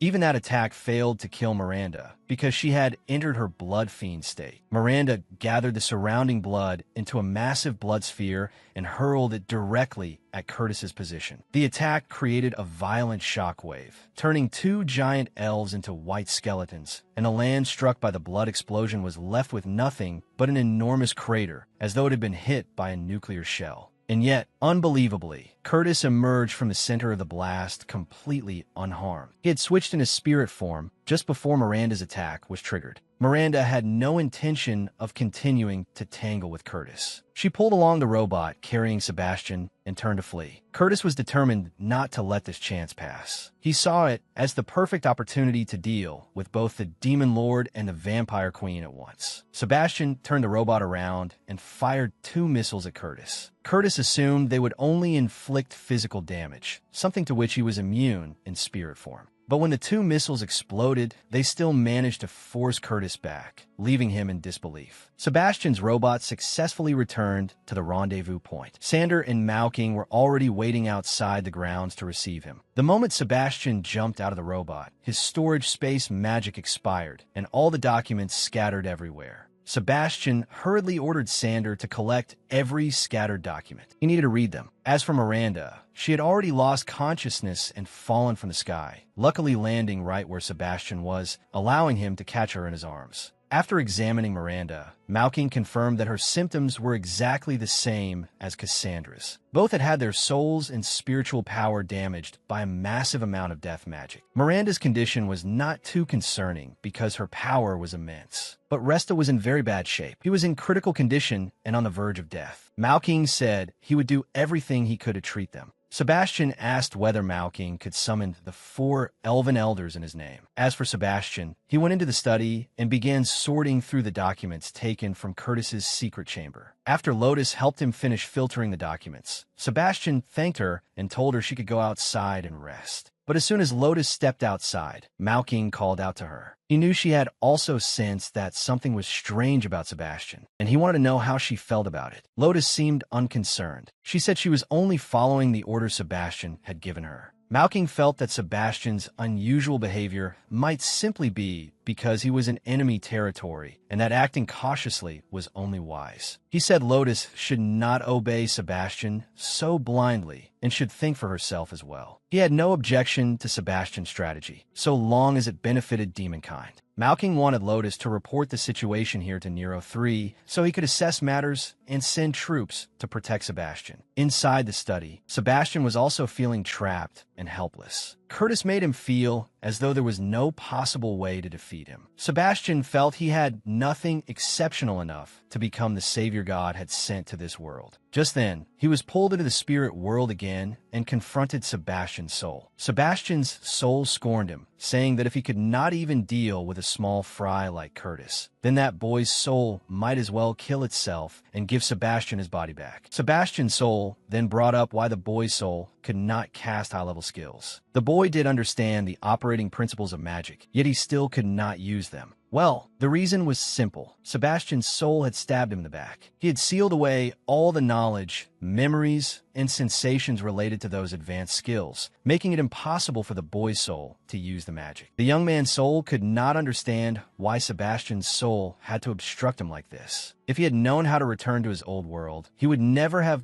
bothered struggling here in the first place. Sebastian's soul told the boy's soul to disappear and stop being a burden. Now, the boy finally understood why Sebastian had a reputation for being disliked by everyone. Even God disliked him. The boy's soul said that after existing in Sebastian's body for only about a month, he could already tell that Sebastian's subordinates did not fully trust him. He had even failed to notice that Curtis had been secretly plotting against him for a very long time. Everything Curtis had planned was meant to oppose Sebastian, to oppose Sebastian's soul. Yet now this boy was the one carrying Sebastian's burden on his back, and Sebastian's soul still had the nerve to call him weak and useless. Curtis had been born into the royal family, but his mother was only a royal dancer, so he was completely overshadowed by Konari, who carried pure royal blood. Curtis had no chance of competing with Konari, but he was very intelligent, and because of that he became known for being capable and friendly with everyone. At that time, the reigning Elf King was engaged in dealings with the humans, and Curtis was sent to Holy Domain City as a hostage. There, he devoted all his time to studying books and grimoires. Then one day, he found a book that recorded powerful relics. Through it, he learned of a mighty elven relic that had been lost somewhere in Holy Domain City, and he immersed himself in researching its location. As time passed, thanks to his own cleverness, Curtis gained his freedom and gradually made contact with high-ranking human officials. At one point, he became acquainted with and formed a friendship with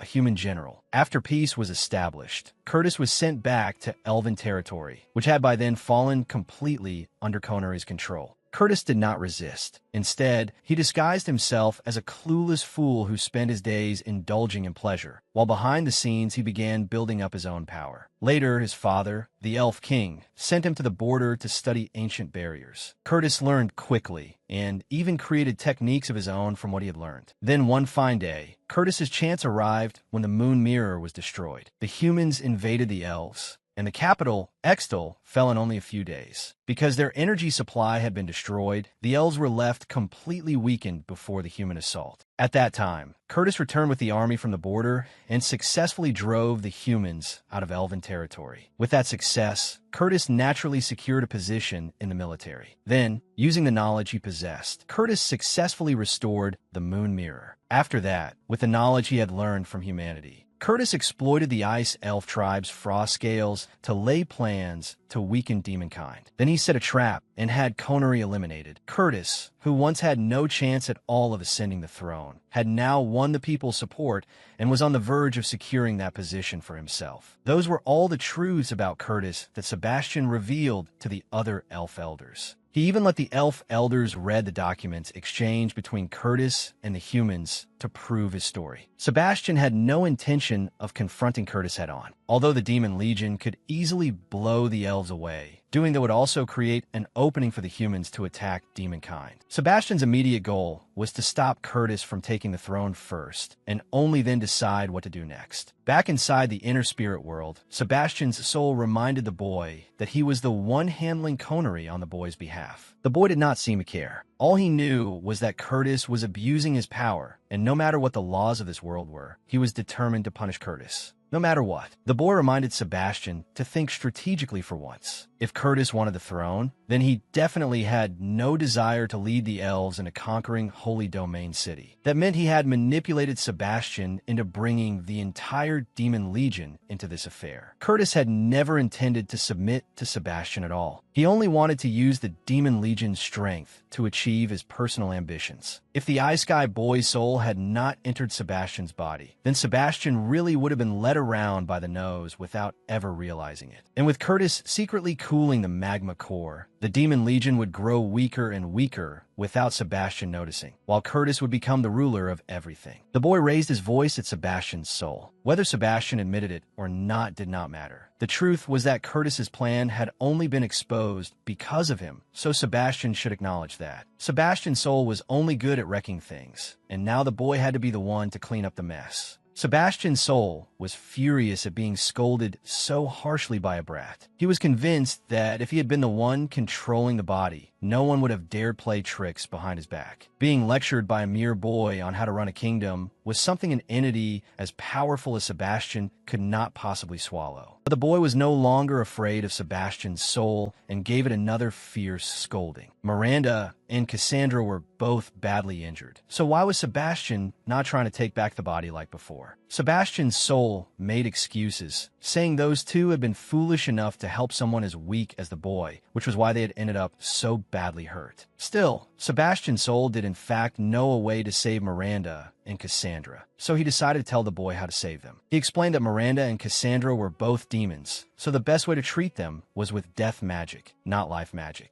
Sebastian's soul would remove the seals related to death magic, so the boy could learn it more easily, but he declared that this would be the last time he helped him, even though there would probably be another time anyway. Sebastian's soul said the reason he had chosen to help the boy was because he had recently been having strange dreams. There was a world where magic did not exist, a place with splendid cities and a complicated way of life, and there he was called Lucifan. Damn, that was the boy's name in his original world. But before Lucifan could even process it, the soul had already returned to Sebastian's body. Right now, Sebastian needed to focus on whether the elf elders before him would continue trusting Curtis or oppose him instead. At that very moment, Curtis led his strongest force in a surprise attack on Sebastian's base. Curtis feigned surprise when he saw that all four of the other elf elders were there. One of the elf elders immediately demanded an explanation from Curtis for shattering the moon mirror. Curtis had no intention of explaining anything. Instead, he produced the strongest sacred relic of the elves that he had obtained, the soul-seizing lantern. He declared that as long as he held that lantern in his hand, the moon mirror could be repaired whenever he wanted. That elder did not care about the relic. He only demanded to know how Curtis dared join hands with humans to destroy the capital of Extal. Curtis could not be bothered arguing with him, so he snapped his fingers at the lantern and launched an attack straight at the elder. Fortunately, Sebastian shoved him out of the way in time, but the attack suddenly changed course and pierced through the elder's body from behind, causing the upper half of him to dissolve into green smoke. Curtis made it clear that he did not care in the slightest about these elders. In his eyes, they had no place in the future of elven territory. Sebastian had misjudged just how insane Curtis was. The elders could not pressure Curtis at all. Sebastian immediately ordered Sander and Mauking to begin the plan they had discussed earlier. Mauking summoned countless gigantic roots beneath Curtis's side, flinging Semia out of Curtis's custody, and Sander quickly caught her. As for Mauking, he was no longer his usual frail self. He had entered the form of a gigantic demon tree and stood in front of Sebastian like a shield. Curtis and several of his trusted subordinates emerged unharmed from within Mauking's field of roots. Curtis launched a psychological attack, saying that Mauking must have already noticed something was off, so why was he still listening to that fake Sebastian? Sebastian judged the situation to be extremely unfavorable. He entrusted Semia and the other three elf elders entirely to Sander's protection. The moment Sander received the order, he drew his sword and blocked the fangs of Chasma, who had tried to bite him from behind. Sebastian knew that right now, he could rely on no one but himself. He called on the system and immediately pulled up the skill network for death synesthesia.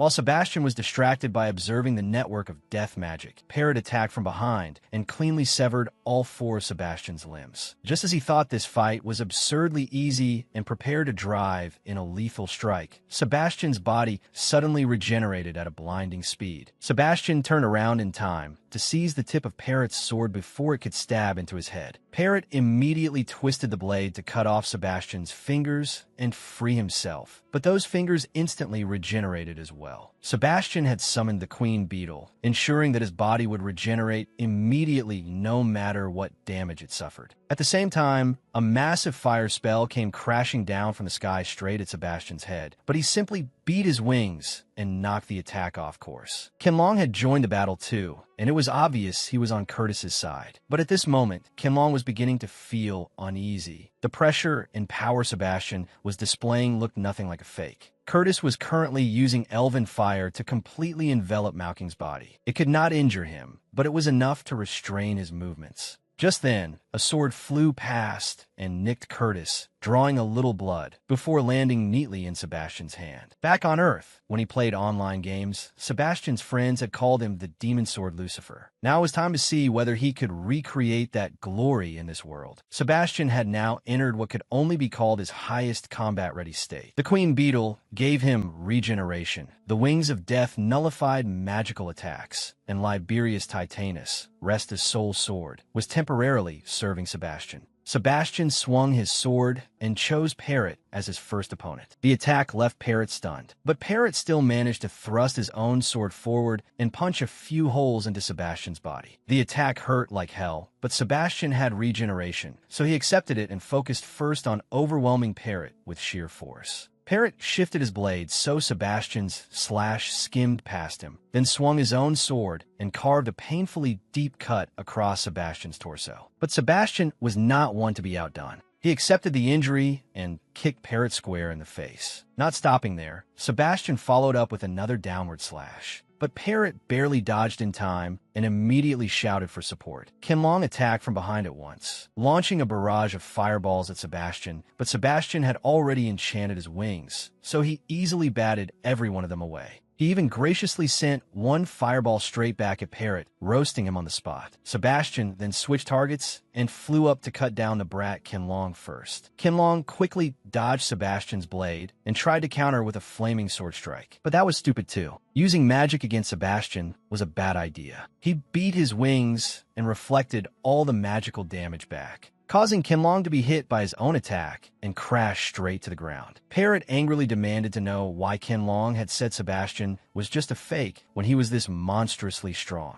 Qianlong insisted Sebastian had to be bluffing. There was no way they could have survived this long if he were the real thing. Sebastian did not keep them waiting, because by then he had already finished setting up a huge spell around Qianlong and Parrot. Once it activated, even Sebastian himself was astonished by its power. Fortunately for them, Parrot had used the moment Sebastian was distracted observing the spell to drag Qianlong out of its range in time. After that, the two of them moved at once, trying to gang up on Sebastian and finish him for good. But Sebastian's spell was not over yet. He had successfully placed death marks on both Qianlong and Parrot, allowing him to track their movements with ease. Qianlong and Parrot looked down on the low-level magic Sebastian had placed on them, then unleashed their skills together to trap Sebastian between them. But they had not realized that Sebastian had planted those death marks as a way to establish vision. Through them, he could instantly teleport to their positions and land a killing blow on the two idiots. But it was not that easy. Qianlong transformed into fire to avoid Sebastian's fatal strike, then immediately counterattacked, forcing Sebastian to raise a fire barrier in defense. Qianlong sneered at Sebastian, saying that once he had entered his elemental body state, Sebastian had no chance of harming him. Sebastian activated the Queen Beetle to restore his body, but it had no effect at all. This setup of Sebastian's could only heal physical damage. Magical damage was another matter entirely. That was easy enough. Sebastian rewrote the code of the spell, restructuring its healing function so the beetles could now treat magical damage as well. Parrot had to somehow still not die from Sebastian's killing strike. He got back up and urged Qianlong to cooperate and finish Sebastian quickly. Qianlong immediately circled behind Sebastian and restrained his body, while Parrot unleashed a rapid succession of sword techniques from below, all aimed directly at him. The system urgently issued a warning. If Sebastian took the full force of this attack, even his regeneration buff would not let him come out intact. Yet Sebastian remained completely calm as he watched the overwhelming assault rushing toward him. He used a stunning move on Qianlong, who was holding him from behind, then teleported to launch a surprise attack on Parrot. Parrot dodged Sebastian's sword, then reversed his grip and stabbed Sebastian in return. Sebastian endured the pain, summoned the Queen Beetle to heal himself, and then raised a fire barrier to stop Parrot from trying to run again. What followed was a lingering execution delivered personally by Sebastian, forcing Parrot to taste hell itself. Meanwhile, Qianlong in the air was unable to restore his elemental body. Of course he could not. Before teleporting away, Sebastian had already rewritten Parrot's earlier attack, allowing it to affect Qianlong's elemental body as well. Sebastian fully applied the gaming knowledge he had gained back on Earth and used it to thoroughly crush both of his opponents. Qianlong screamed in agony and collapsed, a gaping hole torn through the middle of his body. Sebastian raised layers of fire barriers to temporarily imprison the two of them. With the amount of energy they had left, they could not break through Sebastian's temporary cage. He was just about to sit down and recover a little, while also admiring how cool it was that he had just taken on two punks by himself. But this was a battlefield, not a place for rest. There was no time for Sebastian to sit around recovering. Sander came flying in from the distance after being blasted away and slammed straight into Sebastian face first with his rear end. If it had been a cute girl, Sebastian might have enjoyed it, but since it was Sander, absolutely not. Sebastian asked how things were going, and Sander still confidently claimed he had the fight under control. But was that really true when he was currently covered in wounds? While Kazma had already revealed his final form, Sebastian summoned the Queen Beetle to heal Sander, then ordered it to stay close to him and provide further support. Sander was moved that Sebastian trusted him enough to leave Kazma to him, but Kazma took advantage of Sander's distraction and lunged in to bite his head off. To his surprise, Sander's reflexes were no worse. He quickly dodged the attack and then swept his sword, cleanly severing Kazma's head. Of course, that alone was not enough to kill Kazma. Sander still ended up with his throat slashed, but luckily the Queen Beetle was there, so he was quickly restored. Kazma stopped bothering with Sander and instead moved to kill the elf elders first. But when he reattached his head to his body, something immediately went wrong. Sebastian had secretly enchanted Sander's sword, and Sander's slash now made Kazma writhe in agony. Once Sander realized just how many buffs Sebastian had given him, he knew that if he still could not bring down Kazma, he would be letting Sebastian down.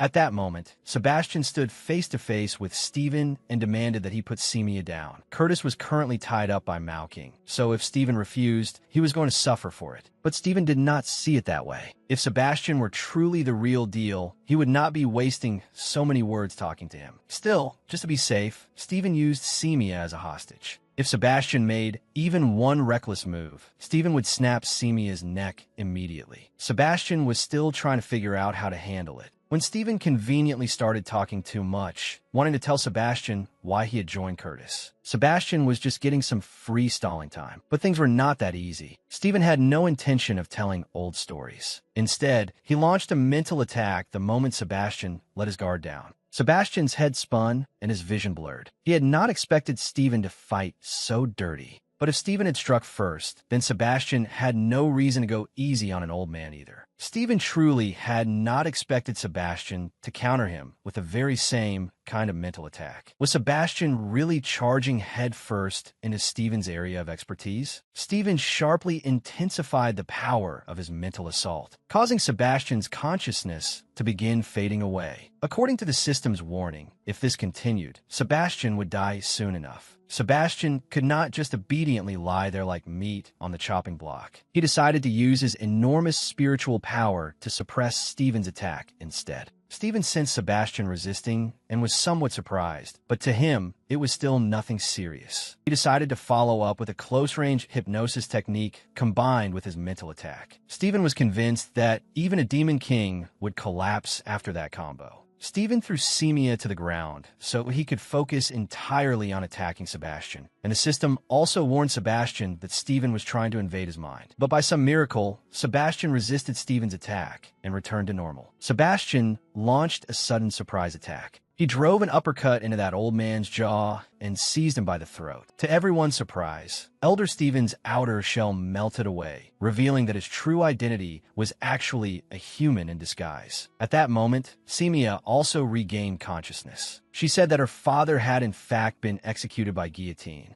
and those memories had been tampered with by that human masquerading as an elf elder. The human didn't think he had done anything wrong at all, sneering that he had merely helped Semia forget such painful memories. Sebastian couldn't stand the bastard's irritating face and smashed another punch into him, caving in his face and sending him sprawling backward. A dangerous aura radiated from Sebastian as he declared that this human was no more than a speck of dust, and dust ought to disappear. Realizing Sebastian was serious about killing him, the human nearly pissed blood in terror and hurriedly scrambled backward, screaming for someone to save him. Just as Sebastian drew his sword back into his hand, the human's reinforcements arrived as well. For gigantic, powerfully built elves surrounded Sebastian on all sides. They were about to rush him all at once, but Sebastian easily flew up to avoid them, then cast a wall of fire to trap them inside. Seeing Sebastian apparently intending to roast the giant elves alive, the humans sneered at him in disdain. According to him, those giant elves were immune to fire magic. And indeed, the giant elves' flesh merely turned red like baked clay. Then they quickly smashed through the wall of fire and charged at Sebastian once more. But Sebastian had never intended to burn them to death in the first place. He continued chanting and unleashed a barrage of ice element magic attacks at the elves. Their body fat had already started to melt from the heat, and the sudden freezing made their bodies brittle. Sebastian only needed to unleash a single alpha technique to cleanly slice them apart. When Sebastian blinked right behind him in an instant, the human was still too stunned to recover, managing only to guess that Sebastian seemed to be a magic swordsman. At that exact moment, Malking's enormous body toppled backward toward Sebastian. Fortunately, he dodged in time, then hurried over to ask whether his subordinate was all right. Malking urged Sebastian to get out of there fast. This fight was completely screwed, and it really did seem that way, because Curtis had now fused a relic into his body. His power had risen to an unimaginable level. Sebastian only had time to hear the system's danger warning before hurriedly dragging the human along to dodge. At the same time, Curtis descended from the sky and drove down a vanishing strike at the very spot where Sebastian had been standing. A colossal pillar of light shot into the heavens, accompanied by a violent shockwave spreading in every direction.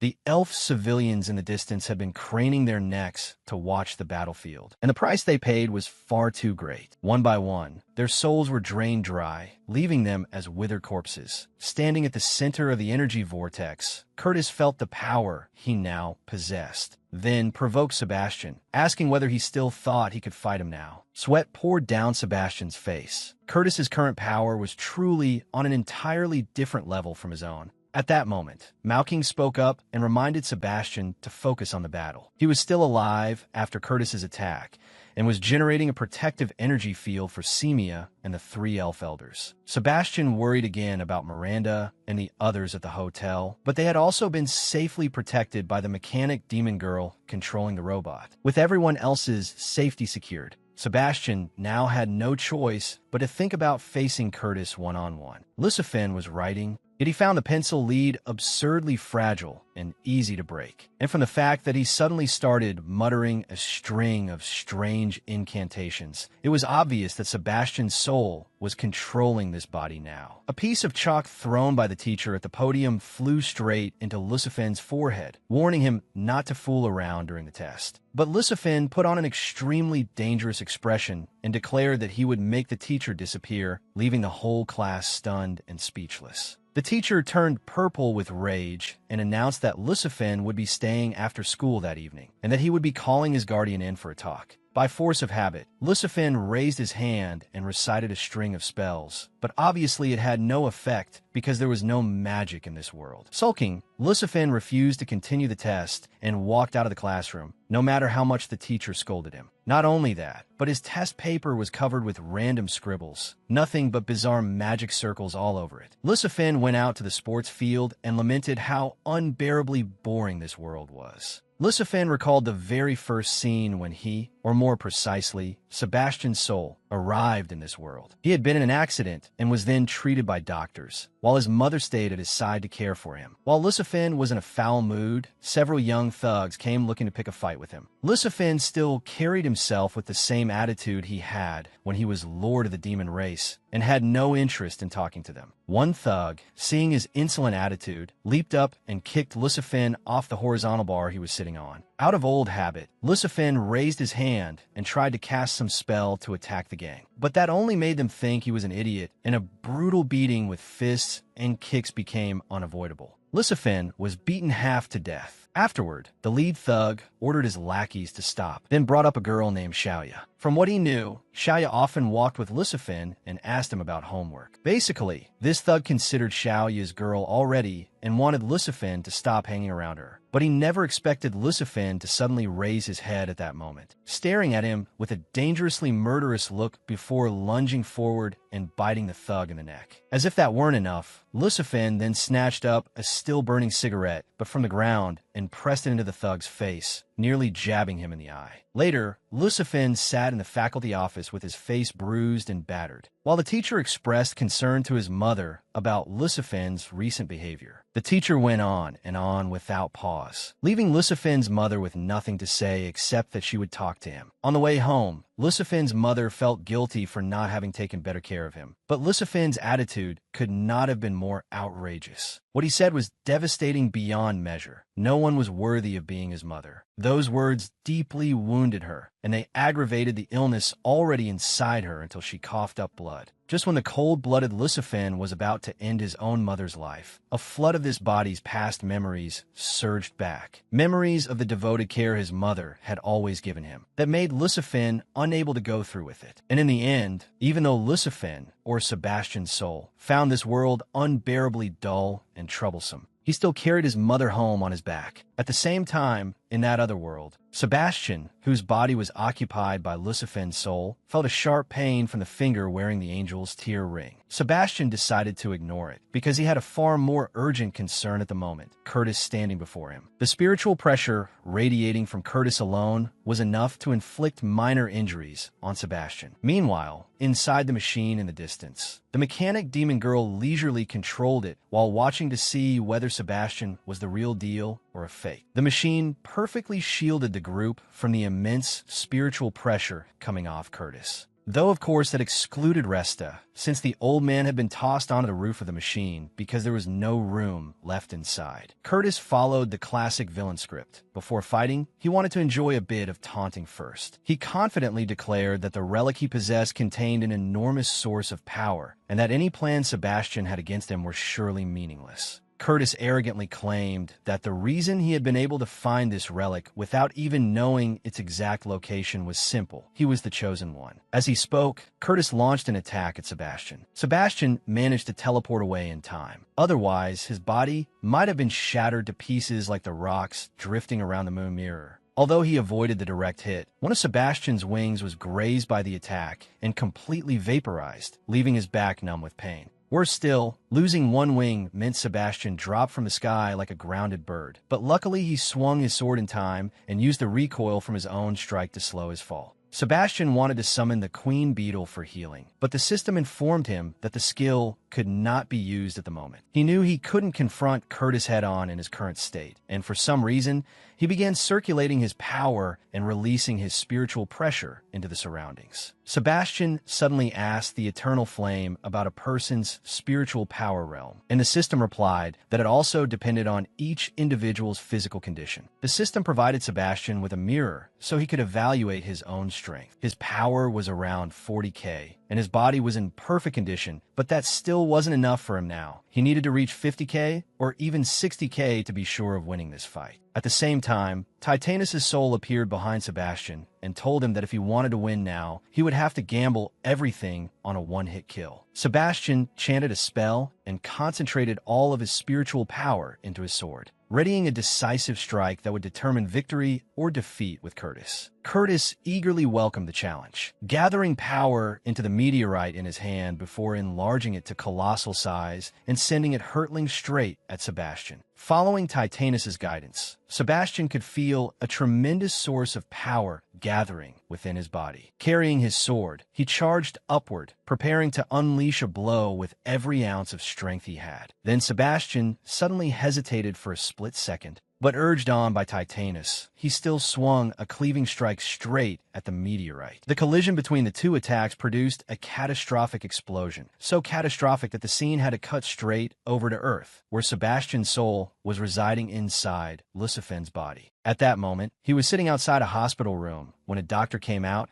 and asked whether he was the patient's family member. By reflex, Lucifen again started to use that overbearing tone and deny any relation. But then he caught himself and corrected his attitude, saying that he was the son of the woman inside. The doctor called Lucifen into the room to discuss the results. He said that Lucifen's mother had lung cancer and that it had already reached the terminal stage. Before Lucifin even understood what lung cancer was supposed to be, the doctor continued, saying that according to his mother's wishes, she would be discharged and refuse treatment. Lucifin entered his mother's recovery room. Emotionlessly, he confirmed that he already knew she was about to die from cancer. In response to his mother's disbelieving expression, astonished that Lucifin could be so calm, he merely said that he had witnessed too many lives vanish, and that dying in a hospital bed like this was already a kind of good fortune. Lucifin's mother ignored the strange things he said and agreed that perhaps leaving this world wasn't such a bad thing. She was only worried about whether Lucifin would be all right after she was gone. She said that aside from being obsessed with video games, Lucifin had never disappointed her, though lately he had been acting very strangely. After thinking for a while, Lucifin asked whether he would become an orphan if his mother also died. But without waiting for her to answer, he added that living alone would be fine and that he had gradually begun to adapt to human life anyway. His mother told him that she had entrusted him to his aunt, but that it would still be best if Lucifin learned to take care of himself. Lucifin paid no attention to that and walked out. Just then, Lucifin's memories were stirred up again, and he knew this might be God trying to influence his mind. His current mother reminded Lucifin of his former mother, a demon who had been executed long ago. Seeing Lucifin acting strangely outside the room, his mother called after him and asked him to fetch the discharge request form for her. While Lucifin was getting the form, he ran into the doctor who had examined his mother earlier. He asked whether there was any way to treat his mother. The doctor said the outlook was not good at all, but in truth, there were a few methods outside the bounds of science that could treat cancer patients. After talking with the doctor for a while, Lucifin decided to let his mother remain in the hospital for the time being, then went outside. At the gate, he was surprised to find Xiaoya there, asking about his mother's condition. When he learned that this girl's father was the hospital director, he hurriedly asked whether there was any way for his mother to continue staying in the hospital. Through his conversation with Xiaoya, Lucifin came to understand that if his mother was to remain in the hospital and receive treatment, it would require an enormous amount of money. Without waiting for Xiaoya to contact her father for help, Lucifin quietly left and resolved to find a way to earn money for his mother's treatment. After thinking it over, he decided to start with the simplest method, finding a job. But every job either had age restrictions, demanded experience, or paid so little that Lucifin didn't even want to take it. Walking away through the pouring rain, Lucifin felt that this world was far too cruel. At the same time, in the other world, the capital city of Extal was also being lashed by torrential rain. But this was no ordinary rain. It was spiritual power compressed to its absolute limit and turned into liquid as it fell. Curtis seemed to be fine after the clash just now, while Sebastian now sat on the ground with both wings completely gone. The soul of Titanus within the sword told Sebastian that even it had not expected Curtis's strength to be so overwhelming. Still, it was confident that it could repel most of Curtis's attack. As for the rest, Sebastian would have to bear it himself. As soon as it finished speaking, before Sebastian could do anything else, the sword's outer shell shattered apart, and the backlash made Sebastian cough up blood. From above, Curtis remarked that Sebastian wasn't bad at all, but he no longer wanted to play around. With that, Curtis's body split into 3 separate bodies. One body charged straight toward the robot, carrying Miranda and Cassandra, while another rushed toward Malking's defensive barrier that was protecting Semia and the Elf Elders. The last one was, of course, reserved for giving Sebastian special attention. The Curtis heading for the robot intended to wipe out everyone aboard it in a single move. Omega Lily controlled the robot to dodge the attacks. Then a crazed look rose on her face as she decided to use the robot to keep tangling with Curtis and prevent him from achieving his goal. The Curtis rushing Malking's barrier seemed even more certain of success. He easily brushed Malking aside and attacked, shattering the plant barrier Malking had created and exposing everyone hiding inside. Sander was also sheltering within that barrier. When he saw Curtis raise his hand and prepare to fire a powerful magical attack into the barrier, he wanted to draw his sword and counterattack. But at that exact moment, Kazma suddenly ambushed him from behind and bit into his shoulder, forcing Sander to shift his attention to that persistent nuisance. Just as Curtis was about to launch the attack, Malking controlled a gigantic tree root and whipped Curtis far into the distance. Over on Omega Lily's side, however, the situation was far from optimistic. The robot was too bulky to dodge all of Curtis's storm-like attacks. Before long, one of the attacks struck home, sending robots dropping like figs and crashing straight into the building. Old habits really do die hard.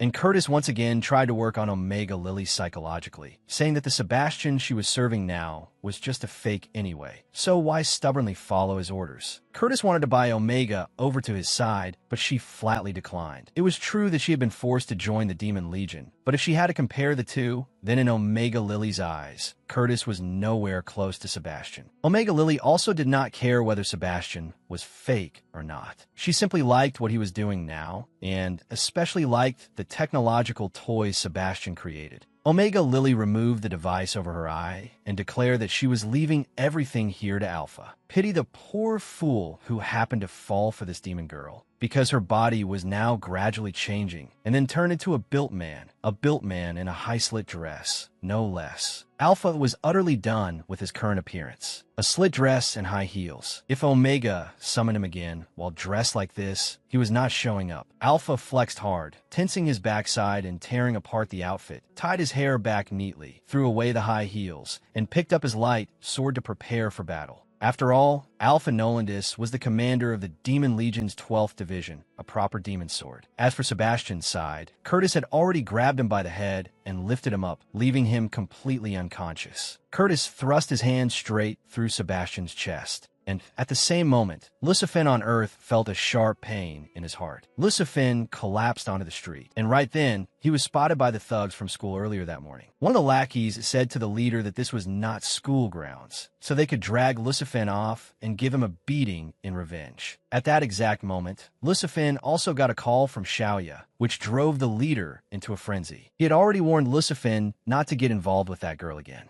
Lucifin got pummeled with fists and kicks again, while the leader leisurely answered Xiaoya's call and threatened her, saying that anyone who came near her would be dealt with by him. Lucifin was beaten so badly he had no strength left to fight back, and on top of that, he made a girl worry about him. That made Lucifin, or more precisely, Sebastian's soul, feel humiliated as hell. He screamed madly and once again returned to the soul world. There, Sebastian's soul saw Lucifin's soul lying unconscious in a heap. Through the body outside, Sebastian could tell just how troublesome this opponent was. No wonder he had been dragged back into the soul world. Sebastian mocked Lucifin, saying that Lucifin could never reach the pinnacle of Sebastian's world, just as Sebastian had failed miserably in Lucifin's world. But this time it was no joke. Sebastian's soul was gradually shattering. It seemed that if Sebastian's physical body was completely destroyed, then his soul would vanish as well. Sebastian showed not the slightest concern at the thought of dying. To him, it was nothing serious. But Lucifin's soul woke up at that moment and begged Sebastian's soul not to give up like this, because everyone else was still in danger. But the only thing Lucifin got in response was silence, because Sebastian's soul had already completely vanished. Outside, in Sebastian's body, the soul flame system panicked when it could no longer sense its master's life energy. If this kept up, it too would disappear. Just then, an enormous source of energy suddenly burst out from Sebastian's body, even blasting Curtis backward. Sebastian snapped his fingers and summoned queen beetles, a whole swarm of queen beetles. He then ordered them to heal his body. The hole in Sebastian's chest quickly closed, but it still could not fully heal because of the strike from Curtis's relic. Seeing the regal aura radiating from Sebastian, Curtis started feeling uneasy. He was no longer sure who exactly was standing before him. What a mess. He had only been gone for a short while, and his subordinates had already grown insolent enough not to recognize him anymore. Sebastian felt he needed to vent all the frustration built up from being bullied on Earth. And just so happened, Curtis was right there as the perfect punching bag. Sebastian raised his hand and transformed all the surrounding queen beetles into energy to summon the image of Azura. Curtis went pale at the sight. This was a skill that only Sebastian Sayo could toy with, but he relied on the fact that he was now fused with the relic and recklessly charged at Sebastian. Sebastian swung his hand forward, and the Azura image behind him mirrored the movement, slapping Curtis away as if swatting a fly and sending him flying backward. Back at the palace, the people and even the Elf Queen were bewildered, unable to tell what was happening on the battlefield that was causing such constant thunderous explosions. At the same time, they could see the Moon Knights mobilizing in full force, riding demonic dragons towards some destination. But before they got far, Nairobi blocked their path. Those knights even thought that by joining forces, they could simply ignore Nairobi. But Nairobi only needed to create a gigantic skull from his skill to scare the demonic dragons so badly that they dared not move another step forward. Meanwhile, on the main battlefield, Sebastian, together with the Azura image behind him, slowly floated toward where Curtis had fallen. Curtis's face was twisted after taking that heavenly slap head-on. He had to admit that Sebastian was terrifying as hell, but he still refused to give up. Curtis once again gathered power into the blue meteorite, then fired a powerful beam of energy straight at Sebastian. Unshaken, Sebastian formed hand seals and cast a spell, then created an 8th-tier defensive barrier to block the attack. When Curtis saw that, he sneered in contempt. There was no way an attack empowered by his relic could be stopped that easily. Sebastian knew that too. He was only using the barrier to stall the attack for a moment before deflecting it straight up into the sky. Curtis did not let up, continuing to thrust his hand forward and fire another attack at Sebastian. Although Sebastian used the Azura image to receive the blow, the attack still ignored Azura's blocking hand and pierced straight through one side of his abdomen. Seeing Curtis trying to close the distance, Sebastian immediately had Azura grab him and try to slam Curtis into the ground. But before he could do that, Azura's hand was violently torn apart by Curtis. Curtis then summoned his other two bodies back to himself, merging them together to enter his strongest state. Curtis ignited the elf flame in his hand, enhanced by the relic, and hurled it at Sebastian. Sebastian reacted in time and teleported away from his original position.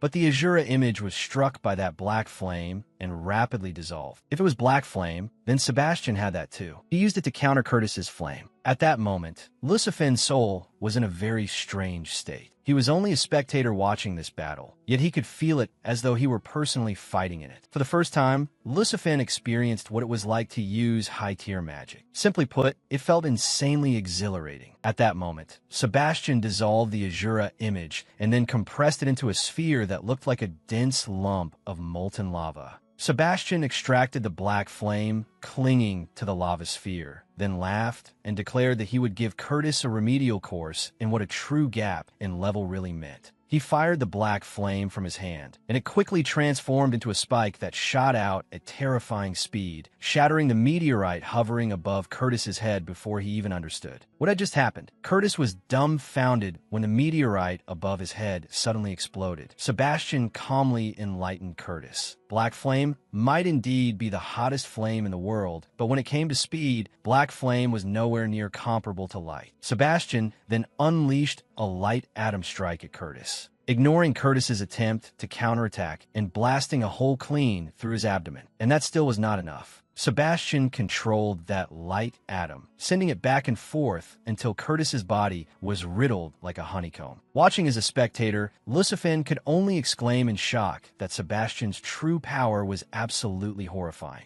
Sebastian then teleported directly behind Curtis and unleashed a Kamehameha-like blast, engulfing Curtis's mangled body in a massive torrent of energy. Of course, wielding power beyond imagination did not come without a prize for Sebastian either. All the flesh and blood on one of his arms had been blown away, leaving only stark white bone. But now is not the time to summon the queen beetles to heal. That could wait until later. In the distance, Alpha watched the battle from the center of the battlefield. He thought Omega must have gotten something wrong. With how absurdly strong Sebastian in front of him was, how could he possibly be some fake? At that moment on the battlefield, Sebastian felt no relief at all after utterly crushing Curtis. On the contrary, he suddenly activated a high-level protective barrier, shielding himself from green energy rays attacking from all directions. Curtis, after being reduced to scraps, had revived once more, and now he had fused with the relic on an even higher level, his power breaking far beyond 100,000. Curtis had entered a demonized soul lantern form, a genuine 10th-ranked synesthesia. By then, Miranda had completely purified all the poison from her body and awakened. She understood that Curtis had now become one with the relic. It had to be said, in this form, Curtis looked even more like a demon king than Sebastian did. He looked incredibly imposing. The only problem was that Curtis was no longer Curtis anymore. His body had been completely possessed by the relic. Sebastian showed not the slightest fear toward this new enemy and confidently declared that he would subdue the lantern, which made the monster curl its lips into a mocking grin. Whatever happened next, Sebastian first needed to summon the queen beetles and restore his destroyed arm. But there was no way the lantern monster would let Sebastian heal in peace. A single roar from it was enough to blow the queen beetles to pieces. Sebastian returned blow for blow, while the lantern creature was still busy running its mouth. He had already raised his hand and fired a beam of light straight into the monster's chest. In return, the lantern did not hold back either. It shattered what little bone remained in Sebastian's spellcasting arm. Sebastian's light atom attack continued to ravage the lantern creature's body, but it confidently declared that it was now in a soul state and had no need to care about the physical damage Sebastian was inflicting. Lucifin panicked when Sebastian's hand completely vaporized, but that was not what Sebastian needed to worry about, because at that very moment, the lantern creature was condensing a gigantic energy sphere for a surprise attack on Sebastian. And no matter how much Sebastian blinked away to dodge, the attack remained locked on, pursuing him relentlessly. Sebastian once again condensed wings behind his back to boost his movement speed. Blocking that attack was hard as hell. The power of the relic was no joke. Sebastian told Lucifin to recode a spell for him so he could download and use it to counter the relic's attack. And in that area, Lucifin really was an expert. Very quickly, Sebastian received the incantation needed to construct the spell. Then he raised his hand to the sky and summoned a 10th tier wind spell, Reverse Storm. Watching from afar, Lotus and Nairobi felt fear rise in their hearts when they saw the 10th tier spell Sebastian had just created. But according to Nairobi, spells from tier 1 to 9 were only divided that way to make their relative strength easier to understand. Once a spell surpassed tier 9, it entered an entirely different level altogether. At that moment, in the center of the raging vortex, Sebastian was focused on controlling the magic he had just created. And even in soul form, Lucifin could still feel the immense pressure crushing his chest. But Sebastian explained that it was only a natural reaction when facing advanced magic, and Lucifin would get used to it sooner or later. Sebastian then asked Lucifin how much spiritual power this body had left, but Lucifin looked completely lost and did not know how to check. Only after Sebastian cursed him for being an idiot and told him to feel the amount of spiritual power inside the body did Lucifin realize that there was not even half a mana pool left. Sebastian understood the problem at once. He explained that even if you were the Demon Lord or the father of the Demon Lord, you still had a fixed upper limit to your spiritual power. He had just summoned Azura as well, so there was no longer enough spiritual power left for Sebastian to cast another spell of that class. But at the very least, the current wind spell was already enough to make the lantern relic feel overwhelming pressure, and it knew it could not directly withstand this attack. Down below, after telling the elf elders to cling tightly to the vines so they would not be swept away, Malking asked Sander to go up and check the situation. Sander had just brought Semia with him and advanced a little when he sensed danger approaching rapidly. He immediately pulled Semia aside in time, preventing Kazma from sinking his sharp fangs into her. Sander declared that he would not let Kazma touch even a single hair on Semia's head, and before going anywhere else, it looked like he would have to kill Kazma first. At that very moment, countless vengeful spirits descended from the sky and plunged directly into Kazma's body, causing it to evolve and become even more grotesque. The remaining spirits then charged straight towards Sander and Semia.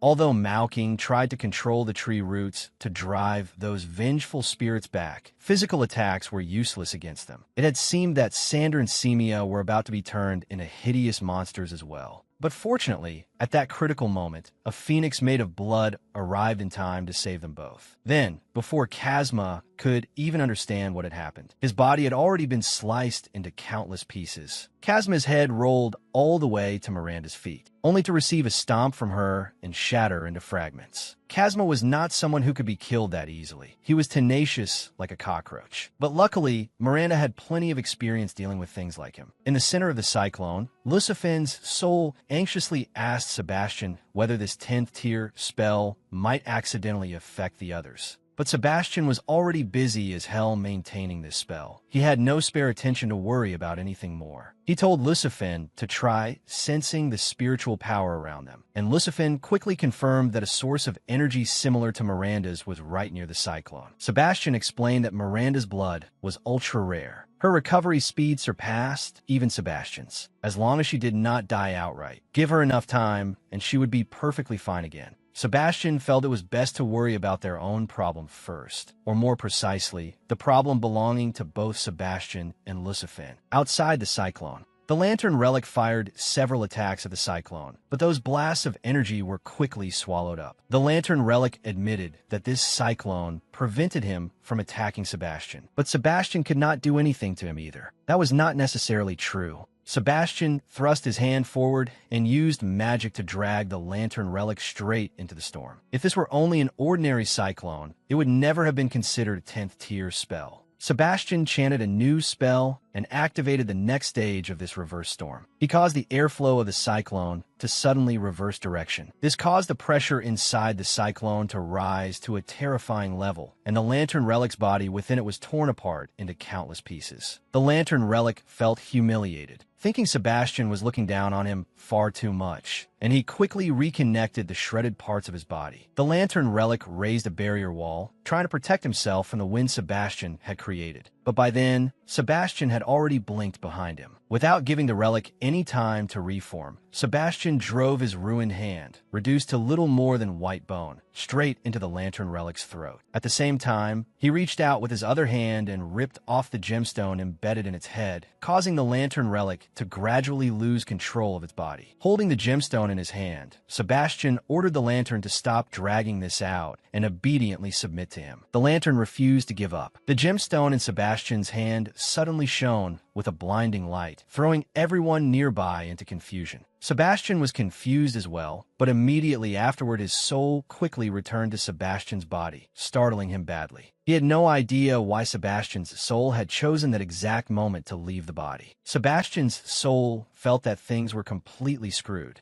because falling freely out of the sky while not inside Sebastian's body was obviously a disaster waiting to happen. Luckily, a Malong flew by in time and caught Sebastian on its back as he fell. It was Nairobi and Lotus who had guided the Malong over. Sebastian tried to act normal in front of Nairobi and Lotus, but inwardly, he was still trying to figure out where Sebastian's soul had gone. On top of that, when he checked his mana, he found his mana reserves had been drained completely dry. Sebastian looked down at the battlefield. All that remained was utter devastation, and no one knew whether the relic had truly been destroyed. Miranda landed on the Malong's back with Sander, Mauking, and Semia. Without letting Sebastian say a word, she flicked a drop of blood straight into his mouth, instantly restoring his body. Since it still wasn't certain whether the enemy had been completely wiped out, Miranda extracted another small drop of blood and sent it falling into the enormous pit below to scout it out just to be safe. That drop of Miranda's blood was suddenly shattered, and then countless emerald gemstones shot up from the depths of the pit, piercing the Malong full of holes. Miranda immediately drew out all the blood pouring from the Malong, forming a temporary platform to support everyone. At the same time, a gigantic hand reached out from the depths of the pit, followed by an overwhelming wave of energy crashing straight into all of them. From below, an enormous, grotesque monster rose up onto the surface. The soul of Gethert, the Lantern Relic's final form. Sebastian broke out in a cold sweat as he stared at the monster. As if it were some cruel joke, in this final state, its power level had exceeded 500,000. Sebastian wanted to inform Miranda of Gethert's soul power level, but she cut him off, knowing the monster's power level meant nothing now. In the current situation, there was no way any of them could escape anyway. Besides, Miranda was joining this fight herself, and she intended to prove that having bigger numbers did not guarantee victory. Gethert's soul sprouted countless tentacles that tightly surrounded Sebastian's group. Miranda waved a hand and used blood to sever those tentacles, then praised Sebastian for doing more than enough already, before throwing herself straight toward the top of Gethert's head. Nairobi stood behind Sebastian at that moment, waiting for his orders. No matter what the command was, Sebastian's subordinates would carry it out without hesitation, as long as he stopped holding back. Sebastian did not issue an order right away. He gauged the monster's absurdly overwhelming power level, then tried once more to contact Sebastian's soul and find a solution. Seeing Sebastian standing there in grim silence, Nairobi and Sander grew anxious. Sander wanted to rush down immediately to support Miranda, but Sebastian stopped him with a glare. He said Gethert's soul was already stronger than Sebastian himself, so unless they wanted to stay alive, they had better not run around recklessly without his orders. Meanwhile below, Miranda was turning streams of blood into sharp weapons and continuously damaging the monster's head. Gethert's soul grew countless tentacles from its body in an attempt to trap Miranda, but she swiftly chopped them apart and escaped. However, while Miranda was focused on observing Gethert's head, the monster's two enormous hands slammed together, trapping the spot where she had just appeared. Gethert's soul admitted that Miranda was the strongest in Sebastian's group, and that she might have been able to fight his lantern relic body one-on-one, but in his current state, this was a completely different story. The evil soul boasted loudly, but Miranda was no pushover either. She exploded with power and broke free from the two hands restraining her. Then she shot upward and kicked the colossal monster square in the chin,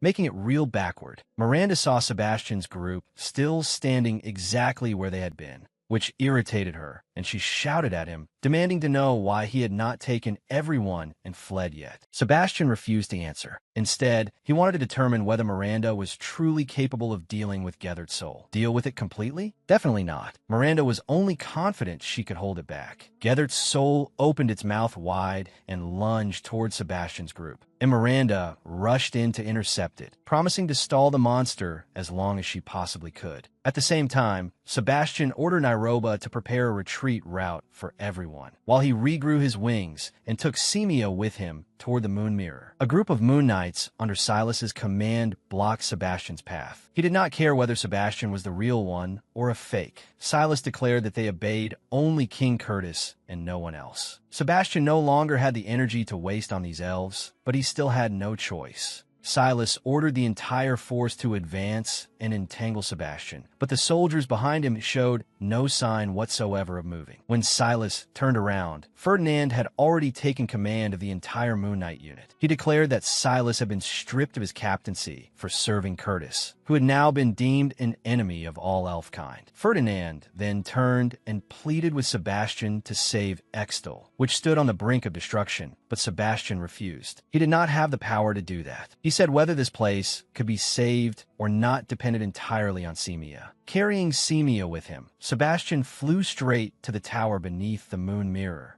then asked Semia whether she remembered anything about it. Semia gazed at the Moon Mirror, and her head throbbed painfully as she tried to recall the memories that had been distorted before. Sebastian explained that Curtis had kept her alive all this time for one reason only. She was the only one capable of controlling the Moon Mirror. Before the Moon Mirror had been destroyed by humans, Semia's people were the ones who had governed and protected it. And among the elf clan chiefs, there had been a core control technique passed down and safeguarded across generations. And now, Semia was the only daughter of the previous Ice Elf clan chief, yet she knew nothing about any of this. Sebastian explained that this was because Curtis's subordinates had tampered with her memories. Now he was going to use magic to awaken them. It might not be very comfortable, but at this point there was no other choice. Sebastian placed a spell on Semia's forehead, and with it, he forced his way into the sealed portion of her memories. After cutting down a miraculous serpent that was guarding those sealed memories, the fragments of memory burst like bubbles and flowed back into Semia's body. By the time Sebastian came to his senses again, Semia was already standing before the Moon Mirror, saying that she had remembered how to control it. Semia controlled the smaller Moon Mirror within and fired a beam of energy straight into the great Moon Mirror floating in the sky. The beam then shot directly toward the moon, causing it to radiate with dazzling brilliance. As for Gethard's soul, he had already managed to restrain Miranda, and he could tell what Sebastian was planning. The lantern relic's power came from the moon, and Sebastian was clearly activating the moon mirror now to weaken him. But Gethard's soul did not pay it too much mind. A portion of Curtis's consciousness was still controlling the relic's power, and he believed he could still maintain his strength regardless of the moon mirror's influence. At this point, Miranda was nearly exhausted, and Gethard's soul was waiting for that moment to come so he could finish her off first. Miranda understood her own condition as well. She had no choice left except to enter her final state and turn her entire body into blood. Miranda formed a spell and threatened to self-destruct, but that did not frighten Gethard's soul in the slightest. Miranda truly did intend to self-destruct, but just as she was about to stab her finger into her forehead to activate the spell, a hand stopped her. Sebastian had appeared in time to stop Miranda from making that desperate sacrifice. Miranda did not believe Sebastian still had any way to oppose Gethard's soul at this point, and neither did the monster. But Sebastian had no intention of explaining much. He simply raised his hand and revealed the Angel's Tear ring on his finger. The lantern relic recognized the ring as Angel's Tear, one of the 6 greatest legendary relics. But no one had ever been capable of using its full power. Sebastian checked with the system, and it confirmed as much, while also adding that Angel's Tear had once helped Sebastian escape from Seraph. Sebastian fell silent. Even Sebastian in the past had been unable to fully wield the ring's power. But one thing he could be sure of was that his being transported to this world and entering the Demon Lord's body was most likely thanks to Angel's Tear. At the moment, Sebastian had no time to study this relic further. It was enough to know that it could help him in the battle before him. He focused his mind on Angel's Tear, and from it summoned an enormous jet-black spirit sword. The moment the blade appeared, Gethard's soul could already feel the immense pressure radiating from it. He could not allow Sebastian to continue summoning the sword in full. He had to strike first immediately. That enormous worm-like monster gathered spiritual energy before its maw, preparing to unleash a powerful attack at Sebastian. Fortunately, Sebastian had no intention of fighting this monster alone. He urgently called for Miranda to help. In her blood demon state, Miranda answered at once, assaulting the monster right in front of its mouth and kicking its jaw straight upward. The attack it released shot directly toward the moon, but instead transformed into a kind of enhancement effect, strengthening the moon more than ever before. Semia, inside the moon mirror's control tower, seized the opportunity to further amplify the moon's restraint over Gethard's soul. Now it was truly over for him. Gethard's soul felt that he could no longer move at all. Sebastian did not waste that chance. He immediately drew his colossal spirit sword and slashed it across the monster's body. In a frenzy, the monster swung a fist and smashed Sebastian, making him cough up blood as he flew backward, not giving him any chance to come close again. Right afterward, Miranda launched another sneak attack at the portion of Curtis's body protruding from the monster's head, drove her claws through his abdomen, then opened her mouth and took another bite to steal a little more blood. This time, the ghastly soul could no longer move at all. He became a giant target for Sebastian to swing his sword into. Sebastian's fatal strike made the body of Gethard's soul crack apart like glass. Then, under the moon mirror's influence, the emerald gemstones around the monster were stripped away and drawn toward the moon. Sebastian's team had successfully beaten Curtis down together. Miranda only managed to return to where Malking's group was standing before all her strength gave out and she collapsed unconscious. As for Sebastian, he was scanning the area, searching for Curtis's whereabouts. The instant he spotted him, a human blinked over and caught him. The one who had just appeared was Carmen, king of the Flower Kingdom and Curtis's closest friend. The moment Carmen appeared, without a word, he summoned a great sword and charged straight at Sebastian. Although Sebastian tried to evade with teleportation, Carmen still sheared off both his legs. Carmen had no intention of giving Sebastian time to recover. He pressed forward, trying to follow up with another sword strike to finish him off, but a host of spirits rushed in just in time and knocked Carmen's blade off course. If Sebastian could really be cut down by Carmen, while all his other subordinates were still here, that would have been ridiculous. Sander rushed forward, wanting to cross swords with Carmen, But after just one exchange, it became obvious who outclassed whom. Carmen struck Sander several times in quick succession, and Sander could not keep up enough to block them. Carmen praised Sander, saying he was indeed qualified to fight him with just one hand. Whether that was praise or humiliation was hard to say. Just as Carmen was about to continue swinging at Sander, Sebastian rushed in and rescued him in time. At that point, it was hard to tell who was actually saving whom. Carmen wanted to use the opportunity to finish Sebastian as well, but no such luck. Nairobi's evil spirits kept harassing him non-stop and would not let him get his way so easily. Carmen spun like a top, dispersing all the spirits swarming around him. It was clear he really hated Nairobi for constantly getting in his way. At that moment, Carmen steadied himself and looked around, only to find that he was already completely surrounded by the demon army and the Moon Knights. He poured spiritual energy into the soles of his feet and accelerated toward Sebastian. Trying one last time, if he could cut Sebastian down, great. If not, he would flee immediately. Sebastian shoved Sander's sword into his own hand with his thigh, knowing that engaging Carmen in a sword fight right now would be unwise. Instead, he chose to use every scrap of spiritual energy he had left to block Carmen's fierce assault. As expected, it was the correct move. Sebastian and Sander were only blasted backward. Seeing that his final attempt had failed, Carmen did not get greedy. He grabbed Curtis and immediately fled. Sebastian collapsed onto the body of a Malong, being controlled by Alpha. For the first time, Sebastian's subordinates saw an indescribably weak side of him. Sebastian no longer cared who the person in front of him was at this point. He urgently demanded to see Omega. As Sebastian wished, Alpha put on a transformation into Omega's form, leaving Sebastian completely stunned. And a second later, blood came gushing from his nose like a fountain. Only then did Omega realize that her top had somehow vanished again. Every time Alpha swapped bodies, he tore all her clothes apart. As for how anyone was supposed to explain the reason Sebastian had fainted, that was another matter. Back in the spirit world, Sebastian's soul was looking around when he saw Sebastian's soul already sitting in the distance waiting for him. This time, Sebastian was not even bound anymore. Afraid Sebastian would beat him senseless, Sebastian turned to run at once. Sebastian called out for him to stop. He said he was in no mood to do anything to Sebastian right now. He just wanted him to sit down and have a little heart-to-heart conversation. Sebastian curiously asked why Sebastian had not stayed until the very end to punch Curtis in the face, which had made everything such a mess, especially when Curtis had even been rescued in the end. Sebastian said there was nothing more he could have done. The relic's energy had forced his soul out of the body, leaving him unable to control it any longer. Sebastian admitted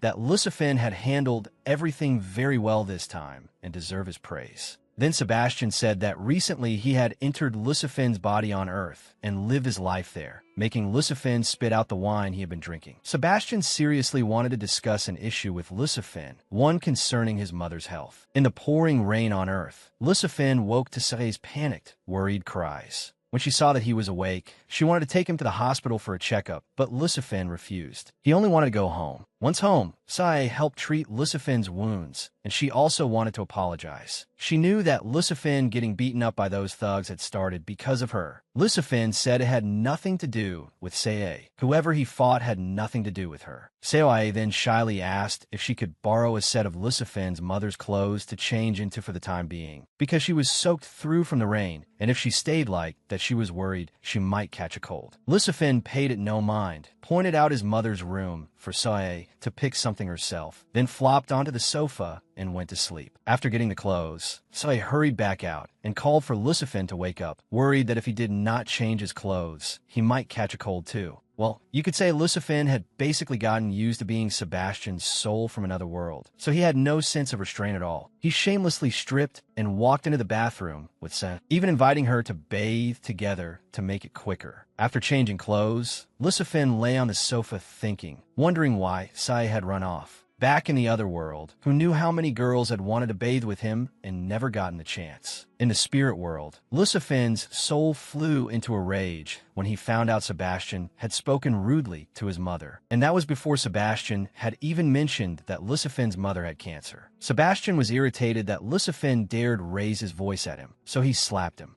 But unlike usual, when Lucifin always acted intimidated in front of Sebastian, the issue of his mother made him throw caution aside and charge straight at Sebastian. Sebastian got furious too and showed no mercy, beating Lucifin thoroughly. After pummeling Lucifin black and blue, Sebastian said that he had only refrained from kicking Lucifin out because of his demon legion. But Lucifin was no pushover either. He threatened that if Sebastian dared disrespect his mother again, he would smash Sebastian's demon legion to pieces and would not hold back. Sebastian shattered the stone table. No one had ever dared threaten him like that. But that only made Lucifin despise him more. In Lucifin's eyes, Sebastian was just a brainless brute with overdeveloped limbs. Whether Sebastian went berserk or not, Lucifin did not care. He demanded that Sebastian make a deal that would benefit both sides. Sebastian's soul inside Lucifin's body was still annoyed at having been cornered earlier. But what could he really do? Right then, the hospital called to say that Lucifin's mother's condition had worsened severely, throwing Lucifin into a panic. When Lucifin rushed to the hospital, he saw the doctors wheeling his mother out. And one doctor even reminded him that if he had no money, she could not be treated. But Lucifin firmly declared that he was filthy rich, so money was not an issue. In class, Lucifin scrolled through the magical box called a smartphone looking for work. But the jobs listed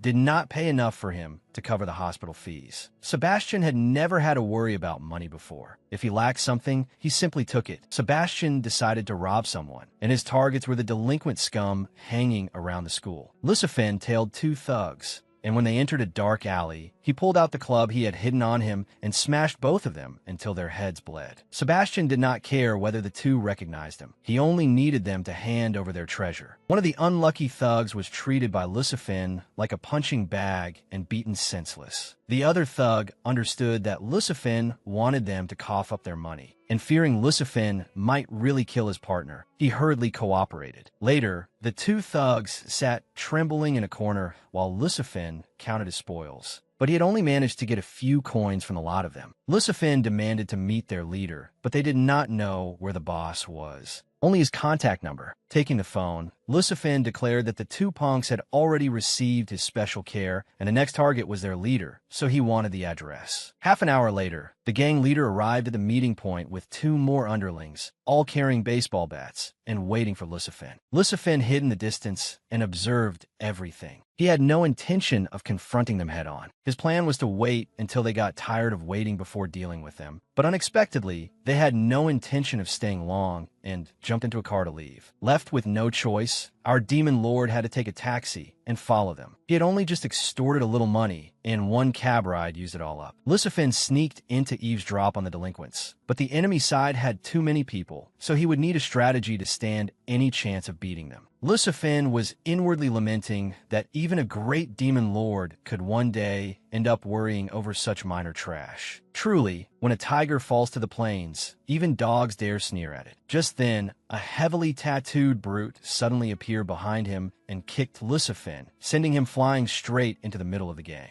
Long, the gang leader, recognized Lucifin, which drew the tattooed man Xiang's attention. Long wondered what the hell Lucifin was doing sneaking around there, and Lucifin said he had challenged Long to a one-on-one fight. Yet this bastard Long had brought his crew along too, which made the fight unfair. Xiang turned Lucifin's bag upside down, and the hidden club fell out. He remarked that the kid was pretty gutsy, carrying a weapon and ready for a fight to the finish. Xiang questioned Long. If Lucifin had challenged him to a solo fight, why had he brought two extra men? Was Long actually afraid of Lucifin? Long stubbornly argued that Lucifin had already beaten up two of his lackeys in no time, so of course he had to play it safe. After saying that, Long loudly provoked Lucifin again. When Lucifin said nothing, Long turned to the other delinquents and arrogantly showed off, claiming he had already scared Lucifin half to death. But Long was completely mistaken. Lucifin was only considering how troublesome Xiang was, since the man behind him was such a huge brute. If it were only Long alone, Lucifin was not afraid in the slightest. Lucifin suddenly lunged forward, wrapped his arms around Long's waist, and slammed him to the floor, then followed up with a rapid barrage of punches straight to Long's face. Long did not let Lucifin have the upper hand for long, kicking his legs out so Lucifin, who had been sitting on top of him, fell aside. Long then quickly rolled over, grabbed Lucifin by the face and forced him down. Lucifin bit Long's hand that was pressing on his face, making him cry out in pain,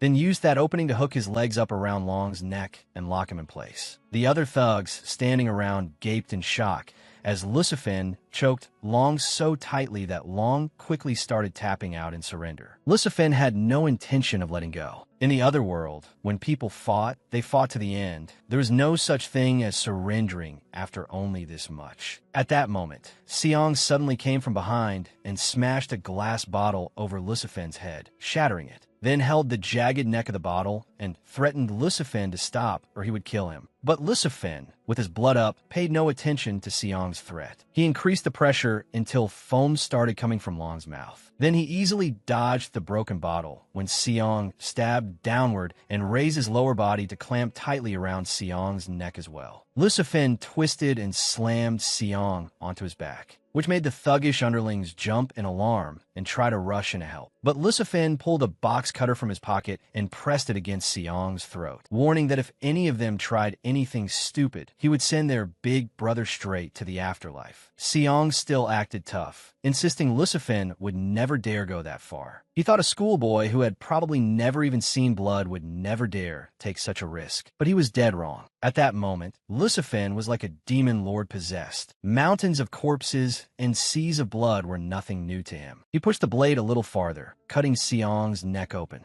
Seong might have died for his taunting if someone had not entered the warehouse and ordered everyone to stop. From the doorway, a sexy woman walked in. The gang called her boss Fu, and she wanted Seong to explain the mess happening here. Fu seemed to be the woman at the top, the one controlling the entire gang. When Long, clutching his aching arm on the floor, saw her appear, he immediately wanted her to avenge him. But Fu could not care less about such a petty matter. Instead, she looked over at Seong, who still had Lucifin's knife at his throat, and glared as she repeated that she wanted everyone to stop immediately. Lucifin naturally did not give a damn about Fu's threat. He simply remarked that she must be the boss here. Fu sat down across from Lucifin and guessed that Viper had sent him, but Lucifin had no idea who the hell Viper was. Fu changed the question and asked what Lucifin's goal was. It was simple, he wanted money. Fu found that amusing. This brat had come to threaten her people just for money. Fu told Lucifin to release Seong first, and then she would talk with him. But Lucifin was not stupid enough to let go of the hostage in his hands. If he released him, what would he have left to pressure Fu with during negotiations? Seeing that, Fu said he could kill Seong if he wanted, which scared the hell out of Seong. Lucifin's eyes made it clear that he really would kill him if necessary, and Seong had no desire to be buried ahead of schedule. Fu asked Lucifin how much he wanted, but when he demanded 500,000, that was too much. Farewell, Seong. His life was not worth that kind of money. Of course, if Lucifin really dared kill Seong, then he should not dream of getting out of there alive afterward. But Fu's mistake was daring to turn her back on Lucifin. In that single careless moment, Lucifin quickly released Seong and lunged forward to seize Fu instead. The underlings were even more terrified now, because the one Lucifin was restraining was their boss. Lucifin felt that Fu reminded him of Miranda. Fu did not know who Miranda was, but she knew one thing. The skills he had shown were all forged through real combat experience, not the fumbling of an amateur. Still, as a woman capable of becoming the leader of a gang of thugs, Fu was no joke either. She swung her leg upward and kicked Lucifin square in the face, sending him stumbling backward.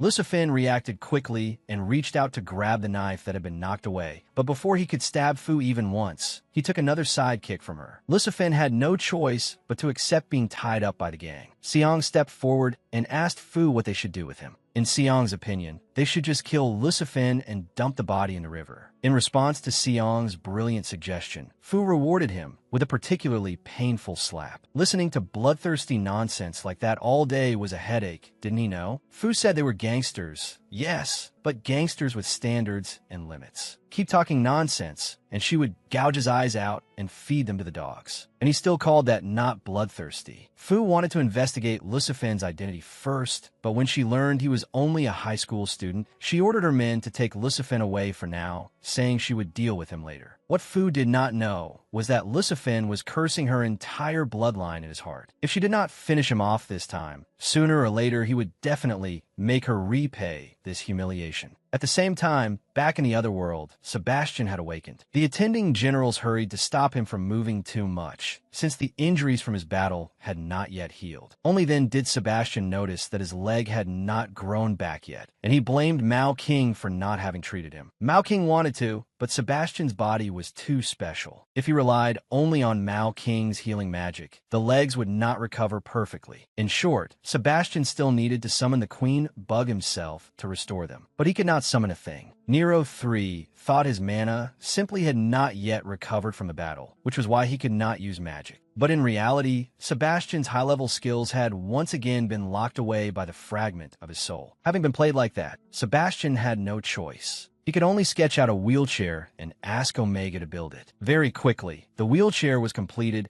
and Sebastian rolled outside with Nero III and Omega following close behind. Only then did Sebastian learn that the place where he had just been resting and recovering was inside the palace of the elf race. The moment he came out, all the elves, including their elders, knelt down in salute and thanked Sebastian for saving the elf race. They swore to serve under Sebastian forever as a wing of the great Demon Legion. Cassandra, Miranda, and Resta were all in a nude state, though of course the necessary parts were covered, while Mao King's healing vines gave them special care. Sebastian turned to Mao King and asked about the condition of the three. No matter how he counted it, they were the strongest fighting force in the Demon Legion, yet now all of them were lying there in critical recovery. Mao King said the soul-eroding power of the Lantern Relic was extremely strong, and all three of them had been directly exposed to it, so their bodies had suffered severe damage. Mao King had already done his utmost, but he could only preserve the lives of Miranda and the others for now. As for restoring them perfectly, he did not dare confidently promise that. Even Miranda, with her special bloodline, could not fully recover on her own in a short time. Sebastian wanted to know whether anyone else had the ability to heal them, but unfortunately, there was no one. The method of healing through death magic had lost too much of its knowledge over time. Very few people still knew of it now. Sebastian felt helpless. He feared the worst-case scenario was being forced to watch his subordinates slowly die while he could do nothing at all. Actually, Mao King did have an idea, though he was not sure it would work. According to him, since they had been affected by the power of the Lantern Relic, then in theory, the power of the Angel's Tear Relic should be capable of neutralizing the Lantern's power. Sebastian remembered that there was a Relic of Life, but for what he had learned, he only knew that the relic was in human hands. As for its current whereabouts, he had no idea. Sebastian guessed that he needed to trace it back to the source, to the one who had founded the religion, and, according to the system, that place was the Land's End. The only problem was that Sebastian's leg still had not recovered, but he was considering asking Omega to make him a pair of prosthetic legs to use for the time being. Right then, one of Miranda's trusted demonesses presented Sebastian with a letter and a small vial. In the letter, Miranda praised Sebastian for fighting bravely, although she still refused to acknowledge him as truly top tier. In the end, she had guessed that she might not wake up after the battle, so she instructed her subordinate to hand this letter and the small vial to Sebastian. And what Miranda left behind could only be called a miracle cure, because it was a vial filled with her special blood. Very quickly, Sebastian restored his body to its former state, then immediately prepared to depart. Sebastian planned to leave alone. He entrusted everything in the elf territory, as well as the lives of Miranda and the other two, to Nairobi's supervision. Naturally, the elves' affairs were for the elves to handle themselves. Nairobi only needed to stay there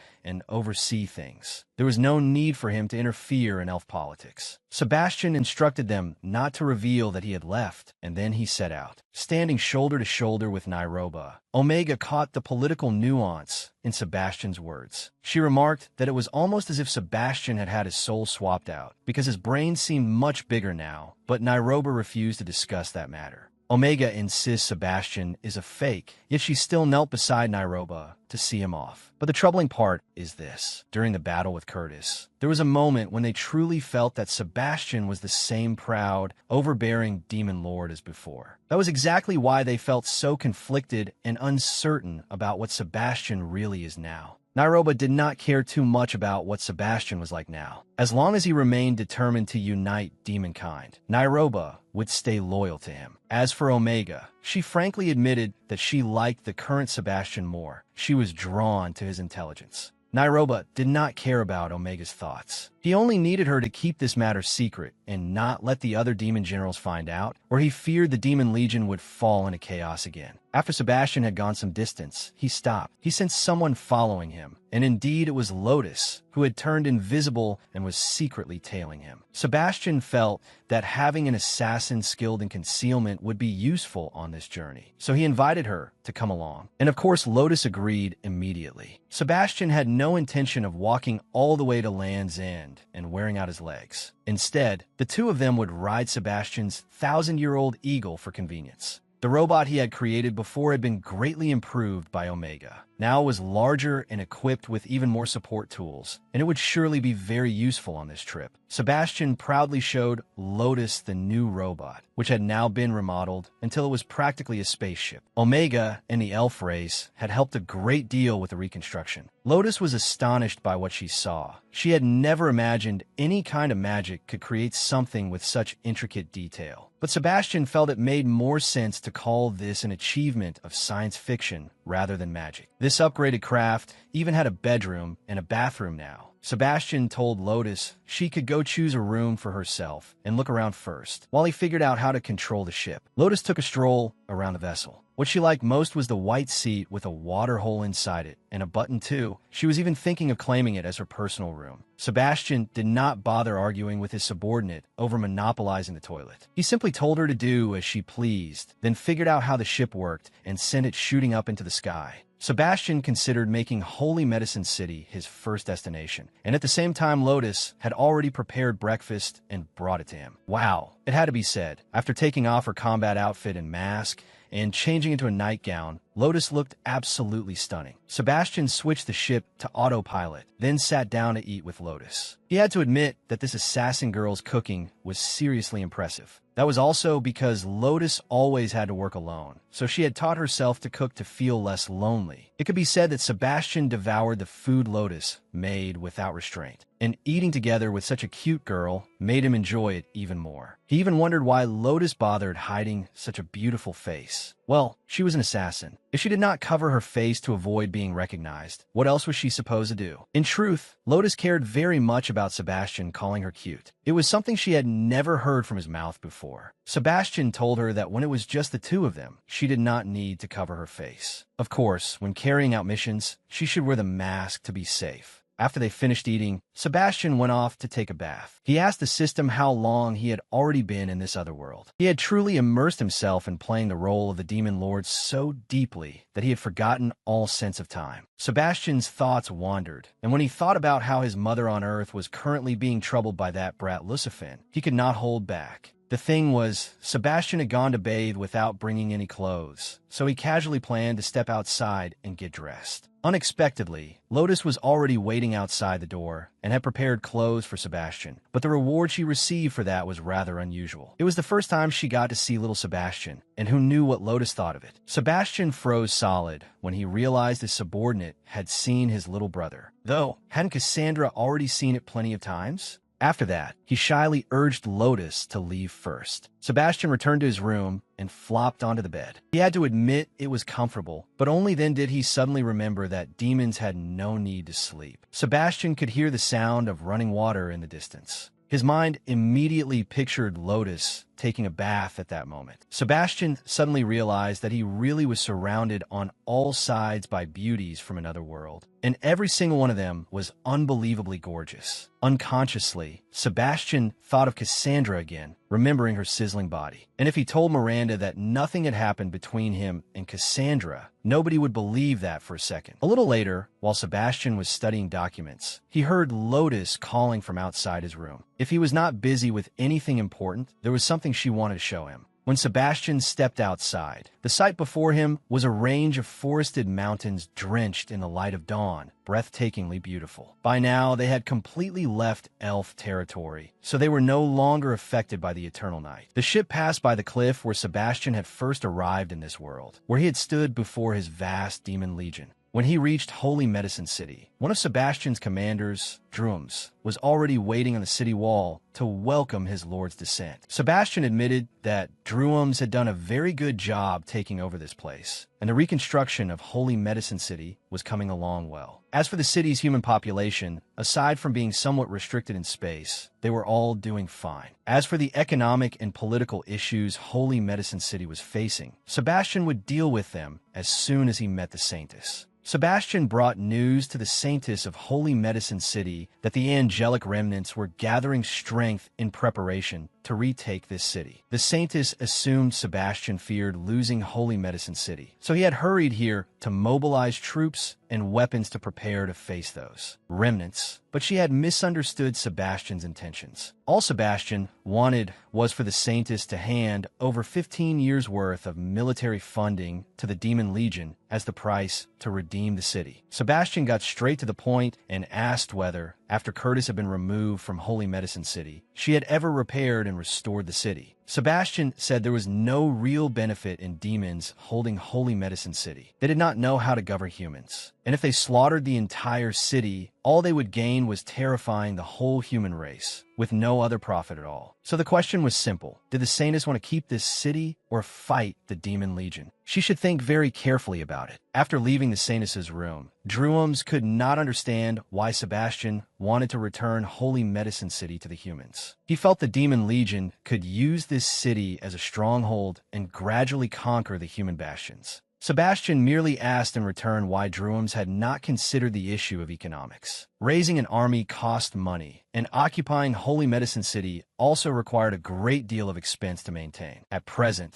the Demon Legion was no longer strong enough to spread its forces everywhere, and slaughtering all the civilians in the city was not a good option either. If they kept massacring people meaninglessly, it would only make humans resist even more fiercely, and sooner or later the Demon Legion would be crushed until it could barely breathe. It was as if Drums had nothing in his head but killing. Sebastian said talking to him was like pouring water over a duck's head. Nothing stuck. Sebastian stopped being gentle with him. He did not need Drums to tell him what to do. Sebastian only needed Drums to listen and obey. Sebastian had no intention of staying in Holy Medicine City for long. He needed to leave at once and search for the seed of life. Before leaving, Sebastian did not forget to remind Drums once again that if the humans chose to redeem the city, he must inform him immediately. Aboard the ship, Sebastian revealed to Lotus that he had deliberately brought up redeeming Holy Medicine City in order to find a chance to infiltrate deep into the capital of the Holy City. And if Sebastian's ship was to pass easily through the human strongholds, the only way was to create a situation where they would stop massing their armies. Only then would movement become easier. Sebastian explained that the Demon Legion had occupied Holy Medicine City for quite a long time, yet the humans still had not moved to retake it. One reason was their fear of the Demon Legion's ferocity. Another was the existence of the giant race. It was true that the giant race and humanity were always in conflict, but that did not mean negotiation was impossible. Humans were trying not to encroach on giant territory, while Sebastian had left Drums behind in part to hold Holy Medicine City. As for the other part, he had sent Mandini back to work on the giant race and prepare them to strike at the Holy City. Sebastian had Mandini fake an attack on humanity by joining the elite team and creating a false tunnel aimed at the Holy City, so the humans would worry that the giant race might be preparing to launch a war. The humans in the Holy City would feel trapped in a pincer between the Demon Legion and the giant race, both eyeing them, so they would definitely have to come up with a solution quickly. At that very moment, Sebastian would extend an offer of peaceful cooperation from the Demon Legion, and the humans would surely agree. At that point, the Holy City would shift its defensive forces away from Holy Medicine City and concentrate on the giant race instead. By then, Sebastian had already piloted the ship to the outskirts of Michael Fortress, then had Lotus activate the invisibility zone, and the two of them secretly climbed onto the wall. Standing atop the wall, Lotus noticed that the human forces in this sector had grown much thinner. Lotus suggested that they could remain hidden and go straight into the city, but Sebastian stopped her. He noticed that among the army were mastiffs trained in detection arts to guard against assassins sneaking in. The human patrols were leading too many dogs, and with that many around, trying to enter while hidden was still far too dangerous. Sebastian shifted his attention to several cargo wagons. He guessed those wagons were headed toward the inner city. Sebastian asked Lotus to cast a spell to conceal the horn on his head, so that he could blend into the crowd more easily. Sebastian brought Lotus to one of the cargo wagons and asked to meet its owner. Sebastian introduced himself as a merchant and said he wanted to make a trade with the wagon's owner. The merchandise merchant Sebastian was offering turned out to be Lotus. The others immediately assumed Sebastian was a slave trader, and indeed wealthy people were always fond of buying elf slaves. To make his deception more convincing, Sebastian even removed Lotus's mask, revealing her extraordinarily beautiful face to the group. The men were instantly dazzled by Lotus's beauty and immediately asked what Sebastian really wanted. They bluntly said they did not deal in slaves. Sebastian ignored what the merchant leader had just said. He was certain that these people needed money and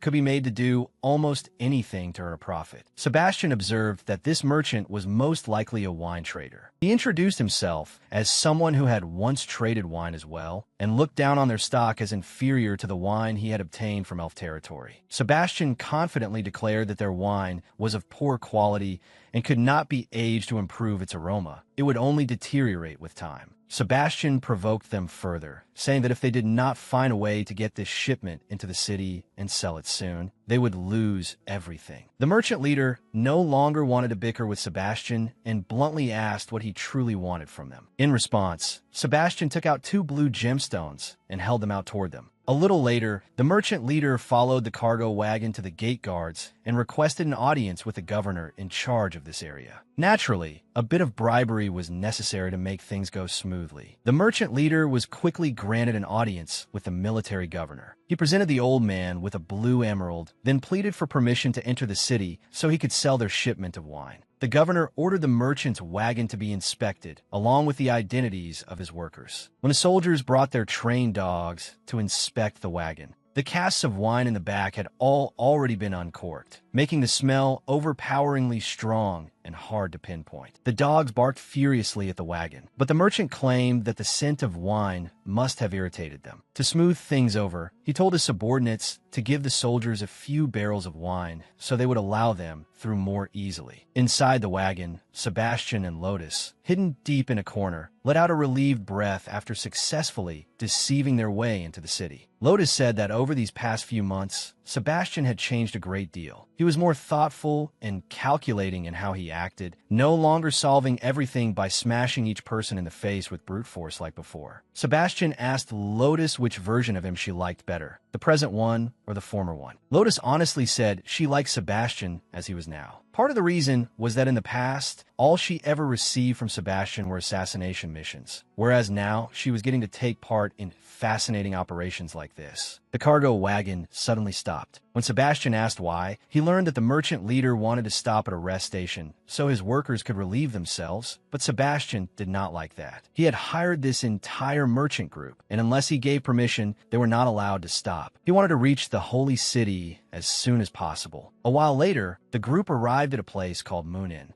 Sebastian seemed surprised by the place, and the merchant leader found it a little strange that Sebastian knew nothing about Moon Inn. But Sebastian explained that he had grown up near elf territory and traded only with the elf race, so it was normal for him not to know. The merchant leader introduced Moon Inn as the last trading post between Michael Fortress and the Holy City, a place where all kinds of people gathered, along with all kinds of information. Once inside, it was indeed packed with every sort of person and rank imaginable. Sebastian simply judged it to be like a pub back on Earth. He did not mind playing the part of a wealthy, dashing master for a moment. He tossed a gemstone onto the table and declared that he wanted to experience the finest services the inn had to offer today. At the dining table, the merchants curiously asked why the female slave was also allowed to sit and eat with them. Sebastian explained that he wanted to sell her for a high price, so she needed to be fed the best food. Therefore, It was perfectly normal for her to dine with him. Sebastian and Lotus ate their fill, while the merchants did not touch a single bite. The merchant leader gave the excuse that Sebastian had hired them and had also helped them with a new winemaking formula, so they had already received far too much from him. They did not dare freeload off him any further. Whether that was truly noble character or not was another matter. Sebastian was at a loss with these people, so he ordered an enormous serving of seafood fried noodles for them to fill their stomachs. At that moment, Sebastian asked the merchants about the poster pasted on the inn's door. He said he wanted to find the person on that poster. The merchant leader immediately stopped that line of thought, warning him that if he showed interest in the person on the poster, he would be treated as a cult follower, and the soldiers wandering around the inn would immediately seize him on the spot. From the conversation, Sebastian was able to guess that some kind of religious conflict was taking place here. The merchant leader quietly thought that a man traveling alone to the capital with a slave to sell, carrying so many dragon crystal stones, and connected to the cultists, could not possibly be ordinary. He flicked his eyes toward the subordinate seated beside him, clearly signaling some dark scheme once again. At that moment, in a corner of the tavern, a drunken old man loudly refuted all the claims about cultists and such. He believed Gaia was a good person, but the people around him only mocked him, saying the old fool had clearly been brainwashed. If anyone really ran into Gaia, they ought to report it for the reward instead. Very soon, soldiers came over and seized the old man, and it was obvious they were going to torture him for information about Gaia.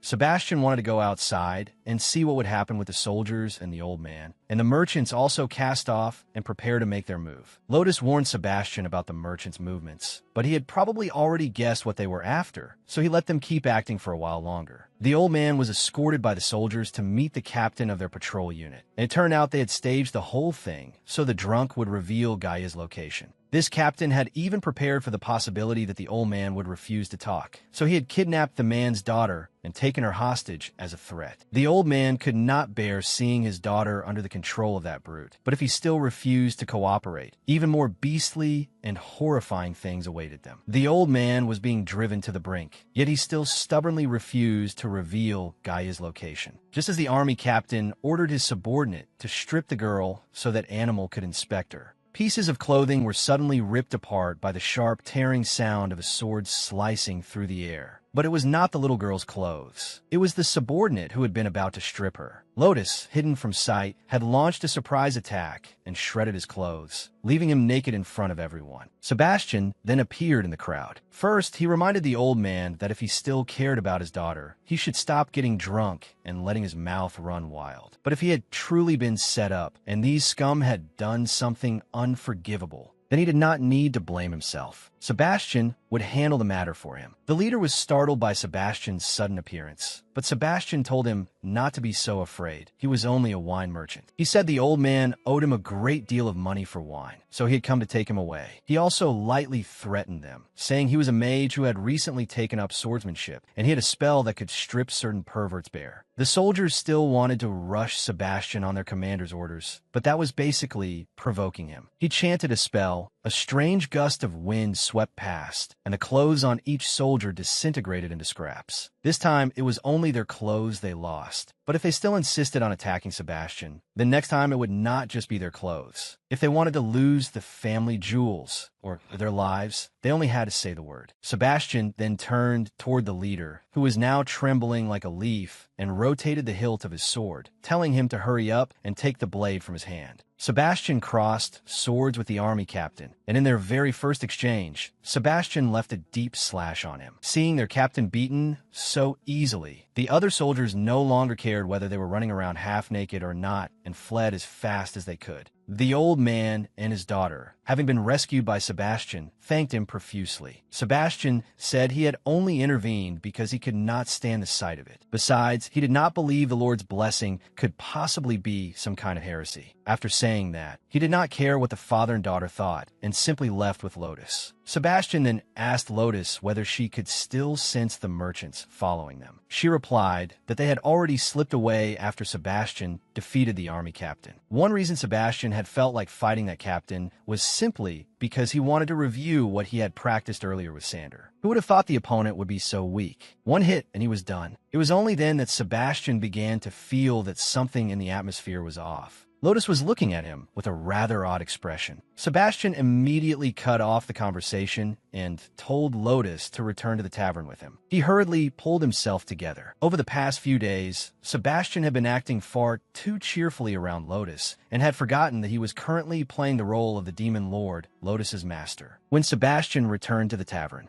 those merchants were already sitting obediently in place. Sebastian said he wanted to stay here for the night. The merchants could obediently wait in the wagon, but he also warned them not to even think about running. Even if paid, they still would not dare. Sebastian noticed that inside the tavern, there was a private room with a fairly steady stream of people going in and out. The merchants informed him that it was the information exchange room. The owner of this moon was Rio Ando. He was one of the most powerful and intelligent merchants among humankind. He had no shortage of intelligence sources. Sebastian wanted to meet Rio, but that seemed difficult because no one had ever formally managed to meet that merchant in person. Sebastian let the matter go and headed to the information exchange room, but it seemed he would have to wait quite a long time for his turn. A man waiting ahead of him said that if Sebastian wanted, he could pay for priority access. By paying a fee, he could move straight to the front of the line. Money, to Sebastian, was as worthless as a leaf. He pulled out a dragon crystal stone and simply bypassed the others and entered the information exchange room. The room had been designed with a staircase system leading directly down to an underground headquarters. There, an attendant stood right by the entrance and greeted Sebastian. Inside, Sebastian saw 3 unusually dressed people already stationed behind a table. According to the introduction, they each handled different categories of information. One specialized in economic and political intelligence, and even personal information. Sebastian only needed to leave a deposit, and he would receive the relevant documents as quickly as possible. No sooner had Sebastian taken his seat than Lotus picked up sound from the surroundings and quietly informed him that people were talking in the room behind them. Sebastian immediately ordered her to record the contents of that conversation and report it to him later. After that, Sebastian began the information exchange with the most basic question, where he could sell the beer he currently possessed for the greatest profit. Meanwhile, Lotus got to work collecting the conversation from the inner room. From her eavesdropping, Lotus concluded that there were 3 people in the inner room, and one of them might be the owner of this inn. At that moment inside, a soldier was asking the young man sitting opposite him, whose face could not be clearly seen, for a map marking the exact location of the heretical organization's base. The young man did not immediately hand over the map. Instead, he wanted to discuss the price first. The soldier had no intention of paying up for the information. Instead, he threatened that this establishment could operate here only because the military allowed it. That did not intimidate the young man in the slightest. To him, it did not matter whether this inn could stay here or not. As long as he had knowledge, he could always make money. When the soldier saw the young man preparing to destroy the map in his hand, he hurriedly threw out a bag of gold. He did not forget to threaten that if the information was false, the Holy Knights would come knocking to settle the score. After the soldier left, another person suddenly appeared in the room. It was Manhwa, the current captain of the intelligence unit. Suhu threw another money pouch to the young man, but it seemed a bit lighter than the young man had expected. Manhwa had embezzled a little from the public funds, but he also offered to send 3 more swordsmen, and they would serve this mysterious young man for another 5 years. The young man did not agree to having even more lackeys brought here. Manhwa then turned hostile and threatened that if the young man was not satisfied, he would politely take one of his arms. And if he still refused, then whatever stuck out, Manhwa would chop off. Only then did the young man agree to Manhwa's terms. On top of that, he revealed one piece of information. The demon lord had already left Exdale. Hearing this through Lotus's enhanced hearing from outside, Sebastian was jolted. Manhwa turned to the mysterious young man and asked him to confirm whether the intelligence about the demon lord was genuine. But the young man declared that his information was absolutely reliable. He did not know Sebastian's exact location, but according to the latest intelligence he had, Sebastian was heading north of the holy city. Once Manhwa was satisfied and left,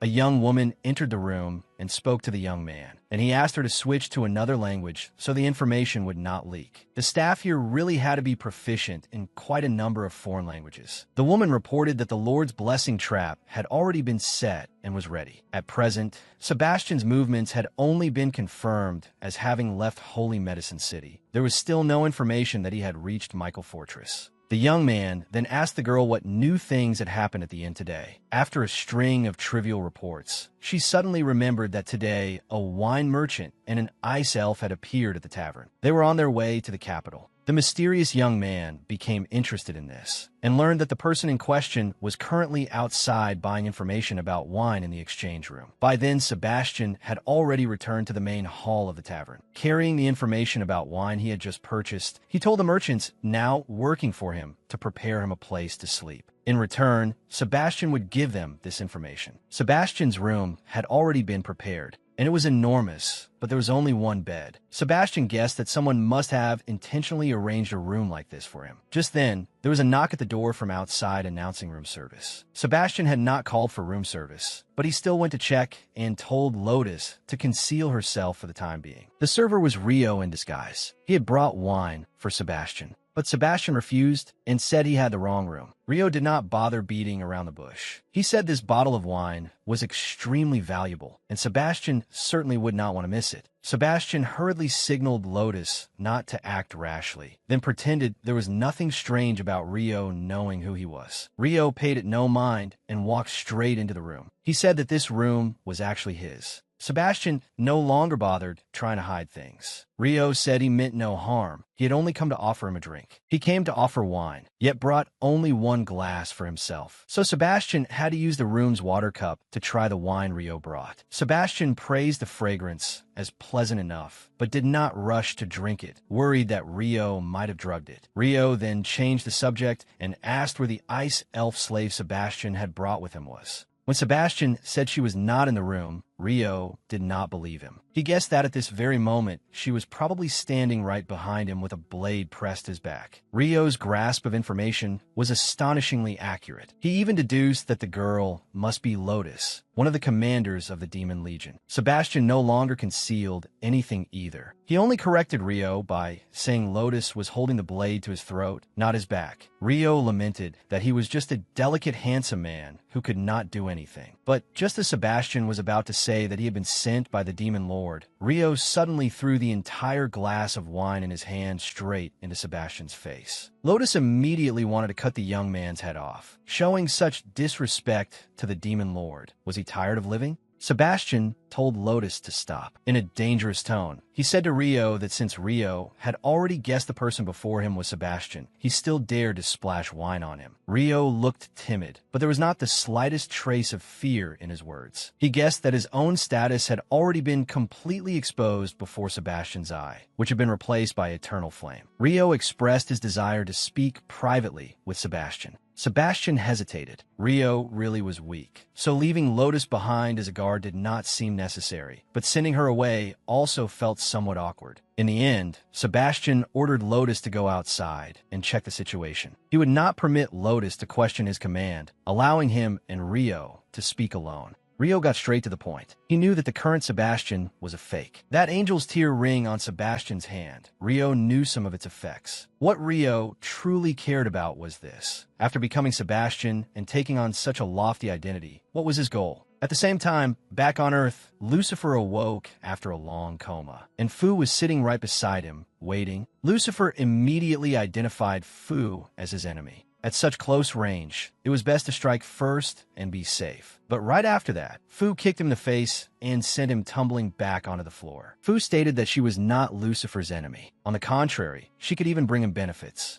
Only then did Lucifer notice the condition of his body. Simply put, he was stark naked. Fu said that she had disposed of all of Lucifer's clothes. She had not done anything else. She had only treated the bruises all over his body. Fu assumed Lucifer was feeling shy and embarrassed about something, so she added that she happened to have a special fondness for little boys who had not fully developed yet. But Fu had joked with the wrong person. Lucifer's body might indeed not be fully grown, but the Sebastian soul inside him had no idea how many times it had already tasted the bitterness of life. Lucifer said bluntly that Fu's figure was not bad at all, so what was there to be shy about? Besides, it had been a long time since he had had any exercise. But Lucifer, or rather, Sebastian's soul, had not paid the slightest attention to what state his current body was in. A little brat who had not even fully grown, yet saying things like that only made Fu burst out laughing. Sebastian could not care less what Fu thought. If nothing was going to happen, then fine, he would go get dressed. But this was Fu's private home, so where would she get men's clothes that fit Lucifer? As a result, the little guy ended up wearing an outfit that was hard to describe. Once that was done, Lucy Feng sprawled out cross-legged and said he was hungry. So Fu did not object and actually went to cook for him. She secretly thought Lucy Feng's words and actions were incredibly strange, but they were so natural that it did not seem like he was acting. And if he was not acting, then for a mere student to have such deep worldly experience felt even more suspicious and unreasonable. The food was served right to Sebastian's mouth, but he still asked her to change it to a fork because he did not know how to use chopsticks. This demon's eating habits were absurdly Western. After the meal, they finally got down to business. Lucy Feng wanted to know why Fu had brought him back to her home, treated his injuries, and even cooked for him. In truth, Fu did not fully understand why she had done all that either, but she did not dwell on it. Fu then asked Lucy Feng whether he needed 500,000 to treat his mother. Fu said that to earn that amount, he might have to spend half his life working before he could save it up. But of course, there were jobs through which he could make a lot of money quickly, and one of them was working for Fu. If he did a few things for her, Fu would pay Lucy Feng 100,000. That was not enough to pay for his mother's treatment, but it was enough for Lucy Feng to live comfortably for a while. And if he wanted to earn more, then he would have to do the job well. Fu handed Lucy Feng a necklace with a miniature camera attached to it. She wanted Lucy Feng to help her record some unsavory evidence involving Viper, so she could deal with him for stealing her business opportunities. Fu said that Viper owned a bar and they sold drugs there. She wanted Lucy Feng to pretend to buy drugs from Viper's place and record the entire process as evidence.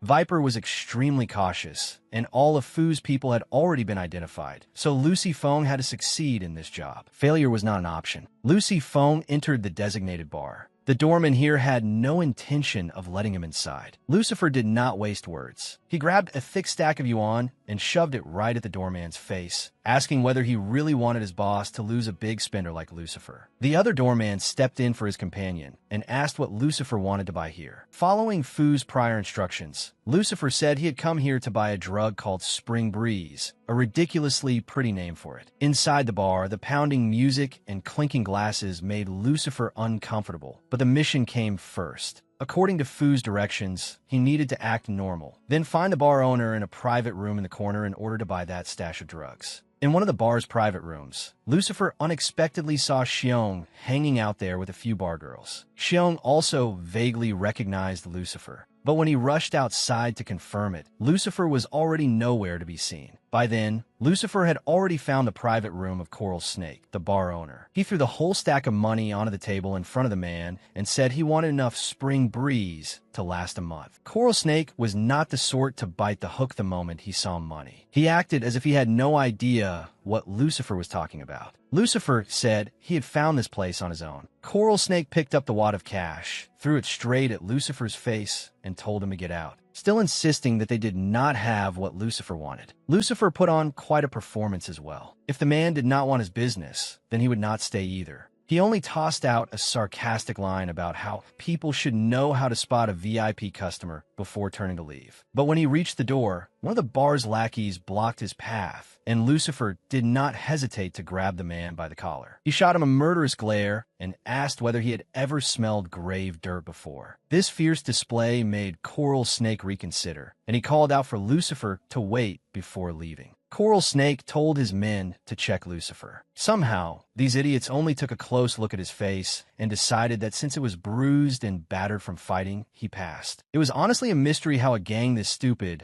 was still in business selling contraband instead of rotting in prison. Lucifer said he had no limit on how much he wanted to take. If business went well, no one ever complained about having too much stock. Coral Snake still tried to probe where Lucifer had found so many customers, but there was no way Lucifer would answer that. After a few pointless checks, Lucifer quickly got the amount of drugs he needed. After that, he casually tossed his ID card to Coral Snake for him to hold, then turned and left. But when he got to the door, Lucifer ran into Xiong there. Xiong was still furious over the trick Lucifer had pulled on him before. so he lunged forward, ready to beat him on the spot. Lucifer lightly dodged, then kicked Xiong hard enough to send him crashing headfirst into Coral Snake's private room. When Coral Snake asked what was going on, Xiong immediately sold Lucifer out. He said he had fought Lucifer before, and that Fu had been there at the time too. Coral Snake immediately called for Lucifer to stop, worried that he might have been sent here by Fu. But Lucifer did not panic in the slightest. He said that if he were really Fu's man, then why would he have fought Xiong in the first place? Lucifer said he had been jumped by Fu's underlings, including Xiong, because they had suspected he was someone Viper sent over. That was why he was beaten up this badly. Lucifer ignored the argument between Xiong and Coral Snake and turned to leave again. Right then, one of the girls who had been serving in Xiong's room earlier came over looking for him and bumped straight into Lucifer. The collision was timed almost too perfectly. It knocked the pendant with Lucifer's hidden camera clean onto the floor,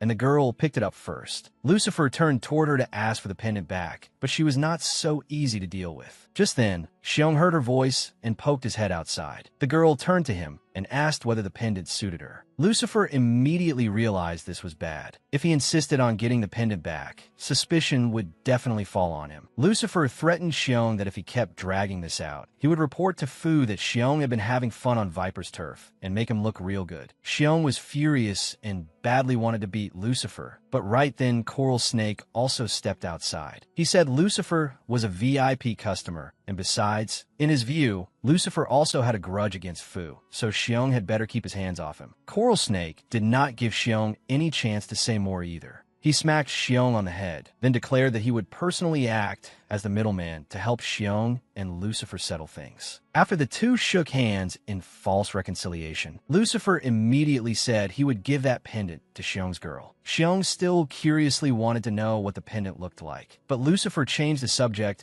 and coaxed his way into Xiong's private room, offering him a drink as a gesture of brotherly reconciliation. Lucifer acted generous and promised to treat Xiong to a round, which made him lower his guard. The moment he saw a benefit, his brain stopped working. Taking advantage of that moment, Lucifer snatched up a bottle from the table and smashed it straight into the back of Xiong's head, making blood pour from his scalp. Then he quickly grabbed the hair of the woman holding his pendant. Once he got his item back, Lucifer gently reminded the girls that they had better stay in the room and take care of Xiong instead of wandering around causing trouble, unless they wanted things to turn unpleasant. Lucifer then made it safely out of the bar and quickly headed for one of Fu's nearby businesses, where Fu was already waiting. Lucifer noticed that there was also a strange man standing beside Fu. After introductions, he learned that the man was Inspector Liu, who even showed Lucifer his police ID for credibility. Fu wanted Lucifer to hand over the camera, but Lucifer refused. Until he saw the money, he was not going to feel safe. However, there was one thing Lucifer had not thought through. Buying drugs was also a crime. If Lucifer cooperated, then Inspector Liu could testify that Lucifer was an operative sent by him to gather evidence, and only then could Lucifer avoid being charged. After considering it, Lucifer took out all the drugs he had just bought from Coral Snake, then told Fu to transfer the money first, and after that he would hand over the camera. Once everything was done and Lucifer had received his payment, he immediately left. He wanted to go to the hospital and told Fu to contact him later if things were still all right. Fu and Inspector Liu reviewed the footage and had to admit that Lucifer was quite something. Faced with gangsters, he had not shown the slightest fear. But by the end of the video, even Inspector Liu could only give up in exasperation because Lucifer had made a truly disastrous move by tossing his ID card directly to Coral Snake. By this time, Lucifer had already arrived at the hospital. He could not understand why he had acted so differently from the way a demon king like his former self should have behaved, as drowsiness washed over him and he slumped across a hospital waiting bench. He suddenly remembered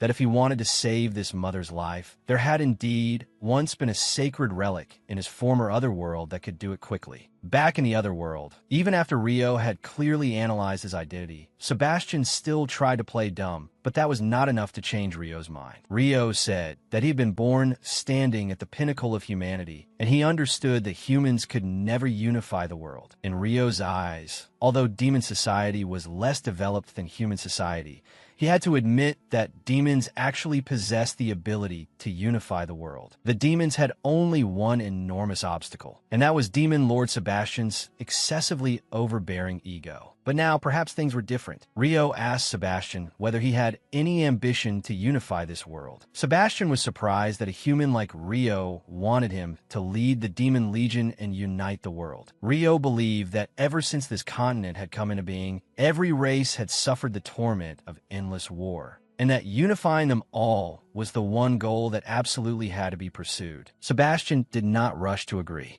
Instead, he coolly pointed out that unifying the world was merely Rio's personal ambition. Rio did not deny it. He guessed that Sebastian's top priority right now was probably finding a way to return to his original world. Rio declared that he could help Sebastian achieve that goal. The temptation in those words was overwhelming, and Sebastian could not help taking the matter seriously. And because of that, Rio became even more certain that his deduction was correct, because the real Sebastian would never have reacted like this. Seeing Sebastian beginning to grow guarded again, Rio decided to reveal a trump card strong enough to convince him. He admitted that his real name was Mullen, and that he was Seraf's younger brother. Sebastian did not even doubt the identity Mullen had just revealed. He was only curious why Mullen had chosen to open a tavern here. As for his background, the story was simple. Mullen said he was the second son of one of the three great human families, a true airborne with status and influence. From childhood, Mullen had been exceptionally intelligent. By the age of 7, he had already read through all of human history, and at 10 he entered humanity's most prestigious academy. 2 years later, he was already able to debate knowledge on equal footing with the professors there. During his studies, he became acquainted with Seraph and grew close to him. In addition, Mullen had also studied together with Curtis and Brand. In fact, Curtis only learned about the sacred relics through that ancient book because Mullen had introduced it to him. Mullen had never imagined he could manipulate everything, nor had he expected Curtis to pull off such a huge move. Originally, Mullen had hoped Curtis would awaken the power of the elf race and, through that, build a better connection with humans, helping humanity move closer to the path of unity. But afterward, Curtis instead chose to join the Demon Legion and carry out his own plans. Mullen then entered the government council, and after several years, he had secured a place as a candidate for prime minister. At the time, Mullen had naively believed that all he needed to do was become prime minister and then build a mighty army, and he would be able to realize his dream of unifying the entire continent. But reality was never that simple. Sebastian could already guess what happened next in Mullen's story. He had not won the position of prime minister. Mullen remarked that Sebastian must have gathered information very well. But in truth, Sebastian had only inferred it. After all, if Mullen had become prime minister, why would he still be sitting here talking about unifying the continent? And Sebastian believed that even if Mullen had taken the office, his dreams still could not have been fulfilled. Sebastian stated flatly that human society had already rotted from the roots, and that made Mullen break into a cold sweat. He recalled how, in the past, someone else named Katinlo had been elected prime minister instead of him, and Mullen had gone to Seraph to complain. It was true that Mullen's intellect and talent far surpassed his rivals, but that very superiority had also become the obstacle that kept him from being elected. Mullen had to admit that the empire had become corrupt and the greed of the nobles knew no limits. To protect their own interests, those nobles would never allow peaceful coexistence with other races to take place. Seraph advised Mullen not to be so stubborn. Humanity's problems were not something he could solve alone. Mullen wondered why Seraph seemed to have no opinion about this society, when even the archbishops now were only concerned with consolidating power and enriching themselves. Seraph refused to concern himself with such things. He cared only about remaining loyal to the Holy Tower and protecting the people. Mullen endured in silence, came to this place, built an intelligence network, and waited for the right opportunity. And the chance Mullen had been waiting for might finally have appeared before him when he saw Angel's Tear in Sebastian's hand. Among the 6 ancient sacred relics, Angel's Tear was said to be the most powerful and mysterious. The hand of the one who possessed this relic could wield overwhelming, unrivaled power. Meanwhile, the owner's other hand could open a gate leading to another world, and most extraordinary of all, it could allow its owner to exchange souls with another world. Sebastian realized that Mullen must have arranged for this relic to fall into demon hands, but Mullen insisted that Sebastian himself had long wanted to seek out this item anyway. Mullen admitted that when exchanging souls, There was no way to know for certain who would be ice-guyed into this world. It was a gamble, but Mullen was certain of one thing. No matter who arrived in this world, they would be easier to deal with than the former Sebastian. Moreover, Mullen was confident he could support whoever replaced Sebastian's soul and shape that person into a flawless leader. Ever since Lucifer's soul entered Sebastian and came to this world, Mullen had sent people to monitor his every action. And Mullen had to admit that Sebastian had handled everything exactly as he had hoped. Sebastian frankly said that Mullen frightened him. The power Mullen displayed might seem insignificant, but what truly made Sebastian wary was that terrifying brain of his. Sebastian stopped hiding his intentions and said he wanted Mullen's help in finding a way to return to his original world. Even so, before that, Sebastian still had to save his subordinates and complete his mission in this world first. Mullen led Sebastian deep into an underground cellar, where there was a green crystal mine, and Mullen said it was the fastest and most discreet way to reach the Holy Soldiers' camp. Mullen invited Sebastian to sit with him in an inner cart, then gunned it and sent the cart racing through the mine. According to Mullen, the green crystal mine they were entering was the largest in human territory, and it had still not been fully excavated. But what Sebastian noticed was that a green crystal mine also meant God's blessing was stored here. Sebastian had not forgotten that his main purpose in coming to human territory was to find Geir and God's blessing in order to heal the injuries of his subordinates. But Mullen told Sebastian not to rush. Geir was the leader of the God's Blessing Society, so if Sebastian followed him, he would be able to meet her. As an aside, although Geir was the society's leader, she actually had no real connection to the God's Blessing Society. She was only a tool the society used to expand its power. On the other hand, the Holy Church wanted to maintain its current monopoly on power, so they wanted to eliminate Geir in order to suppress the growth of the God's Blessing Society. That was why Geir was hiding extremely well. Without Mullen's help, Sebastian might never have found her. Recently, a strange illness had appeared in the mine, causing many believers and miners to die one after another. And with Geir's personality, the kind that rushed to save the sick whenever she saw them, they would definitely be able to find her in this mine. Mullen brought the ore cart to a stop at a certain point, where the tavern waitress was already waiting and had prepared gas masks for the two of them. Mullen then led Sebastian into one of the tunnels, but everyone inside had already been killed. Mullen guessed this was probably the work of the Holy Church. Before meeting Sebastian, he had sold the Holy Church information about the God's Blessing Society. Among the corpses, Mullen found the soldier who had bought the information from him. The man was barely alive and accused Mullen of luring them here, so those heretics could ambush him. But there was nothing to complain about. Mullen had only been responsible for selling information. As for the Holy Church's soldiers charging in here and getting beaten senseless, what did that have to do with him? At that moment, members of the God's Blessing Society also appeared in the distance, led by Douglas, one of their commanders. Mullen called out to congratulate Douglas on the success of his ambush and told him it was time to pay for the information. Sure, Mullen did play both sides, but the information he sold wasn't wrong. If the Holy Church side wants to blame anyone, they should blame themselves for underestimating the enemy. Without letting the Holy Church captain say another word, Douglas stepped forward and split him in two with the strange blade attached to his arm. After that, Douglas tossed Mullen a gemstone as a deposit and told him to find Geir's location. Sebastian stood to the side, silently assessing everyone's strength. At that moment, Lotus suddenly appeared from concealment behind him, making Sebastian jump. Lotus reminded Sebastian not to reveal her position, because she still wasn't sure how strong the enemy side was, so it was best not to expose herself. Meanwhile, Mullen accepted the blood crystal from Douglas, but said he wasn't a god and couldn't just magically know where Geir was. Mullen said he had entered the green crystal mine to collect the rest of Douglas's payment. At the same time, he was there on behalf of the Empire to investigate the epidemic in the mining district, nothing more. Douglas released a powerful spiritual pressure and warned Mullen not to play tricks on their turf. From the side, Sebastian vaguely sensed that something about Douglas felt off. It was a living body, but the soul inside it was deeply vile. Mullen, however, didn't care about Douglas's threat at all. He only agreed that he could try to locate Geir while conducting his investigation. But on one condition, the members of God's Blessing Society had to cooperate with him. Mullen explained to Sebastian that this mine was an important location for the Empire. In the past, the miners have been oppressed and exploited so badly that they once rose up in rebellion, but they couldn't overcome the overwhelming strength of the military. However, the army was currently preoccupied with the giant race.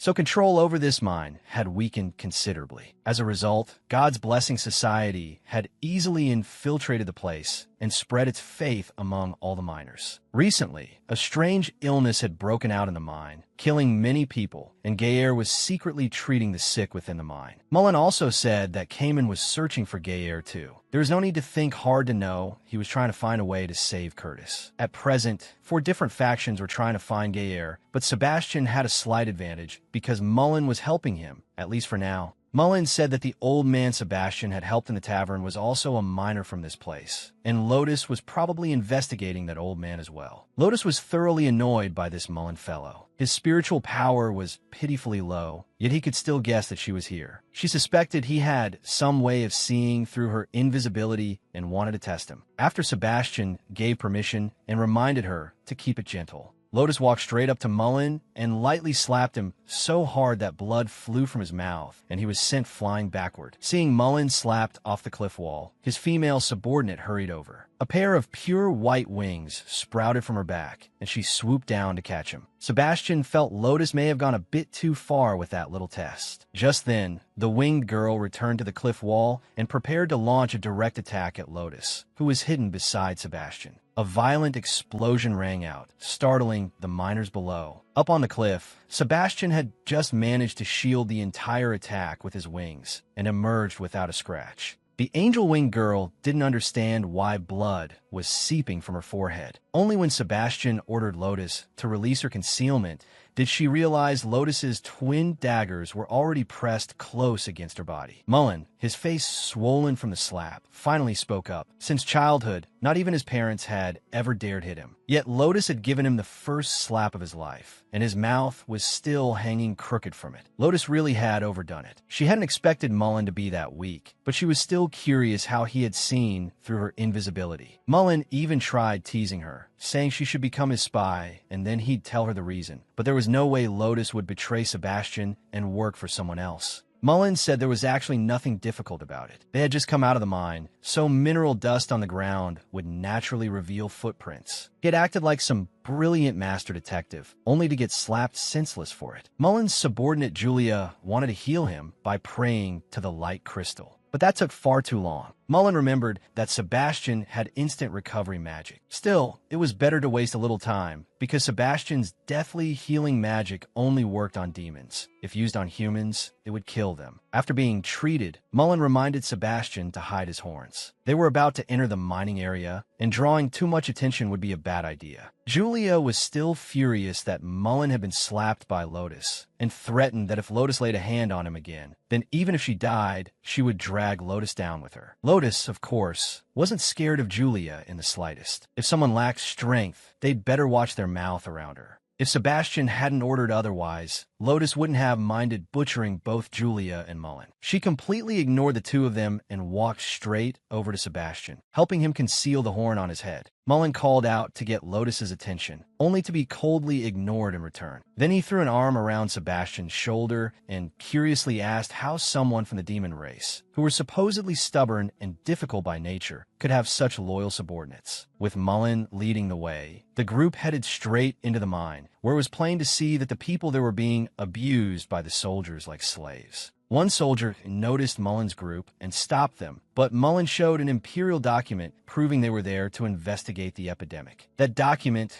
was delivered to the current mine governor, Kronos, who was busy feasting on delicacies with several pretty girls, so he only glanced at it and paid little attention. He merely warned them that the deeper they went, the worse the epidemic became, and that the magic stone beasts down there were also more powerful, so Mullen's group should be careful. Mullen showed Kronos no respect at all. He took off his mask, sat down at the table, reached out, tore off a chicken leg, and started eating with obvious enjoyment. Outside, the laborers suffered and riots broke out constantly, yet the governor was hiding here, eating and indulging himself. No matter how Kronos glared at him, Mullen even waved Sebastian over to sit down and eat too, casually introducing him as his subordinate. No wonder Lotus was itching to skin Mullen alive. The governor wanted to order his men to deal with Mullen and Sebastian. But before they could do anything, Julia had already taken them down. As for Kronos, he tried to draw his sword, but Lotus had already gone invisible and appeared right behind him, blade pressed to his throat. Being restrained, Kronos immediately panicked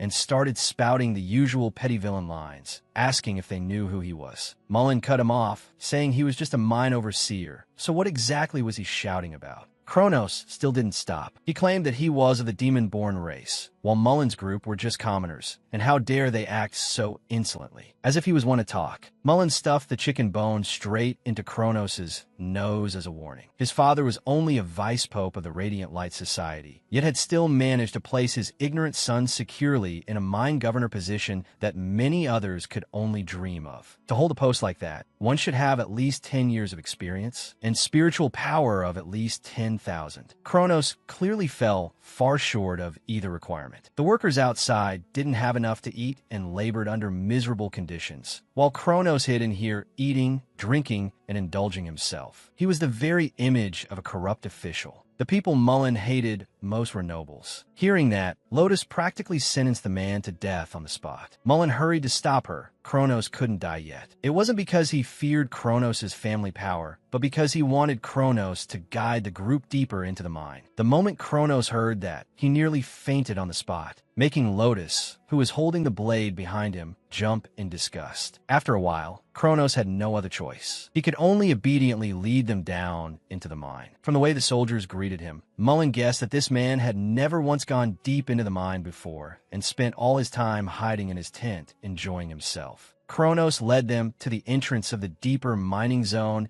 and immediately lost his nerve, hoping he could turn back there. But it wouldn't be that easy. Mullen threatened that he had already made Kronos take poison, and if he disobeyed, he would never get the antidote. Sebastian then spoke, making it clear that he was the real one in charge here, and demanded to know why Kronos was already frightened when they had only just arrived. With Lotus's blade at his kidney, Mullen had no choice but to cooperate as well. Sebastian was number one. Sebastian was the boss. Kronos explained that the mine was divided into an upper and a lower section. In the upper area, workers only needed to extract or exposed along the cliff walls. The pay was poor, and the soldiers often mistreated them, but it was relatively safe. The lower section, on the other hand, was true hell, and it was also where the mine's richest yield came from. At the deepest part of the mine, there was a product that could rival dragon jade in value. Magic or stone. Magic or stone was precious, but far too difficult to extract. To prevent workers from secretly stealing it and escaping, all the workers were forced to live down in the mine itself. When Kronos was first placed in charge of this mine by his father, he had been told that if he sat quietly for 10 years, he would be transferred back to the Empire and promoted. At first, Kronos had been excited and wanted to manage the mine well, but he had only ever been able to control the upper level. As for the lower level, aside from collecting the mine, or once a month, he couldn't obtain any further information from it. Upon reaching the transfer station,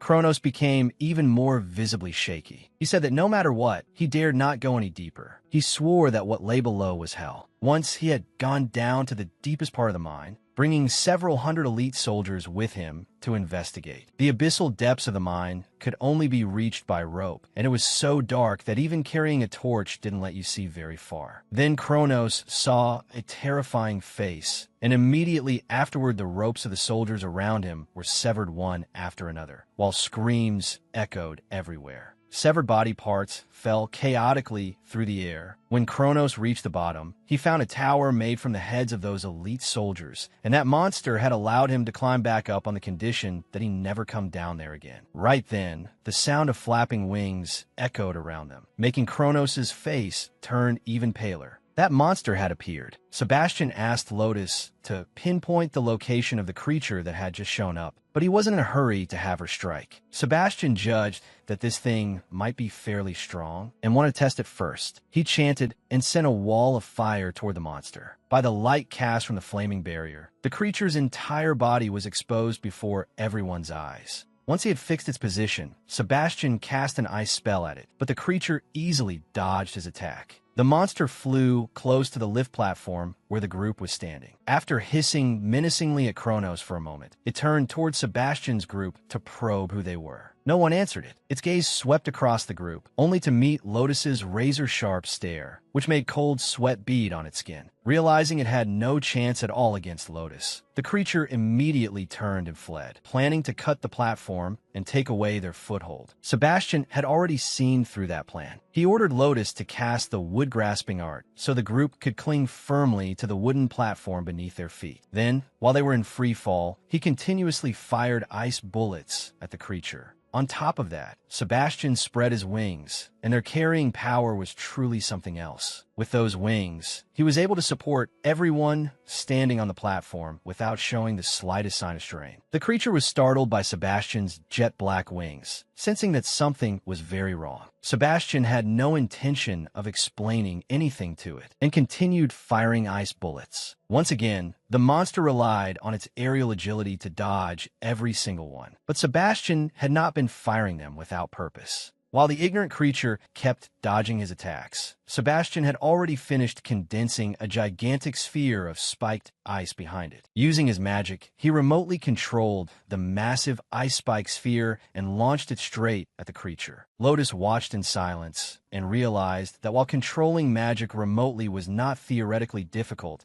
Sebastian was currently doing it from an extremely great distance. She recalled that although Sebastian often behaved very differently from how he used to, he still occasionally unleashed terrifying power beyond anyone's expectations. That made Lotus genuinely uncertain whether Sebastian was real or not. She thought it would be best to find a suitable opportunity to confirm it with him. At that moment, Sebastian's ice spell struck the creature and pinned it to the wall. Sebastian wanted to know why this monster had been so desperate to deal with his group and stop them from descending to the bottom of the mine to inspect the situation. He didn't care in the least when the creature declared that the area below was its territory or whatever nonsense it wanted to claim. His ice spell would not melt away for an entire day, and until then, Sebastian's group would go down and investigate first. Sebastian was deeply disappointed as well. The monster in Kronos' story had sounded terrifying, so how could it turn out to be this weak? Sebastian slowly lowered the group to the bottom of the mining zone. The miners there had built a residential area for themselves. Looking from above, they could see a group of people gathered together, apparently doing something. Sebastian immediately asked Lotus to scout and see what kind of gathering was going on there. Some sort of festival? Not exactly. It was simply followers of God's Blessing Society who had come down here to stir up the miners and incite a riot. Sebastian chose that square as their landing point. He fired an ice bullet downward, pinning one of the Society's followers to the ground. And then the whole group jumped straight into the square. The miners quickly recognized Kronos among them. Though Kronos was trembling like a leaf, he still had to follow Sebastian's script and announce that he had come down to inspect the work progress and examine the epidemic situation. He insisted that no plague-ridden supplies had been thrown down from above, so he had brought people down to investigate the truth. At the same time, he said that the speech inciting people moments ago was an act of rebellion and warned the miners that they had no chance of resisting the national army. That was the stick first, and then came the carrot. Kronos declared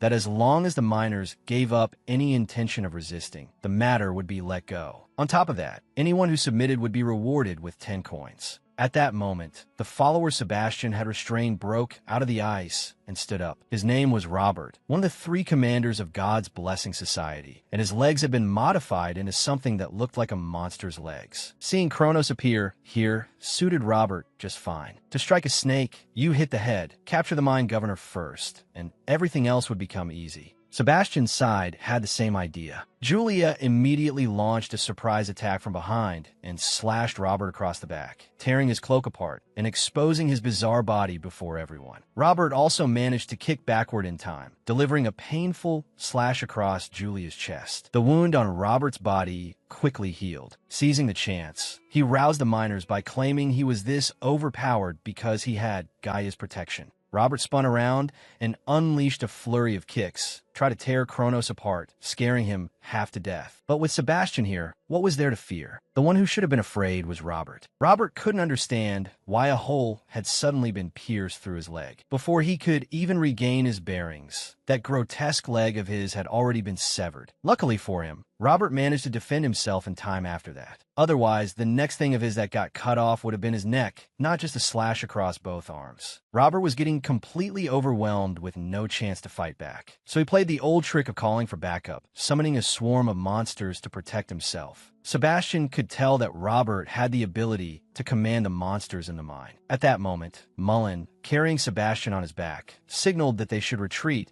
and Sebastian immediately asked Lotus to deal with the monsters. As for chopping up a few small fry like these, Lotus was more than confident. Sebastian cast a spell that wrapped Mullen in a wall of fire, then spread his wings, grabbed Kronos, and fled the area first. Robert ordered the mosquito monsters to pursue Sebastian's group, while the rest stayed behind to protect him. But before the mosquitoes could even understand what was happening, Lotus had already sliced them into pieces. Then she drove both daggers straight into Robert's back and stood on him. Lotus admitted that Robert's spiritual power was decent, but his actual combat experience was pitiful. If he wanted to stay alive, he'd better recall the mosquito monsters chasing Sebastian. Far in the distance, Sebastian was getting a headache from the monster mosquitoes on his tail when suddenly they received Robert's summons and turned back. Robert had done exactly what Lotus demanded. Too bad there was no reward. The only problem was that just as she was about to grant Robert a painless death, he made the giant monster beneath her feet thrash wildly, throwing Lotus off balance. Little Robert had stopped being obedient, so now he deserved a harsher punishment. But just as Lotus was about to finish him off, Douglas appeared and demanded that she stop. He had captured Mullen, who was carrying Julia, and was using them as hostages. Unfortunately, those hostages were rather useless, since Lotus didn't particularly care whether Mullen lived or died. Douglas was speechless, so he had to bring up Sebastian to get Lotus's attention. Mullen chimed in too, saying that he was Sebastian's ally, and if he died, Sebastian wouldn't be happy about it. Lotus was getting tired of Mullen, but she had no choice. She had to spare Robert, then vanished who knew where. Douglas didn't pay much attention to Mullen after that either. There was no way Mullen had the ability to escape from here on his own. He merely warned Mullen not to cause trouble in their territory. Meanwhile, on Sebastian's side, as he carried Kronos and flew aimlessly, not knowing where to stop, the old man Sebastian had helped at the tavern earlier suddenly appeared on a cliffside and waved him over. Sebastian didn't quite understand. Kronos said that the workers in the lower mine had been forced to live underground permanently. So how could Sebastian have met that old man in the tavern above? The moment Kronos heard that, he spat out his drink in shock. He couldn't believe that it actually happened, but Sebastian immediately punched him to shut him up. After taking a look around at the living conditions here, Sebastian found that it was actually much better than he had expected. Not luxurious, but reasonably complete. Of course, a life this good wasn't something people could have in the lower section of the mine. Down there, workers had to risk their lives doing labor. Soldiers abused them constantly. And on top of that, monsters in the gem mines were always threatening their lives. That dark, hopeless life continued until one day, a sect calling itself the God's Blessing Society appeared. They wiped out all the soldiers down there and used strange magic to completely cure the workers' illnesses. They said that as long as people worshipped Gaer, all suffering would disappear. In addition, the followers of the God's Blessing Society could control the mine beasts, making them help the miners extract minerals. As a result, productivity rose dramatically, and the Empire stopped paying attention to the lower mine. The God's Blessing Society wasn't nearly as terrible as the Empire made it out to be. At least in the eyes of the miners, they were saviors. The God's Blessing Society took great care of longtime believers among the miners and created many opportunities for them. They also encouraged the miners to marry, so the population down here grew rapidly. Especially people like this old man, who even got annual leave. That was how he had managed to get to the tavern and drink himself senseless. As for going up to the surface, that was easy too. The laborers down here had long since dug another secret passage leading above ground. The only problem was that life down here was so comfortable that no one wanted to leave, compared to the rotten administration of the Holy Church. It made perfect sense that the God's Blessing Society, which actually cared for the people, was growing stronger and stronger. Sebastian turned and asked the old man where Gaer was, and the old man really did know.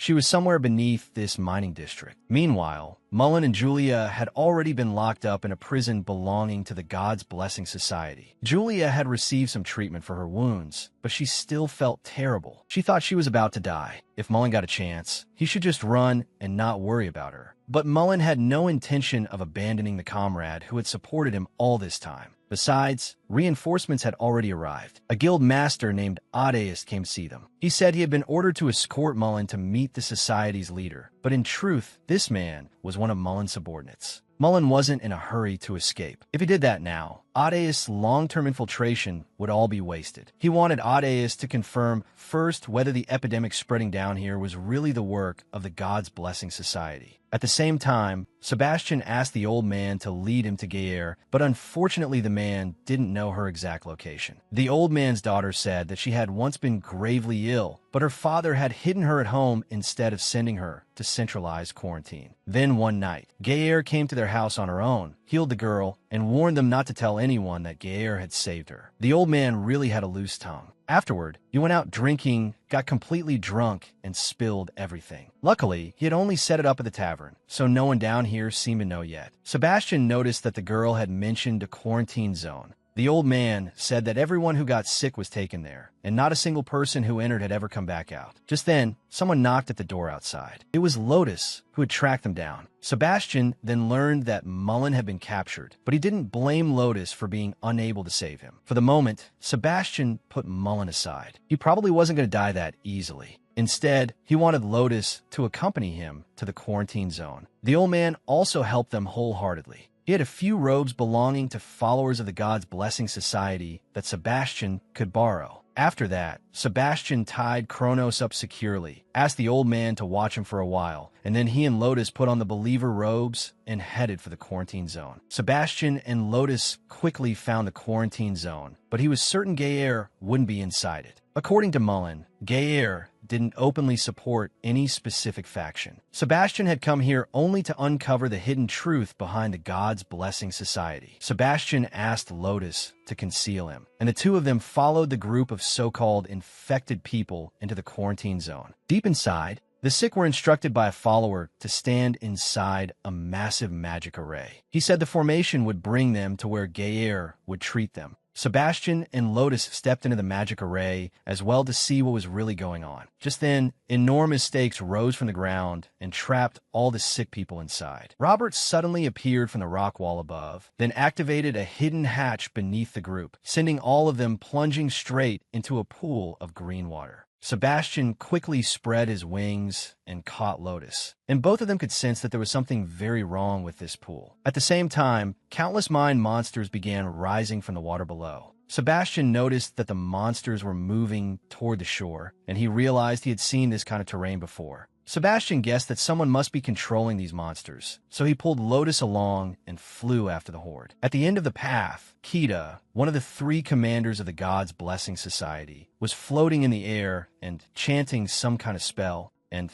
at his feet the ground was crawling with monsters. Now Sebastian understood why these followers were able to control the beasts. At that moment, Kita released a powerful mental shockwave, causing Lotus to lose control of her concealment technique, exposing both her and Sebastian in front of him. Sebastian wanted to launch a preemptive attack spell at Kita, who had somehow closed in behind them. But how was Sebastian supposed to fight with one hand against a man using 4 arms? Sebastian judged that Kita was no joke. Just now, he had used a brainwave scan to pinpoint Sebastian and Lotus's location. Fortunately, Sebastian had already cast a hypnosis spell on him a moment earlier, leaving him temporarily unable to distinguish truth from illusion. Sebastian felt it wasn't wise to stir up trouble right now, since Mullen was still in their hands, and he would be useful to Sebastian in the future. But they couldn't just ignore Kita either. They had to take him down before he called in his allies. The problem was that before leaving, Sebastian's soul had sealed away all his magic. Fortunately, Lucifer's soul was still relatively proficient with some spells, and that should be enough to deal with Kita. Seeing that things were going badly, Kita sent out a signal ordering the monsters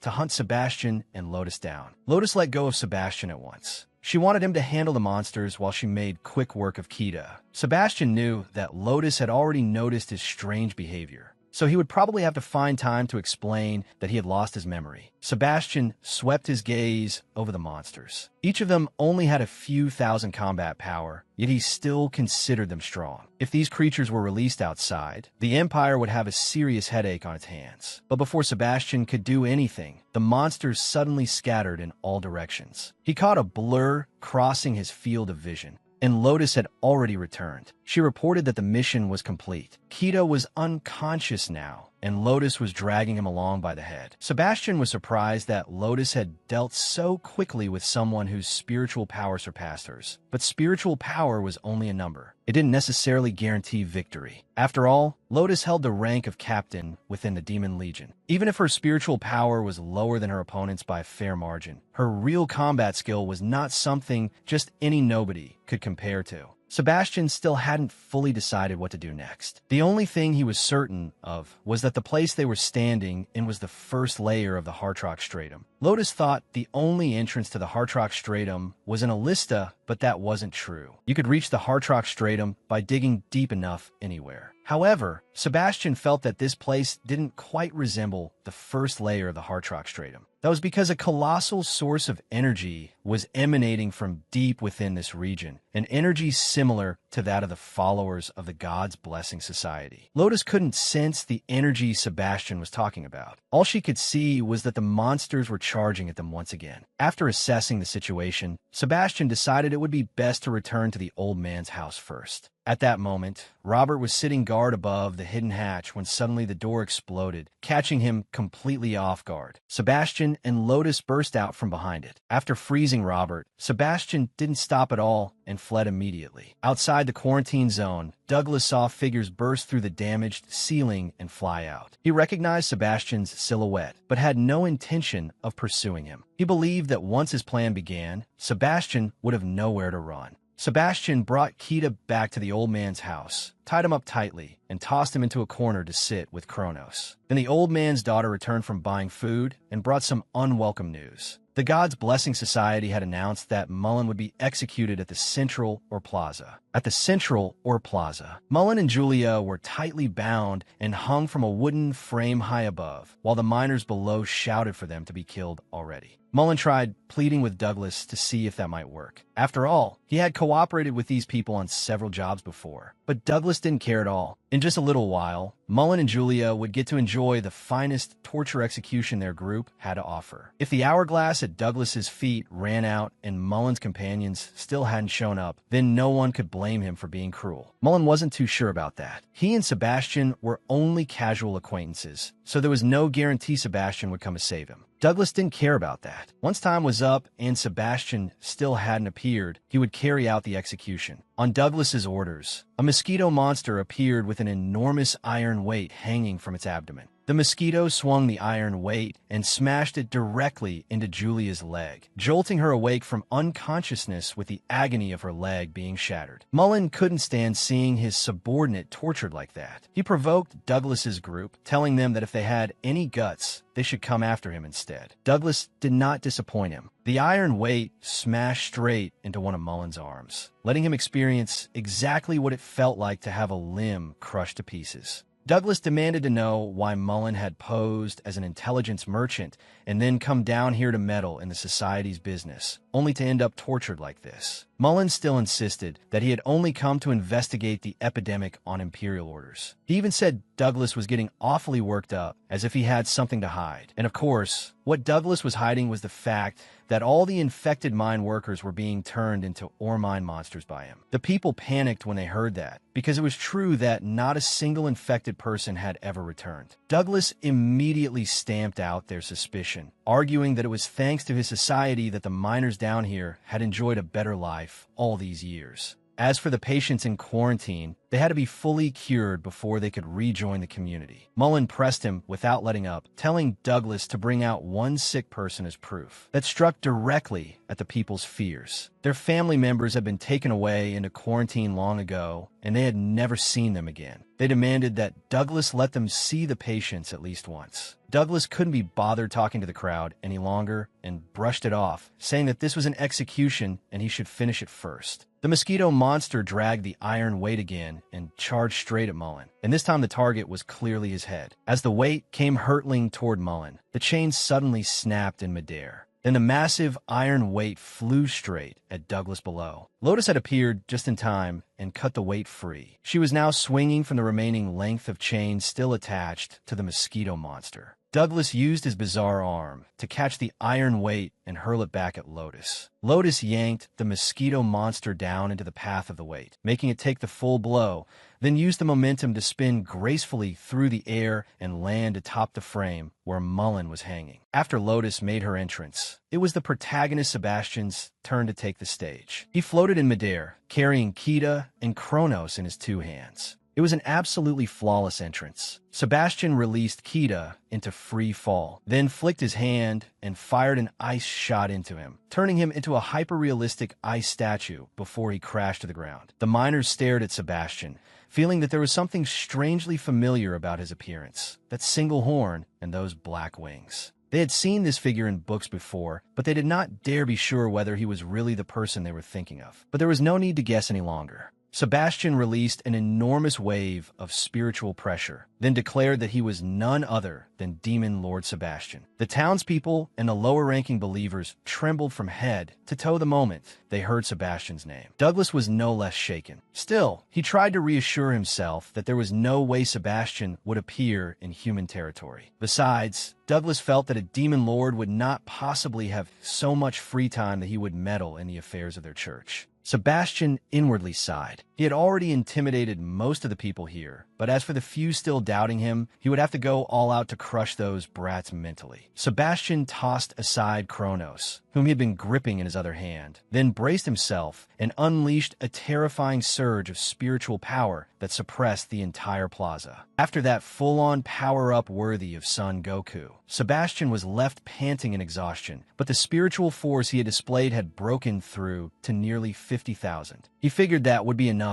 to handle the current situation. Sebastian declared before everyone gathered in the plaza that his goal was to unify this world, and the first step would be destroying the Holy Church, which was currently the Empire's state faith. Sebastian announced that the God's Blessing Society would replace the Holy Church. Douglas was completely baffled and could not understand what Sebastian was trying to do. In an instant, Sebastian flashed into the middle of Douglas's group and declared that he wanted to join the God's Blessing Society, or, to be more precise, become its acting cult leader. Douglas flatly refused to understand Sebastian's demand. Their society had always been controlled by the three miracle commanders. What use did they have for some acting cult leader? Sebastian did not bother beating around the bush. He released a fierce killing intent and declared that whether Douglas agreed or not meant nothing. If Douglas did not want Sebastian as cult leader, then Sebastian could simply send him to the underworld. Suppressed by the spiritual pressure of Sebastian standing right beside him, Douglas could barely breathe. He had already been frightened, and now he was even more terrified. Douglas was weighing whether he should strike first, but he also feared that the Sebastian before him might be the real thing, in which case he would be dead. Sebastian gathered spiritual power into his hand to add another layer of intimidation, then asked Douglas one more time whether he recognized him as cult leader or not. At that moment, things veered off course a little. Sebastian had gotten too careless. Who would have thought that right then, Kita would break free from Sebastian's freezing spell and shout for Douglas to help him out of the vines binding him. As if that were not enough, Robert suddenly appeared from nowhere as well. He quickly cut Kita loose, and Douglas immediately called for the two of them to join forces and surround Sebastian. Luckily, just as Douglas was about to drive his sword into Sebastian's face, Lotus leaped down in time and chopped off Douglas's arm. Even when he saw that Sebastian had gained a guard to assist him, Douglas showed no fear at all, because he had already managed to nick Sebastian's face. Sebastian had passive regeneration and did not care about such a tiny wound, but something about the situation felt wrong.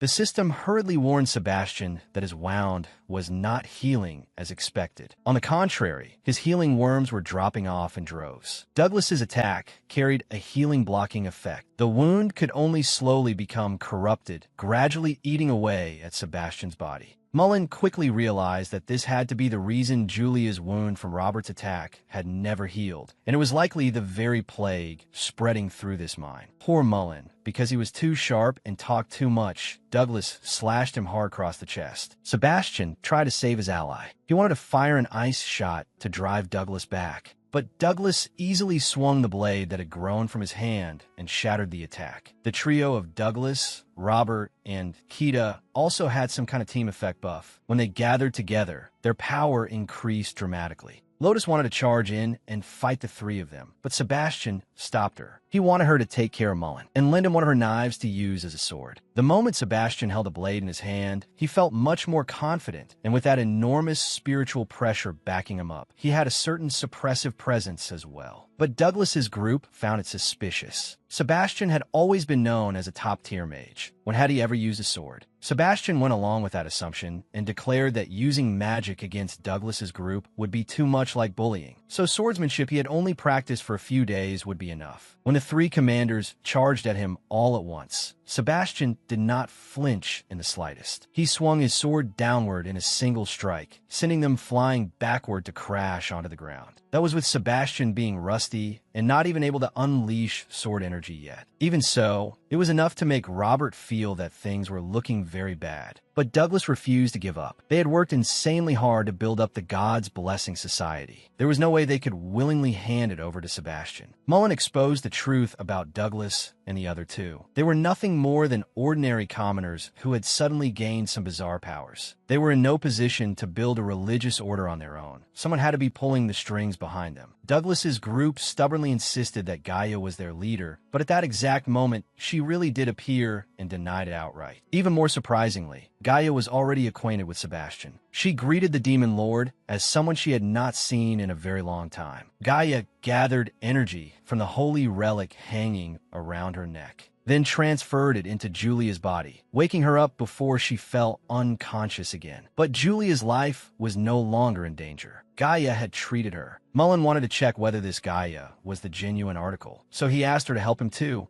But Mullen's minor injury was not worth Gaia wasting spiritual power on. Lotus, however, was more than willing to help him. If he thought his hand was in bad shape, she could always cut it off for him. Gaia slowly walked over to Sebastian and told him to stay still. Then she used her spiritual power to treat the wound on Sebastian's cheek, preventing the infection from spreading farther through his body. Gaia seemed very familiar with Sebastian. Unfortunately, they had simply been separated for far too long. This left Sebastian's mind in knots. Even the system had no information about it, which meant that if they truly knew each other, then Sebastian and Gaia must have met a very, very long time ago, far in the past. Sebastian gave Gaia a vague answer just to get by. She said she had heard rumors that Sebastian had been searching for her, probably because of Miranda, and that clingy elf was surely Cassandra. Sebastian said that Miranda and the others were badly injured, yet the two of them still chatted brazenly in the middle of the battlefield. When Douglas and the other two saw that the cult leader they had been trying to capture for so long had finally appeared, they recognized a once-in-a-lifetime opportunity. They had already gathered enough monsters by now, so there was no need to keep acting. Douglas ordered his companions to seize Gaia.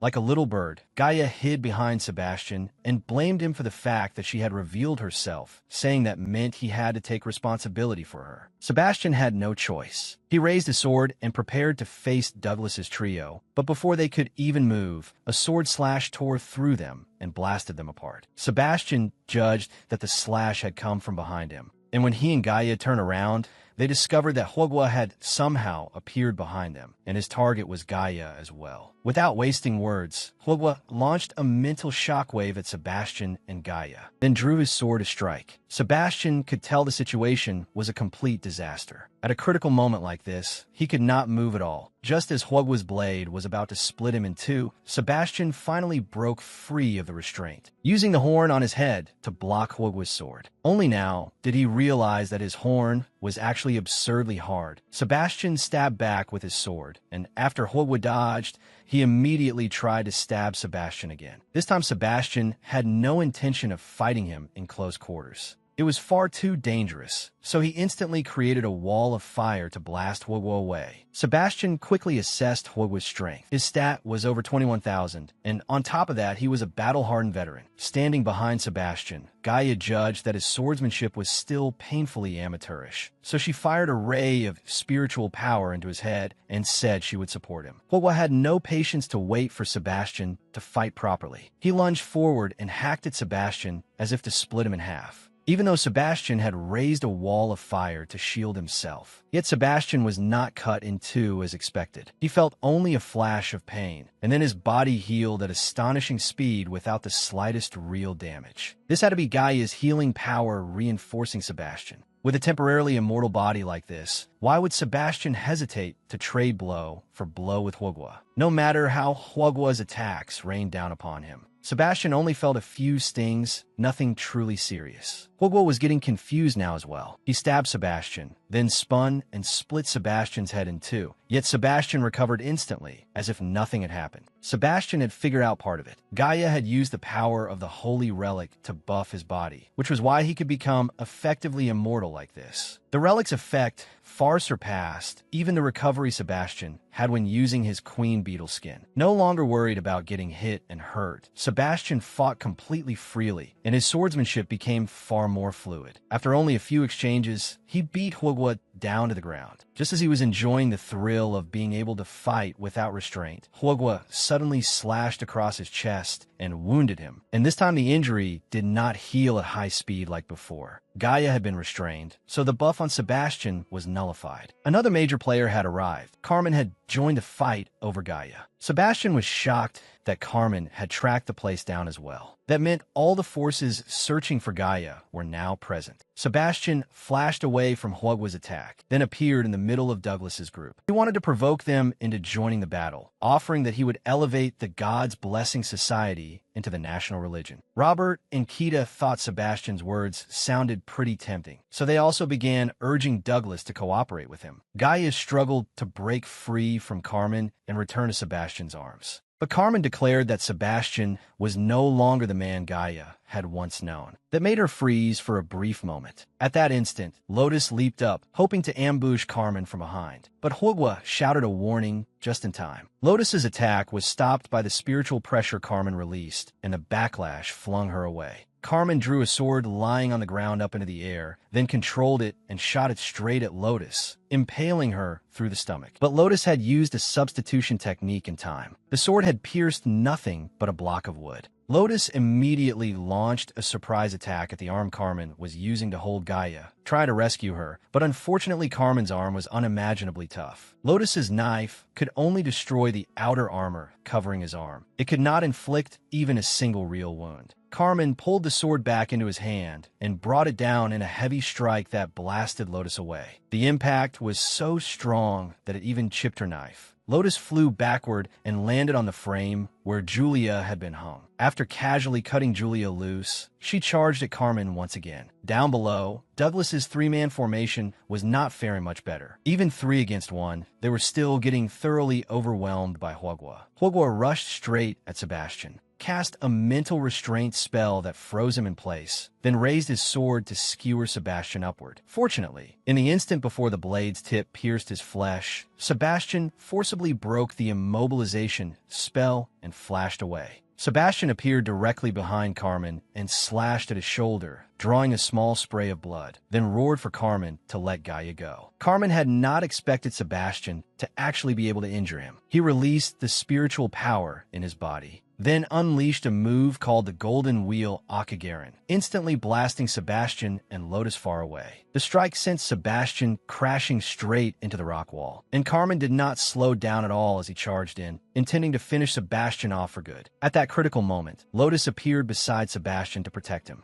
She threatened that if Carmen took one step closer, she would kill Gaia and ruin everything for him. Carmen tried psychological warfare, saying Sebastian was not the demon lord he used to be, but Lotus refused to listen. Whatever business demons had among themselves could be settled later. Right here and now, she had to deal with Carmen first. Lotus might not be able to defeat Carmen, But if she truly wanted to kill Gaia, there was no way he could stop her. Carmen decided that was enough for today. If Sebastian remained this weak, then Carmen could kill him whenever he wanted anyway. So he took Gaia with him and left first. Sebastian could not accept that outcome. If Gaia was taken away by Carmen, then Miranda and the others would never survive. Lotus wanted to chase after Carmen, but Sebastian called her back. He did not dare risk losing another companion. Sebastian collapsed in helpless despair and broke down crying. It was only natural for the soul of a high school boy who had never truly experienced the world before. Everything he had gone through in this other world up to now was simply too much to bear. Just as Sebastian was sobbing, Lotus stopped him because Gaia had torn the life-blessing holy relic from her neck and thrown it straight toward Sebastian. The moment Sebastian caught the relic, the spirit world suddenly engulfed everything. Lucy Feng's soul was dragged inside, where he came face to face with another Lucy Feng soul that seemed far more sinister. Lucy Feng was shaken awake by Saoya in the hospital. She had come to inform him that his mother was in critical condition and needed emergency treatment immediately. Saoya's father would be performing the surgery, so he needed Lucy Feng to sign the paperwork. The money Lucy Feng had just managed to earn was only just enough to cover this emergency operation for his mother. But the doctor still could not offer him any optimistic words, because the main issue was that his mother had already become extremely weak. Waiting outside the emergency room, Saoya felt that Lucy Feng had changed greatly. He remained completely calm in the face of everything instead of panicking like he used to.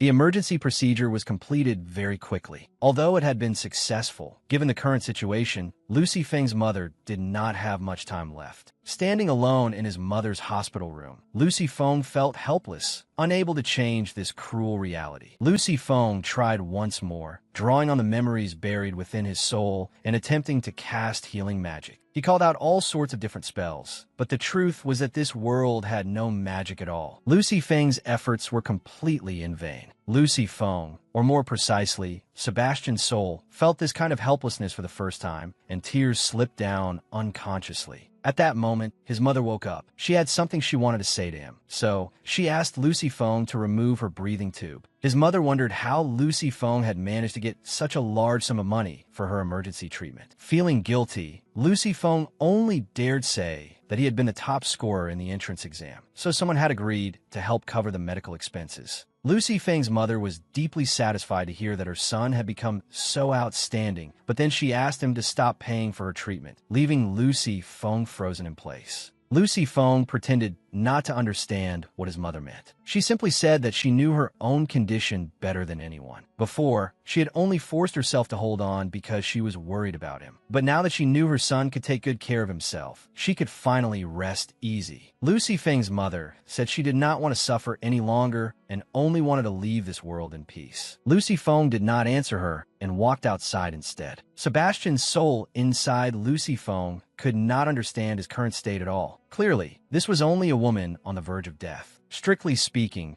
she was not even Sebastian's real mother, yet his soul was in turmoil with emotion. Just then, the hospital director came to see Lucy Feng and asked whether he had thought it through carefully. After a long inner struggle, Lucy Feng had no choice but to complete the discharge procedures for his mother. The director said he would help take care of the paperwork, and in the meantime, Lucy Feng should go wash up and change clothes. After all, he had been keeping vigil at the hospital for several days. Sitting outside in the hospital courtyard, Sebastian's soul felt miserable. He was a mighty demon lord with vast divine powers, capable of almost anything. Yet right now, he could not even save a single woman. Sebastian could not stand remaining in this world for even another moment. At that instant, the spirit world flashed, and Sebastian's soul was pulled inside. But unlike before, when his true identity would appear, this time Sebastian's soul still retained Lucy Feng's appearance. At the same moment, Lucy Feng's soul also appeared on the opposite side. Sebastian immediately ignored his own strange appearance and slipped right back into his lofty demon lord persona to speak with Lucy Feng. Sebastian noticed that Lucy Feng was carrying the life-blessing holy relic in his hand, though for some reason he had been calling it the seed of infertility.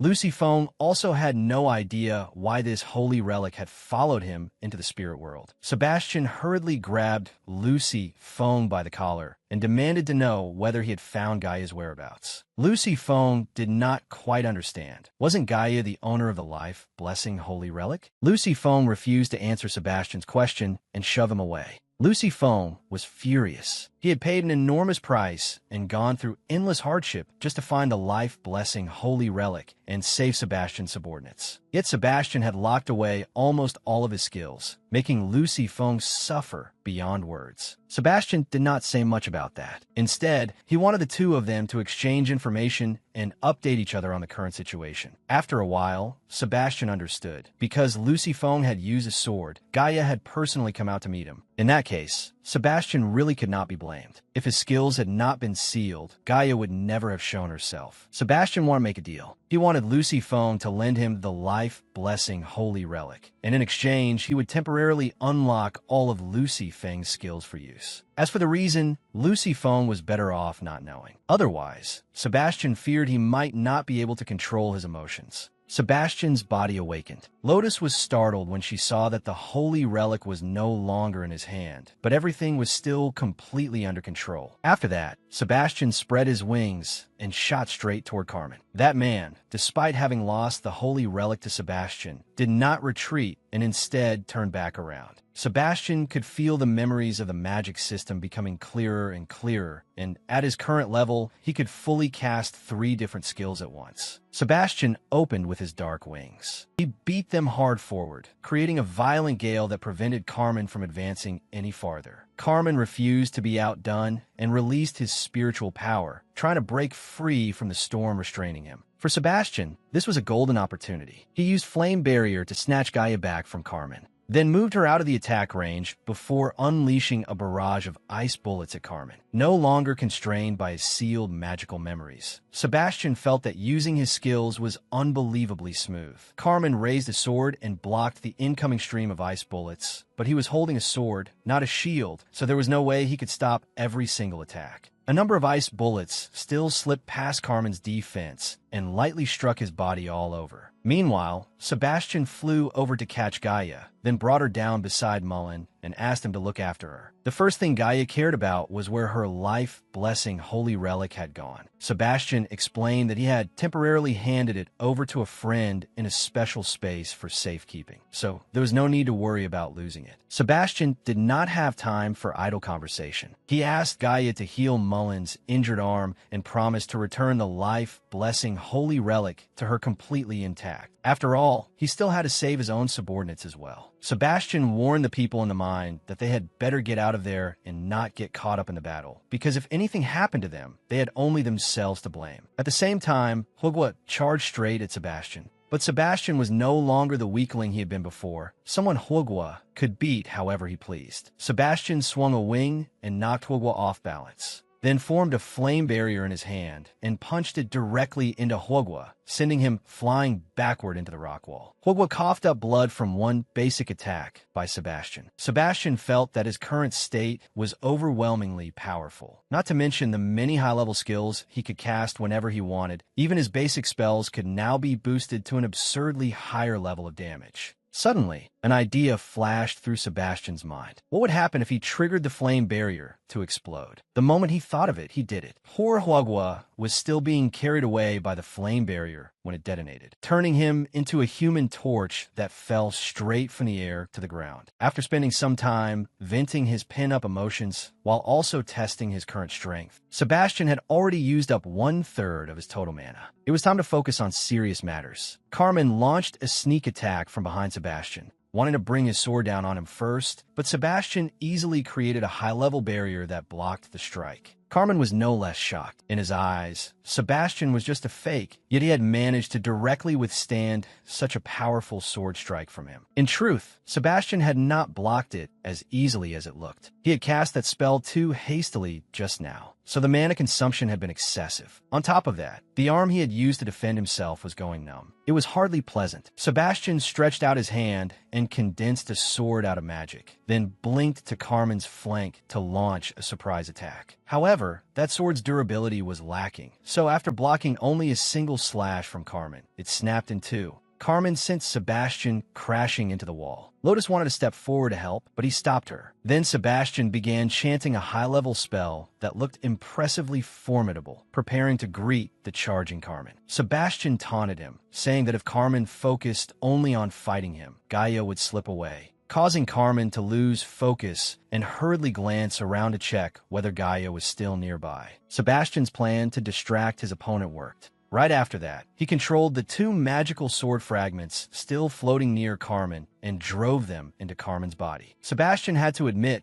that Carmen's body was incredibly tough. Even with Carmen off guard, Sebastian could only make the blades sink slightly beneath his skin. But now it was time to serve the main course. Sebastian activated the grand spell that had been enveloping both him and Carmen this whole time. Chains appeared one by one, locking Carmen's body in place, then under Sebastian's control, dragged him tightly against the cave wall. Carmen's physical resistance really did make things difficult for Sebastian, but the fatal weakness of most swordsmen like him was their pitifully low magic resistance. Sebastian activated the next effect of the grand spell, causing Carmen's body to be gradually eroded by magic. Of course, Sebastian's own mana reserves evaporated rapidly as well. Sebastian could not maintain the grand spell long enough to kill Carmen completely. He had no choice but to release him to avoid the risk of exhausting all of his mana while this stubborn bastard still refused to die. The Eternal Flame system reminded Sebastian that he had better seize the opportunity and finish Carmen off while he was still weakened. But at that moment, something unexpected happened on the edge of the battlefield. Douglas, Robert, and Kita merged together into one, transforming into a bizarre monster. At the very least, the monster's combat power was nearly touching the 50,000 mark. Ugly as it was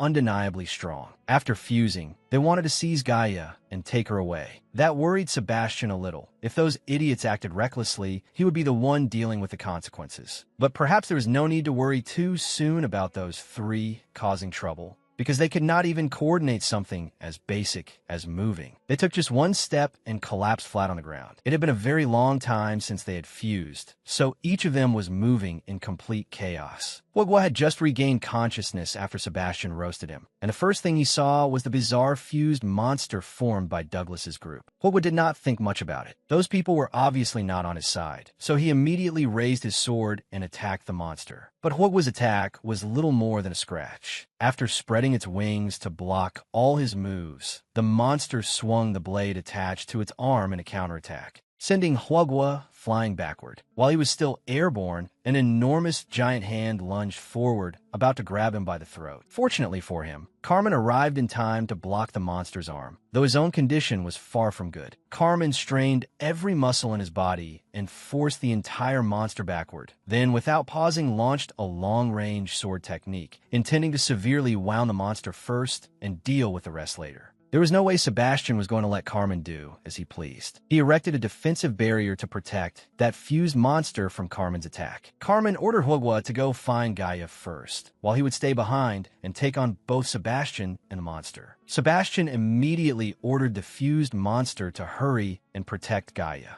The upper head, Kita's, then emitted a mental wave to summon the mine monsters and block Huogua's path. Carmen was already furious from being obstructed again and again, and now he braced himself, ready to fight to the death right here. The fused monster immediately got nervous when it saw Carmen becoming serious, but Sebastian quickly coaxed and reassured them, then urged them to unleash their strongest attack to stop Carmen. Sebastian gave the monster a light buff, pushing its stats past the 50,000 threshold. Then the monster and Carmen both hurled themselves at each other with every bit of strength they had left, striking with lethal force. The clash left Carmen heavily injured, while the monster was split into 3 pieces, reverting to the original forms of Douglas's group. Sebastian took advantage of the chaos. throwing a flame barrier at Carmen at that exact moment and then detonating it like an artillery shell. As for Douglas's group, Sebastian had no intention of wasting mana healing them. He tricked them into closing their eyes, then directly froze them in place with magic. Returning to the main issue, after this battle, Carmen deserved to be crowned king of endurance. Sebastian had fought him to the point of exhaustion, yet this guy could still stand back up.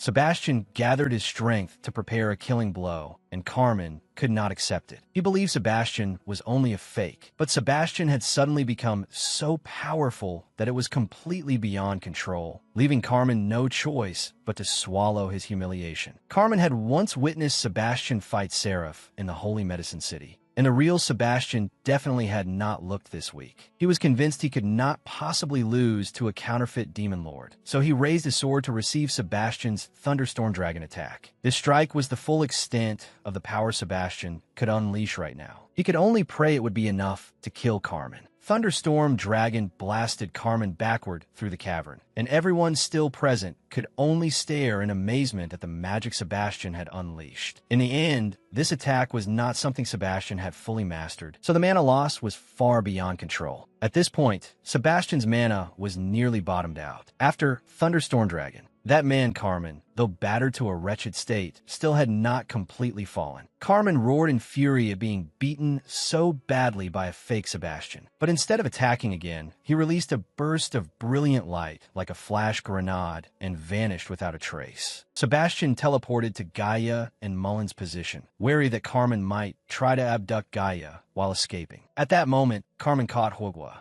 threw out a threat toward the woman named Pikachi, and fled at once. Sebastian called Lotus over and instructed her to pursue Carmen. If she had the chance, she should kill him, but her own safety came first. After seeing that the situation had mostly been settled, Gaia wanted to speak with Sebastian alone. She wanted to know who Sebastian really was. Sebastian did not answer that question directly. He only said that he possessed the eternal flame and the angel's tear. So if he was not Sebastian, then who else could he be? Gaia was not fully convinced and did not believe him. The fact that he did not remember her, that he had switched to using a sword, and that his magic was far weaker than before meant he could not possibly be the Sebastian she had once known. Meanwhile, Mullen and Julia had recovered quite a bit. Mullen left Sebastian and Gaia to talk, and instead asked Julia to bring the mine overseer to him. Over here, Sebastian explained to Gaia that he had lost his memory after his showdown with Seraph. That reason was more than convincing enough for Gaia. Sebastian wanted to ask what kind of relationship there had been between him and Gaia, but she avoided the question. Instead, she had something more important to say. Back on Earth, Lucy Fong now held the life-blessing holy relic in his hands, and it caused him, or rather, Sebastian's soul, to remember those intimate days with Gaia.